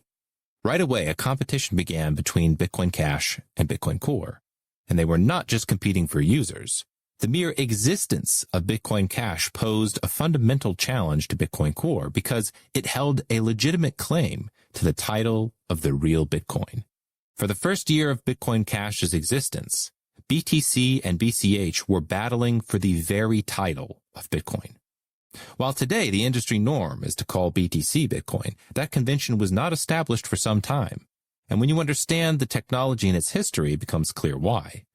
The battle over the name Bitcoin was and still remains critically important, and no group can ever be allowed to monopolize it. Vitalik Buterin echoed this sentiment back in 2017, even though he thought it was premature to call BCH Bitcoin, writing on Twitter, quote, "I consider BCH a legitimate contender for the Bitcoin name. I consider Bitcoin's failure to raise block sizes to keep fees reasonable to be a large and non-consensual change to the original plan, morally tantamount to a hard fork. That said, right now, I think trying to claim BCH equals Bitcoin is a bad idea, as it is a minority opinion in the greater Bitcoin community." End quote. The BCH fork raised 3 critical questions that every Bitcoiner must answer. Number 1, is Bitcoin identical to what the Bitcoin Core developers produce? Even the most rabid Bitcoin Core supporters have to admit that Bitcoin cannot simply be what the Bitcoin Core developers produce. It takes little imagination to see how such a project could be corrupted. For example, imagine that the main GitHub accounts associated with Bitcoin Core are compromised and change the code to require every transaction fee to pay a fee to an unknown address. Obviously, that would suggest Bitcoin Core has been hijacked, and the real Bitcoin would have to continue with a different software implementation. Since the threat of hijack is always present, that means Bitcoin must remain separate from the Bitcoin Core implementation to protect the network's integrity. But this brings up the next question. Number 2, when does forking away from Bitcoin Core become necessary? The Bitcoin ecosystem must always be prepared to switch software implementations if necessary. Otherwise, there's no defense against the corruption of developers. So there must be some criteria for determining when a fork is required. If every transaction is suddenly required to pay a fee to a mysterious entity, that's an obvious sign it's time to fork. But not every situation is so clear. For example, if the fundamental design of Bitcoin is changed to restrict people's access to the blockchain, that might also be a sign. Or if the most powerful developers form a company that diverts traffic from Bitcoin onto their own proprietary sidechain, that too could be a sign. The centralization of development is a permanent concern, and ironically, even the top developer, Vanderlaan, admitted so in 2021. In a blog post announcing that he no longer wanted to lead the project, he wrote, quote, "I realize I am myself somewhat of a centralized bottleneck. And although I find Bitcoin an extremely interesting project and believe it's one of the most important things happening at the moment, I also have many other interests. It's also particularly stressful, and I don't want it, nor the bizarre spats in the social media world around it, to start defining me as a person," end quote. When the lead developer admits they have become a centralized bottleneck, that might also be a sign that it's time to fork. The fact that forks are justified and necessary in certain situations raises the next critical question. Number 3. When does a fork earn the title of the real Bitcoin? By itself, the ability to fork the software does not prevent development capture. Forking the software must also come with a threat of capturing the pre-existing network effects. Each side of a fork must compete for the title of the real Bitcoin, and the BTC ticker symbol too. The integrity of the entire system depends on it. Most people do not realize that the ticker symbols, BTC, BCH, ETH, XMR, etc., are separate from the underlying blockchain that they're attached to. In fact, in the earliest days of Bitcoin Cash's existence, it traded on some cryptocurrency exchanges as BCC before the BCH convention was adopted. These ticker symbols are a large part of the network effects for any coin. In practice, whatever is traded on the exchanges under the BTC ticker is what people refer to as Bitcoin. So it's critically important that forks can compete for the dominant ticker symbol too. If Bitcoin Core always inherits these network effects, it's an enormous advantage and a substantial step towards totally capturing Bitcoin, since any new competitor would have to build up their own network from scratch. If the existing infrastructure defaults to Bitcoin Core no matter what, then all serious competition has been lost, and the core developers can never really be fired or replaced. Despite their importance, the preceding 3 questions are rarely asked. Asking them in public raises the ire of the social media engineers who desperately want to keep control of Bitcoin's narrative. If the general public ever recognizes that developer capture is an existential threat to any cryptocurrency project, they might realize that Bitcoin Core has already captured Bitcoin, and that Bitcoin Cash is the attempt to reclaim it. Immediately after the failure of Segwit2x, there was a real possibility that Bitcoin Cash would simply replace BTC as the real Bitcoin. I was not the only one who thought this. Within a month, the price of BCH went from around $650 to an intraday high of over $4,000. For a brief period, it looked like Bitcoin was going to free itself from Core once and for all. The momentum did not continue, however, and in the face of suffocating information control, the price of BCH has steadily decreased relative to BTC for the past few years. Bitcoin Core supporters are eager to declare a victory because of the large price differential between the two coins. But this is premature. In my view, the higher price of BTC is almost entirely due to the inheritance of network effects, not because people were excited about small blocks. Since years later, there is still hardly anybody who understands the difference between big and small blocks. Forum user Mortuus Bestia illustrates this point with a thought experiment imagining that BTC were a fork of BCH, not the other way around.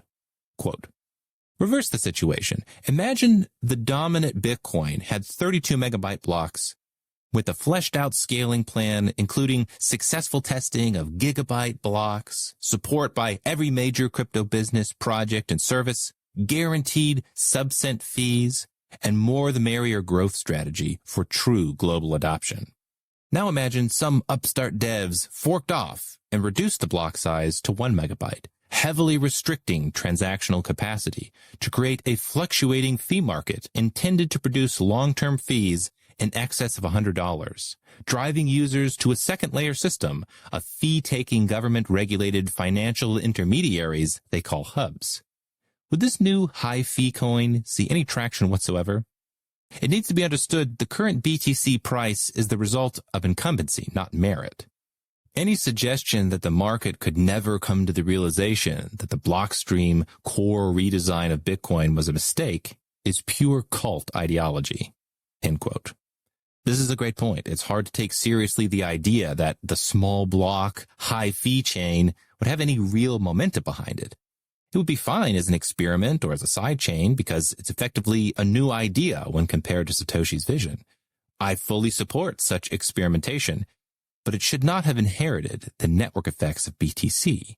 The entire industry has been stalled for years because their experiment has largely failed from a technological perspective. The most potent weapon in the arsenal of BTC maximalists has always been narrative control. So immediately they went to work using their old tactics of smearing people and directing the flow of information online. My nickname of Bitcoin Jesus was inverted to Bitcoin Judas, as if I was a great betrayer of Bitcoin, despite my ideas remaining constant since 2011. A campaign was created to only refer to Bitcoin Cash as Bcash, to discredit and distance BCH from the Bitcoin brand.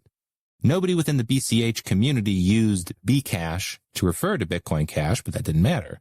They even created a fake Reddit page called r/Bcash, controlled by small blockers, which would direct people to it from the popular r/Bitcoin page to mislead them.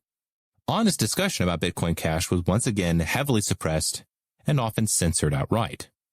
Having seen these tactics before, many big blockers assumed the Bcash campaign was coordinated by the same bad actors, and leaked conversations strengthened that suspicion. In a Slack conversation between Adam Back and Cobra, the pseudonymous co-owner of the Bitcoin.org domain, Back tries to convince Cobra to hand over the domain to somebody else because he accuses Cobra of being secretly sympathetic to the big block philosophy. To make his case, Back points out that Cobra, quote, just said Bcash has advantages and didn't call it Bcash, end quote, as if merely not using the term Bcash was suspicious behavior. Despite being extremely petty, this tight coordination of language among maximalists has proven effective for reinforcing the narrative that Bitcoin Cash is not a project to be taken seriously. BCH developer Jonald Fuchbal wrote an article summarizing his thoughts about the motivation behind the Bcash campaign. He explained, quote, it's simple.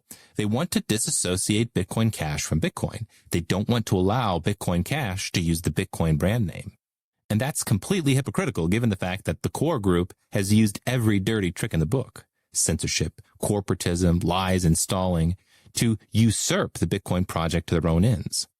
They are hoping new users won't even realize there's another version of Bitcoin. They're hoping those users won't realize that Bitcoin was originally peer-to-peer electronic cash, not the settlement layer that Core is pushing. And ultimately, they're hoping people don't see that Bitcoin has changed course and that there's a version of Bitcoin that stayed true with the original formula. Jonald's thoughts accord with my own, and I know many who will agree in private. Chapter 21. Bad Objections. The Bitcoin maximalist playbook should be clear by now. Relentlessly push a narrative and then attack anybody that questions it. Censor discussion and revise history if necessary. Utilize social media to harass, shame, and bully people into submission. I expect these tactics will continue in the future because they have been effective so far, and also because the Bitcoin narrative is quite fragile. Anybody willing to dig beneath the surface will quickly find holes in their story. While there are endless examples of outrageous, deceptive behavior, not every criticism of Bitcoin Cash comes from bad actors. Information has been tightly controlled online for several years, so most people are simply confused because they've only heard one side of the story. The most common criticisms of BCH are easy to refute, but still worth addressing. Number 1. Serious technical problems. The Bitcoin standard is one of the biggest contributors to the confusion because it contains some basic errors. Amoose's claims about scaling have already been addressed, but he makes dubious claims about BCH too. After noting the large price differential between BTC and BCH, he writes, quote, "Not only is Bitcoin Cash unable to gain economic value, it is also dogged with a serious technical problem that renders it almost unusable." End quote. This appears to be an exaggerated reference to the Emergency Difficulty Adjustment, or EDA, that Bitcoin Cash briefly used after its creation. Before the 2017 fork occurred, it was unclear how much hash rate the BCH chain would have, so the EDA was created to ensure that the blockchain would continue to remain functional, even with a small number of miners. The downside was that the EDA could cause oscillations of hash rate, alternating between excessively fast block production and excessively slow. These fluctuations were not a serious technical problem. They were expected beforehand, though their magnitudes were underestimated. However, it did become disruptive, and after a couple of months, the EDA was simply removed and replaced with a better algorithm, as planned. Number 2, it's Roger Vere's coin. I've lost track the number of times I've been called the creator of Bitcoin Cash due to my promotion of it. But this claim is quite simply false. I had nothing to do with the creation of Bitcoin Cash. In fact, I supported Segwit2x because I did not want the industry to fracture in two. My first preference was to keep BTC together, and it was only after Segwit2x failed that I decided to throw my full support behind Bitcoin Cash. Even more fundamentally, I refuse to pledge allegiance to any particular coin. I have always been in support of a multi-coin future in which users can choose from many options. Competition is healthy, and if BCH loses the competition to another coin, and if that project increases the total amount of economic freedom in the world, I fully support it. Bitcoin Cash looks promising because of its underlying technical capability, but if another coin has better fundamentals, then I support its use and adoption too. Plus, since I personally witnessed the capture and corruption of BTC, I am painfully aware that it can happen to BCH or to any other project. No technology or community is perfect, and success is never guaranteed. So my focus is on the general utility of cryptocurrency to improve the world and not any particular coin for its own sake. I am not the creator of Bitcoin Cash, but I am one of its biggest proponents. Number 3, only a handful of miners. Another popular objection is to say that only a handful of miners control Bitcoin Cash. Concern over miner centralization is a valid one for proof-of-work blockchains. 51% attacks are always possible. But this criticism falls flat because it's not applied consistently. Large mining pools do control a significant percentage of the hash rate due to Satoshi's design, but this fact is true for BTC, BCH, BSV, and any other proof-of-work chain that uses the SHA-256 algorithm. In fact, the exact same miners will often switch between the chains as the profitability of mining them fluctuates. Figure 8 shows the mining centralization on BTC as of March 2023.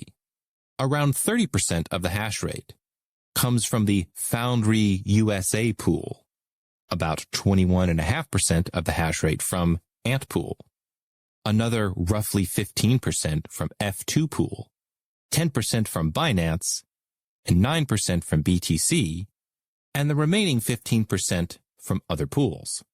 This diagram shows 3 mining pools with over 65% of the total hash rate.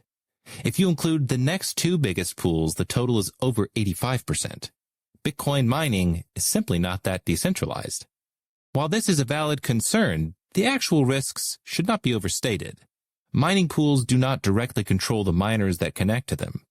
For any reason, the individual miners and the machines they operate can switch to a different pool. So, even if a pool operator wanted to coordinate a 51% attack, they have no mechanism to force individual miners to go along with it. Any criticism of Bitcoin Cash for its mining centralization needs to be applied consistently across all SHA-256 chains.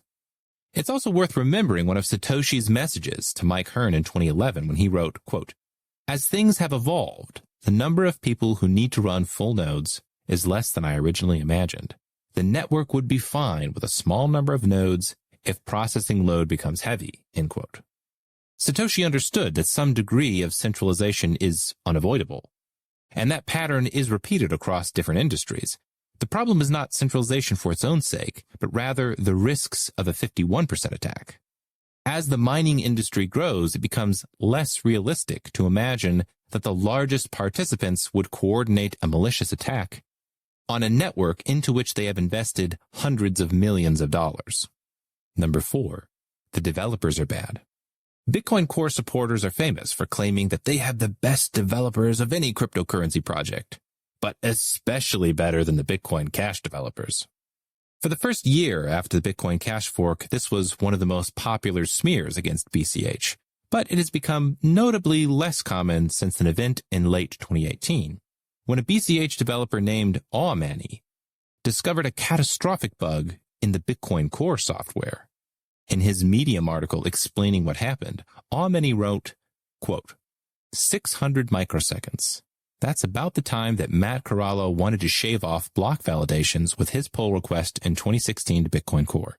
This 600 microsecond optimization now resulted in CVE-2018-17144. Certainly the most catastrophic bug in recent years, and certainly one of the most catastrophic bugs in Bitcoin ever. This bug was initially suspected to potentially cause inflation, which was reported because it led to reliable crashes and confirmed by closer analysis to be actually allowing inflation, end quote. Of all the possible bugs in Bitcoin, inflation bugs are one of the worst. If exploited, it could have allowed anybody to secretly create new coins out of thin air. Awmany was so shocked by the severity of this bug and the fact that it passed peer review from people like von der Laan and Greg Maxwell that he wondered whether it was intentional. Quote, I also have to be honest, this change creates an unavoidable element of suspicion in me.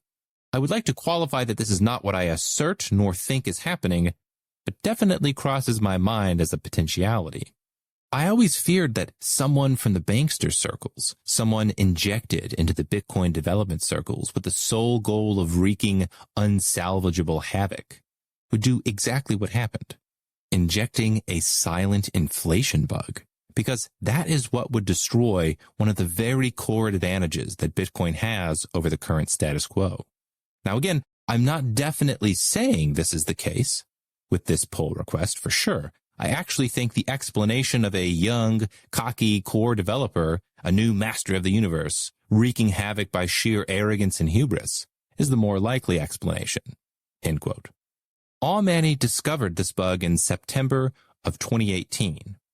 Despite experiencing the hostility of the core developers for years, he decided to disclose the bug to them privately and not exploit it for financial gain. He could have seriously damaged the reputation of Bitcoin Core and the credibility of BTC, but chose not to. His goodwill was not returned, and instead of gratitude, his disclosure was met with more criticism, and the individuals involved refused to take responsibility for the catastrophic bug. He later wrote, quote, I have yet to see anything resembling an admission of being imperfect by the developer in question, or any other prominent core developer for that matter, end quote. After this event, maximalists still refused to give Awmany the respect he deserved, but it did quiet down claims that Bitcoin Core had a monopoly on all the competent developers. Chapter 22. Free to Innovate. Forking away from Bitcoin Core allowed the Bitcoin Cash developers to improve more than just the block size limit. Other features that Satoshi built into the original design have been reactivated, and other innovations have improved BCH's capacity to create smart contracts, seamlessly issue tokens, and maximize transaction privacy. Entrepreneurs and developers now have more tools available for them to build directly on Bitcoin without having to worry about their product breaking due to the extreme limitation of small blocks. The Bitcoin Cash developers quickly uncapped some of the unnecessary restrictions placed on Bitcoin. The software functions by using operation codes or opcodes to construct and process transactions. One of these opcodes, OP_RETURN, was previously mentioned in Chapter 14. OP_RETURN allows data to be added to the blockchain in an easy and scalable way. The size of OP_RETURN was tripled in BCH, allowing it to be utilized much more easily. Different companies have already used this feature to build next-generation internet services like decentralized social media platforms. Early in Bitcoin's history, some of Satoshi's original opcodes were deactivated as a precaution, but the core developers never bothered to re-examine or reactivate them. The Bitcoin Cash developers successfully reactivated several of them in May 2018, further expanding functionality. They also added a brand new opcode called op_check_datasig, which allows the software to incorporate data outside the blockchain, or to be used within smart contracts. Since then, even more opcodes have been added, including a host of new native introspection opcodes that combine together to greatly improve the sophistication of BCH's smart contracting system and help make the code simpler, smaller, more efficient, and more powerful. Freed from Bitcoin Core's roadmap, the BCH developers could finally return to the original focus and purpose of Bitcoin as a digital cash payment system.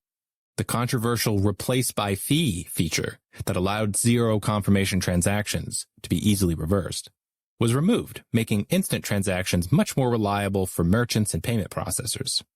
Bitcoin is complex, and the more complex it becomes, the more difficult it is to build wallets and other tools. RBF added unnecessary complexity, but that paled in comparison to the changes introduced by Segwit. Among other complexities, Segwit used a new address format, leading to difficulties in transacting between wallets which didn't support Segwit and the new format.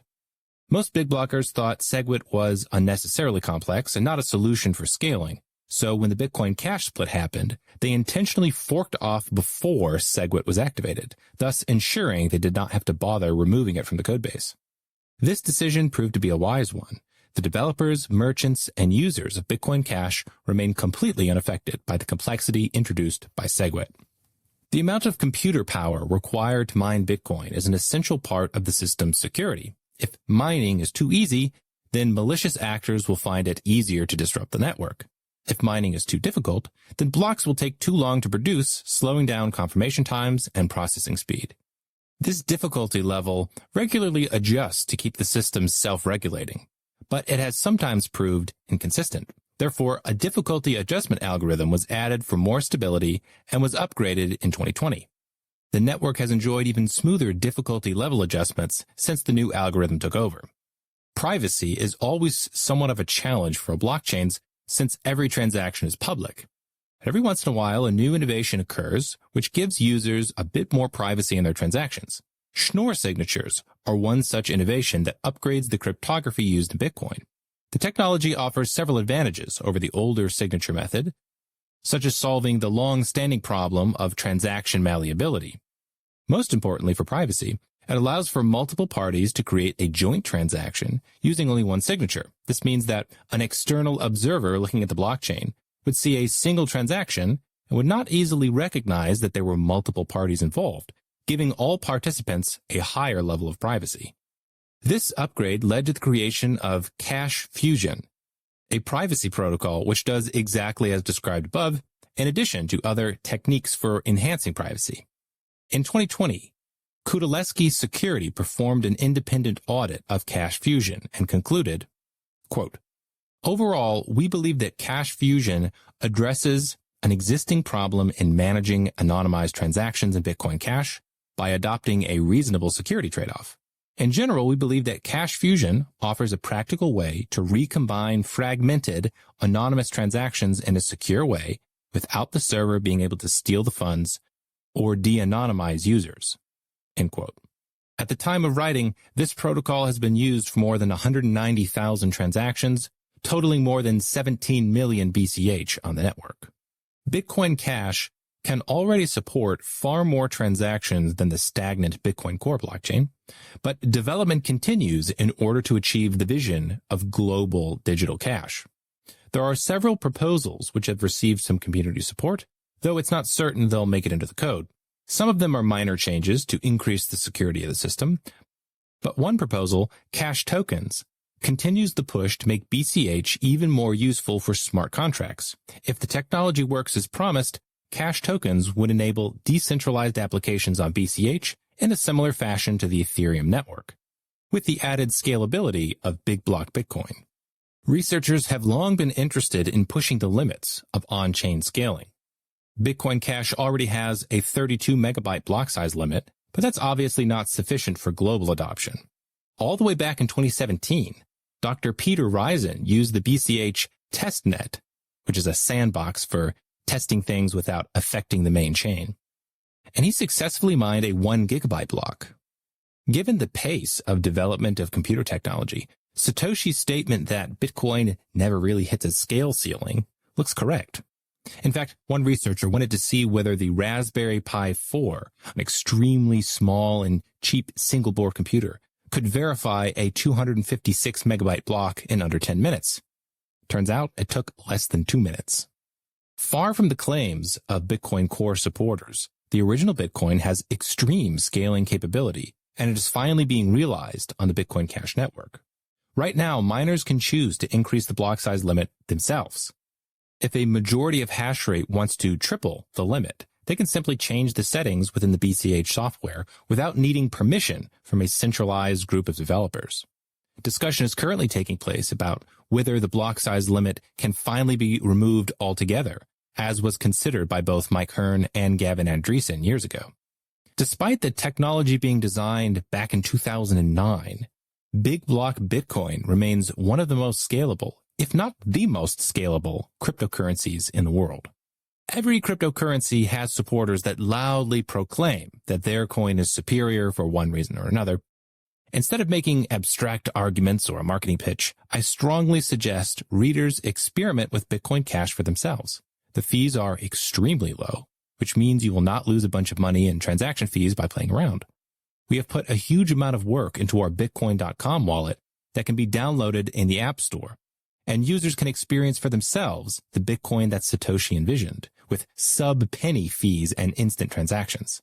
The experience is so good when compared to other projects, it speaks for itself. Chapter 23. Still Forking Around. Bitcoin Cash is not the perfect cryptocurrency, and it does not have a perfect community surrounding it. There are still real problems present, some of which can only be managed, never resolved. While the technology is incredible, it has not solved the difficult social problems that emerge whenever large numbers of people are working together on a project, and questions about proper governance have not disappeared. The problems we've forked away from with Bitcoin Core have resurfaced to a lesser degree in Bitcoin Cash. As a result, 2 more forks have happened since the split with BTC in 2017. Neither fork was motivated primarily by technological disputes, but rather from the personalities involved. From my perspective, the least attractive part of Bitcoin Cash is the fact that these splits have occurred and have splintered the big block community even further. Despite this serious problem, the forks have also demonstrated that the Bitcoin Cash community will not tolerate attempts to hijack the protocol, unlike what happened with Bitcoin Core. Forks are not inherently a bad thing. In hindsight, Bitcoin probably would have been better off forking away from Core several years earlier. When irreconcilable differences occur within a community, forking is a great way for each side to develop its own project independently. It's like an evolutionary process, with different groups branching off to find their own unique form. If they make positive changes, then their projects will have a better chance of success. If they make negative changes, their projects will naturally die off. These forks come at a cost, though, because they necessarily splinter the network effects into smaller parts. And the network effects are a huge part of any cryptocurrency's success. Forks also reduce the pool of talent and energy within a project, and they seem to inevitably cause bitterness and rivalry between the camps. Another loss of energy and focus on productive goals. Merchants, too, can be harmed by forks, since there's often drama involved and they have to figure out whether they're going to take a side or stay neutral. Forks can be extremely valuable if they're necessary, but they can be extremely harmful if not. So, given the stakes involved, what was so serious to have caused 2 further forks within the big block community? The story is similar to what happened in BTC. A few self-appointed leaders tried to take full control of the software development. But this time, both attempts failed. unfortunately not without fracturing the network even further. Big blockers were finally unified around Bitcoin Cash after the split from BTC in 2017. We all recognized the genius of the original design and wanted to break free from Bitcoin Core to scale the technology immediately. However, discussions about scaling did not disappear. Just how fast should the block size limit be raised and to what levels? The first split to occur was between different Bitcoin Cash implementations. The most popular implementation was still Bitcoin ABC, led by Omri Sachet, the main programmer behind the 2017 BCH fork. But some people thought the roadmap of Bitcoin ABC was too reserved, and it did not scale aggressively enough. So a separate development team was formed called Bitcoin SV. The SV stands for Satoshi's Vision, since they claimed to be implementing the vision of Bitcoin's creator. While this may have been a laudable goal, the effort was complicated by the leadership of a man who claimed to actually be Satoshi himself, Craig S. Wright, or CSW. CSW is a unique character, and most people are extremely skeptical of his claim. However, for some time, I did think he might actually be Satoshi. I have great respect for Gavin Andreessen, and Gavin once claimed that he thought Craig was Satoshi, even though he could not be sure. After a handful of other respected minds within Bitcoin said the same thing, I trusted their judgment. Plus, it helped that Craig was unabashedly a big blocker who knew Bitcoin had the potential to scale massively. However, since that time, an enormous amount of controversy has erupted about his claim to be Satoshi, and the evidence he has provided publicly is extremely suspicious. Whether or not his claims are true, he was able to successfully rally a community of people around his vision for Bitcoin's future. One prominent Bitcoin SV supporter was Calvin Ayre, a successful businessman with a background in online gambling, who ended up providing the financial resources to develop the Bitcoin SV software. Unfortunately, some technical details of Bitcoin SV and Bitcoin ABC were incompatible, and it did not look like either side was eager to compromise. So in August of 2018, a group of miners and entrepreneurs met in Thailand in order to see if another split could be avoided. At that time, I thought Bitcoin ABC's implementation was more promising, but I was optimistic that we would find common ground. I attended and had a reasonable discussion with Ayre over dinner the night before the conference.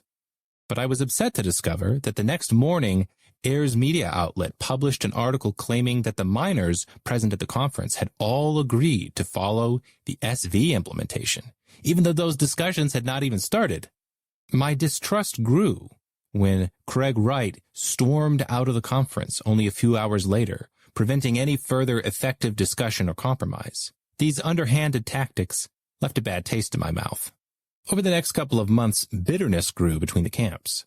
Another contentious hard fork looked likely, though this time it was unclear how it would be resolved. Bitcoin SV and Bitcoin ABC were compatible with each other until either side made fundamental changes to their software, and even then, two incompatible implementations would not necessarily yield two separate blockchains. Another possibility was that with sufficient hash rate, one side could completely defeat the other, with the minority chain being destroyed outright. Though this sounds like a more disruptive outcome, it might actually be preferable, since in a winner-takes-all scenario, the victor preserves all the existing network effects. If two separate, viable blockchains emerge, that means the existing network effects are split between them, and two separate coins will emerge from the fight. This kind of competition has been called a hash war, since the battle is about who can gain the support of the most miners. Bitcoin ABC and Bitcoin SV looked like they were on a collision course to fight a hash war. Since my focus has always been on using Bitcoin for payments, I knew the credibility of Bitcoin Cash could take a hit if the network experienced significant disruption. So I spent more than $1 million renting mining equipment to ensure ABC secured more hash rate than SV. As a further precaution, Omri Sachet added code that prevented reorganizations of the ABC chain that were larger than 10 blocks in size. However, this code never came into effect as the ABC chain accumulated more hash rate than the SV chain, and both sides ended up existing as separate networks. Bitcoin SV ended up creating a new coin that gained the ticker symbol BSV. While I was pleased that my side won the battle, and we successfully got rid of the extremely divisive Craig Wright, The victory came at the cost of shrinking the size of our network even further. After the BSV split, big block Bitcoiners were no longer unified around one project. Since that split in November of 2018, BSV has fallen further behind in BCH in terms of price and hash rate. As a result, their strategy seems to have shifted towards relying on patent trolling and lawsuits. I've been repeatedly sued by Craig, as have a long list of people in the cryptocurrency industry. These tactics have been widely condemned. As a result, BSV has one of the poorest reputations of all cryptocurrencies. Most exchanges have banned BSV's coin from their platforms, further hampering its acceptance. While I completely support and encourage competition between projects, I find it impossible to overlook the fact that BSV's leadership has decided to weaponize the legal system to harass and harm people, myself included. In February 2023, Gavin Andresen updated his personal blog with a note to readers. At the top of his famous article from 2016 that explained why he thought Craig was Satoshi, he added, quote, "I don't believe in rewriting history, so I'm just going to leave this post up. But in the 7 years since I wrote it, a lot has happened. And I now know it was a mistake to trust Craig Wright as much as I did. I regret getting sucked into the who is or isn't Satoshi game, and I refuse to play that game anymore." End quote. Every big blocker saw that the funding model for Bitcoin Core developers was broken. Blockstream corrupted several key programmers who worked with conflicts of interest. However, just because we can see the problems in Bitcoin Core does not mean we have found a perfect solution in Bitcoin Cash. Unresolved questions still remain about the best mechanism for funding development. These questions have occasionally surfaced since 2017, and they ended up causing yet another split in 2020. Omri Sachet was the lead developer of Bitcoin ABC, which was the leading software implementation of BCH until 2020. Sachet had a reputation for being technically competent.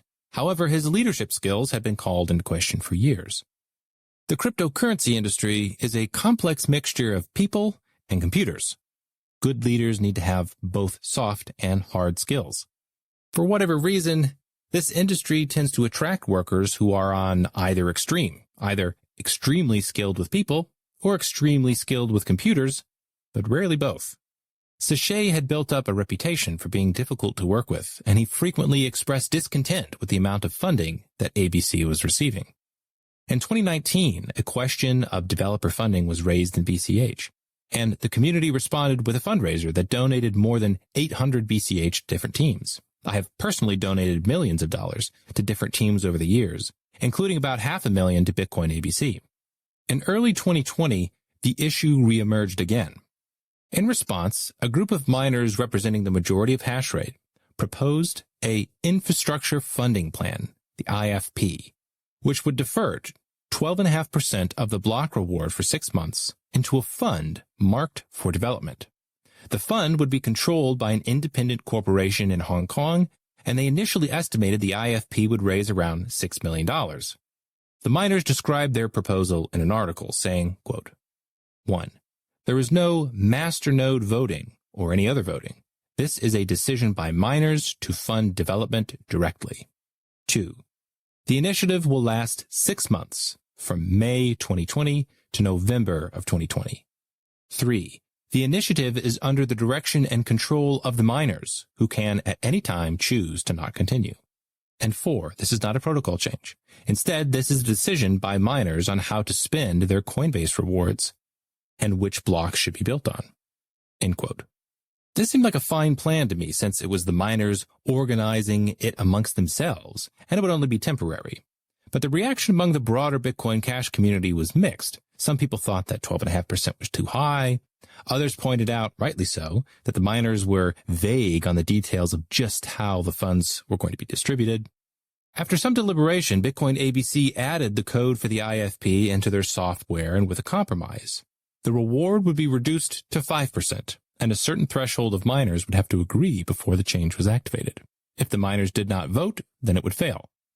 The whole idea proved unpopular, and it sparked the creation of a competing software implementation called Bitcoin Cash Node, or BCHN, which did not support the IFP. The BCHN team also provided an alternative to Omri Sachet's leadership, which had weakened since after attacking and alienating the people around him. So with increasing miner support behind BCHN and decreasing support of ABC and Omri Sachet, the IFP failed. So in response, Sachet announced in August of 2020 that Bitcoin ABC would be implementing a new version of the IFP that November. His new version changed some key variables. The percentage of the block reward going to development was increased from 5% to 8%. It became permanent. It did not require a threshold of miners to activate. And perhaps most outrageously, the funds would be sent to a single address, controlled by Sachet himself or somebody closely affiliated with him. In other words, Omri Sachet decided his Bitcoin ABC implementation should be funded straight from the BCH block reward indefinitely. Not even Bitcoin Core was that brazen. In an article announcing the new plan, Sachet made it clear he did not care who disagreed. The plan would move forward without discussion, saying, quote, "While some may prefer that Bitcoin ABC did not implement this improvement, this announcement is not an invitation for debate. The decision has been made and will be activated at the November upgrade." End quote. A large portion of the Bitcoin Cash community was outraged. Bitcoin ABC wanted to position itself as Blockstream or Bitcoin Core 2.0 and secure a whopping 8% of the block reward for itself indefinitely into the future. A great financial opportunity if the BCH network allowed it. Dr. Peter Risen wrote flatly, "Omri Sachet is literally modifying the BCH protocol to issue coins to himself and to his friends." End quote. More frustration came from fellow BCH developers like Jonathan Tumim, who chimed in, quote, "For 3 years, Omri Sachet was the single most productive developer in the BCH full node space. This was true because, as the maintainer of Bitcoin ABC, he was able to prevent anybody else from getting much of anything done." End quote. Despite the criticism, Sachet did not budge, and his new code was incorporated into Bitcoin ABC, which was scheduled to go live in November 2020. So 3 years after the split from Bitcoin Core, in which BCH became the minority chain and had to build up its network effect from scratch, a similar situation happened again. If Sachet succeeded in effectively hijacking Bitcoin, I admit I would have become extremely pessimistic about the viability of big block Bitcoin, not for any technical reason, but because it would have demonstrated a systemic weakness to developer capture. However, to my delight, the Bitcoin Cash community would not accept his takeover, and neither would the miners. More hash rate moved over to BCHN, and when November did roll around, Bitcoin ABC failed to secure enough support and forked itself off the main network. Omri Sachet was fired, and his project took on a new name, eCash, that exists today on a separate blockchain. On the one hand, these forks have been damaging for the continuity and growth of Bitcoin Cash. Every time there's a contentious split, the network shrinks, bitterness grows, the user experience gets worse, and talented individuals leave due to the drama. However, on the other hand, Bitcoin Cash successfully fired a development team that tried to hijack the protocol for their own gain. That's a great sign. Bitcoin Cash is now free from Blockstream, Craig Wright, and a disgruntled Omri Sachet. I challenge anybody to find a blockchain more resistant to developer capture. Chapter 24. Conclusion. We are at the beginning of a monetary revolution. From a historical perspective, the blockchain is still a brand new invention, and like any other powerful new technology, it can make the world a considerably better or worse place. If we're not careful, it might be co-opted and used to track and control people at an unprecedented level. But if we unlock its potential for good, it will usher in a new era of sound money, personal freedom, and prosperity. The benefits of sound digital money are enormous as the risks of unsound digital money. If I have learned anything in the last decade, it's that this power has not gone unnoticed. The political and financial establishment has taken note of Bitcoin and other cryptocurrencies because they are an existential threat to the status quo. Transactions that are not peer-to-peer require third parties to facilitate them. And the old-fashioned financial system is largely composed of third parties. banks, payment processors, credit card companies, regulatory agencies, and central banks manipulating the monetary supply. Middlemen are everywhere, profiting in some way from every transaction they touch. Satoshi's version of Bitcoin, used for everyday commerce with large blocks and universal access to the blockchain, routes around these intermediaries. The Bitcoin Core version does not. In fact, BTC now depends on the old system in order to work for the average person. Even the Lightning Network depends on trusted third parties, since nearly everybody must use custodial wallets, which are merely account balances held with a company. There is nothing revolutionary about that. At the end of 2021, Cointelegraph wrote an article that demonstrated this point well. Quote, South Korean crypto exchange Coin1 has announced it plans to no longer allow withdrawals of tokens to unverified external wallets starting in January. Coin1 said users would have from December 30th to January 23rd to register their external wallets at the exchange, after which time it would restrict withdrawals. The exchange specified that crypto users could only register their own wallets, and the verification process may take some time and could change in the future. According to Coin1, it planned to verify users' names and resident registration numbers issued to all residents of South Korea to ensure crypto transactions were, quote, not being used for illegal activities such as money laundering, end quote. The whole world is trending in this direction, where companies are forced to comply with regulations that completely strip their customers of privacy. One way to fight this trend is to keep transactions peer-to-peer and not use custodial wallets. However, this is not feasible if the cryptocurrency being used does not scale to allow everybody access to the blockchain. We may never know the true motivation behind Bitcoin Core's decision to overhaul Satoshi's design.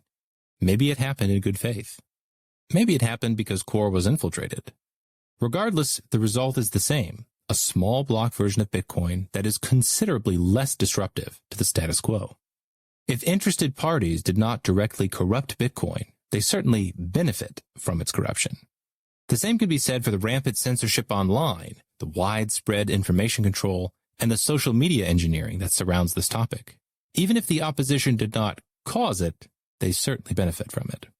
First-generation Bitcoiners like myself, who wanted to see Bitcoin widely adopted as peer-to-peer electronic cash, have failed so far.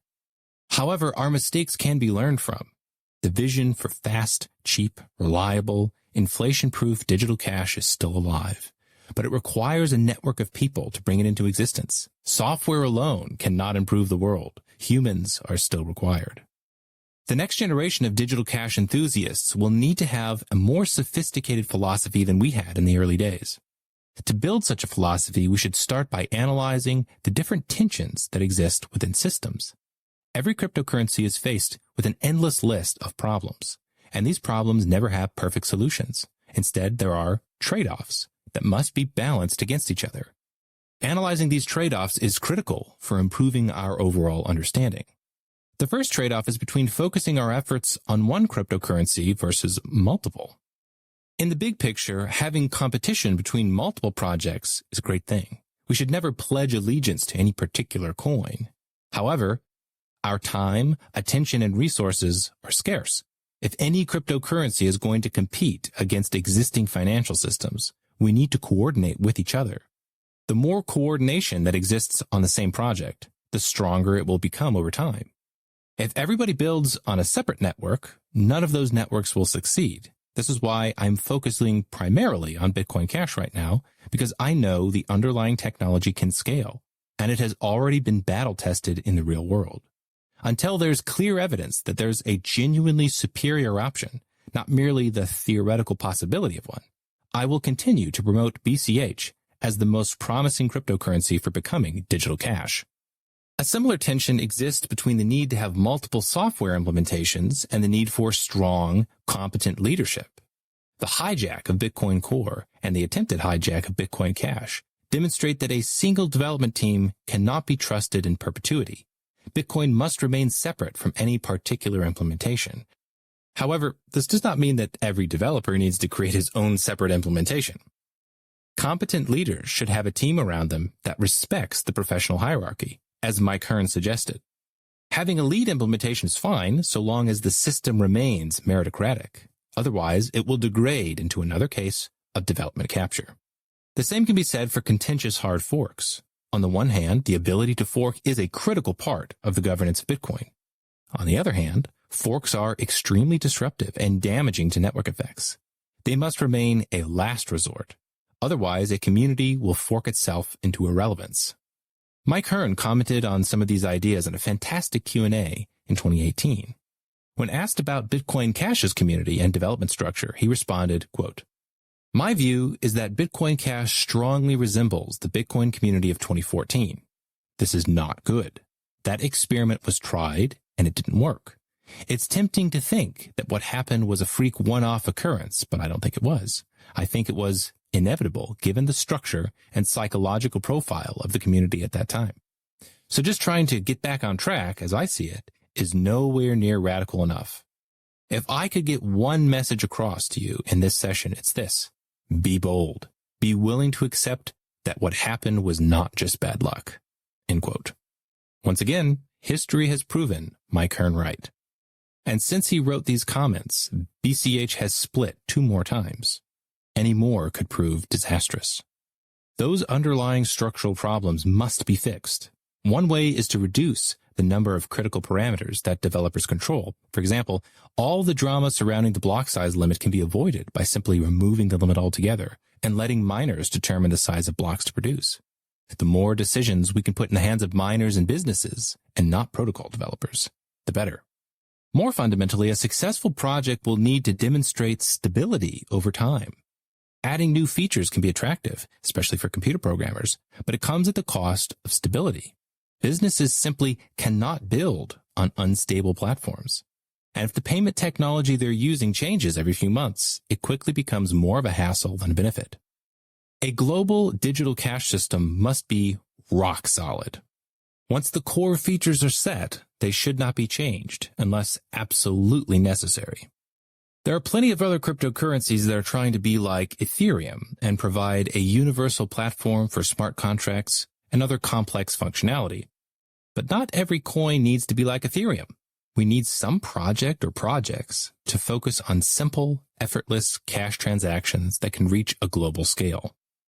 One more feature that is unique to Bitcoin is worth addressing. Both BTC and BCH have diminishing block rewards over time, which means that before long, miners will receive the vast majority of their revenue from transaction fees, not from newly minted coins. This poses a serious challenge to BTC because of small blocks where high fees are necessary in order to maintain security. But BCH miners will continue to have a straightforward profit mechanism thanks to Satoshi's original design. Simply by scaling the user base and processing more transactions, they can get paid well. For example, if 500 million people are transacting with Bitcoin Cash twice a day, that's 1 billion daily transactions. With a fee of 1 penny per transaction, that's around $10 million per day of revenue, or over $3.5 billion per year split among miners. This provides a great incentive to keep scaling the network indefinitely. The cryptocurrency industry is notorious for being toxic and divisive, where competing projects are viewed as mortal enemies. But in the bigger picture, most of us are on the same side. We want more human freedom and less centralized control over our lives. The world is ready for peer-to-peer electronic cash. The Bitcoin core narrative, despite its many factual errors, has inspired millions of people who are eager to see the separation of money and state. The concept of digital gold has proven popular. Just wait until people realize they can have digital gold and digital cash at the same time on the same network with the same currency. Most people simply do not know the story of Bitcoin Core. They don't know that blockchains can scale just fine and that the Bitcoin network was intentionally redesigned to have high fees. They don't know that Blockstream profits by diverting traffic onto their own proprietary network. They don't know about the failures of the Lightning Network and the inevitable proliferation of custodial wallets. They don't know that the information they consume online has been tightly controlled and censored for years to promote a single dominant narrative. But they are totally on board with the idea of sound digital money that is not controlled by a centralized authority. A beautiful vision that simply cannot be realized on the current BTC network. So in one sense, despite the widespread misinformation, the hardest sell is already done. Switching from one blockchain to another is easy compared to getting sold on the idea of cryptocurrencies in the first place. The last decade has been a whirlwind for me personally. I have seen the birth of a breakthrough technology and its subsequent corruption. I helped to plant the seeds of an emerging industry, saw them grow, and have made lifelong friends along the way. My enthusiasm for promoting Bitcoin got me the nickname Bitcoin Jesus, only to be demonized a few years later as Bitcoin Judas for preaching the same message. I have watched the value of my assets rise and fall millions of %. It has truly been a wild ride. I hope it will be clear in 30 years' time that the physical, mental, financial, and emotional investments put into this industry have made the world a dramatically better place. The success of Bitcoin and other cryptocurrencies should not be measured by how expensive the coins are, nor how rich the early investors become, but rather how much freer the world has become by utilizing this wonderful new technology. This is the end of Hijacking Bitcoin, The Hidden History of BTC, by Roger Ver, co-written with and narrated by Steve Patterson.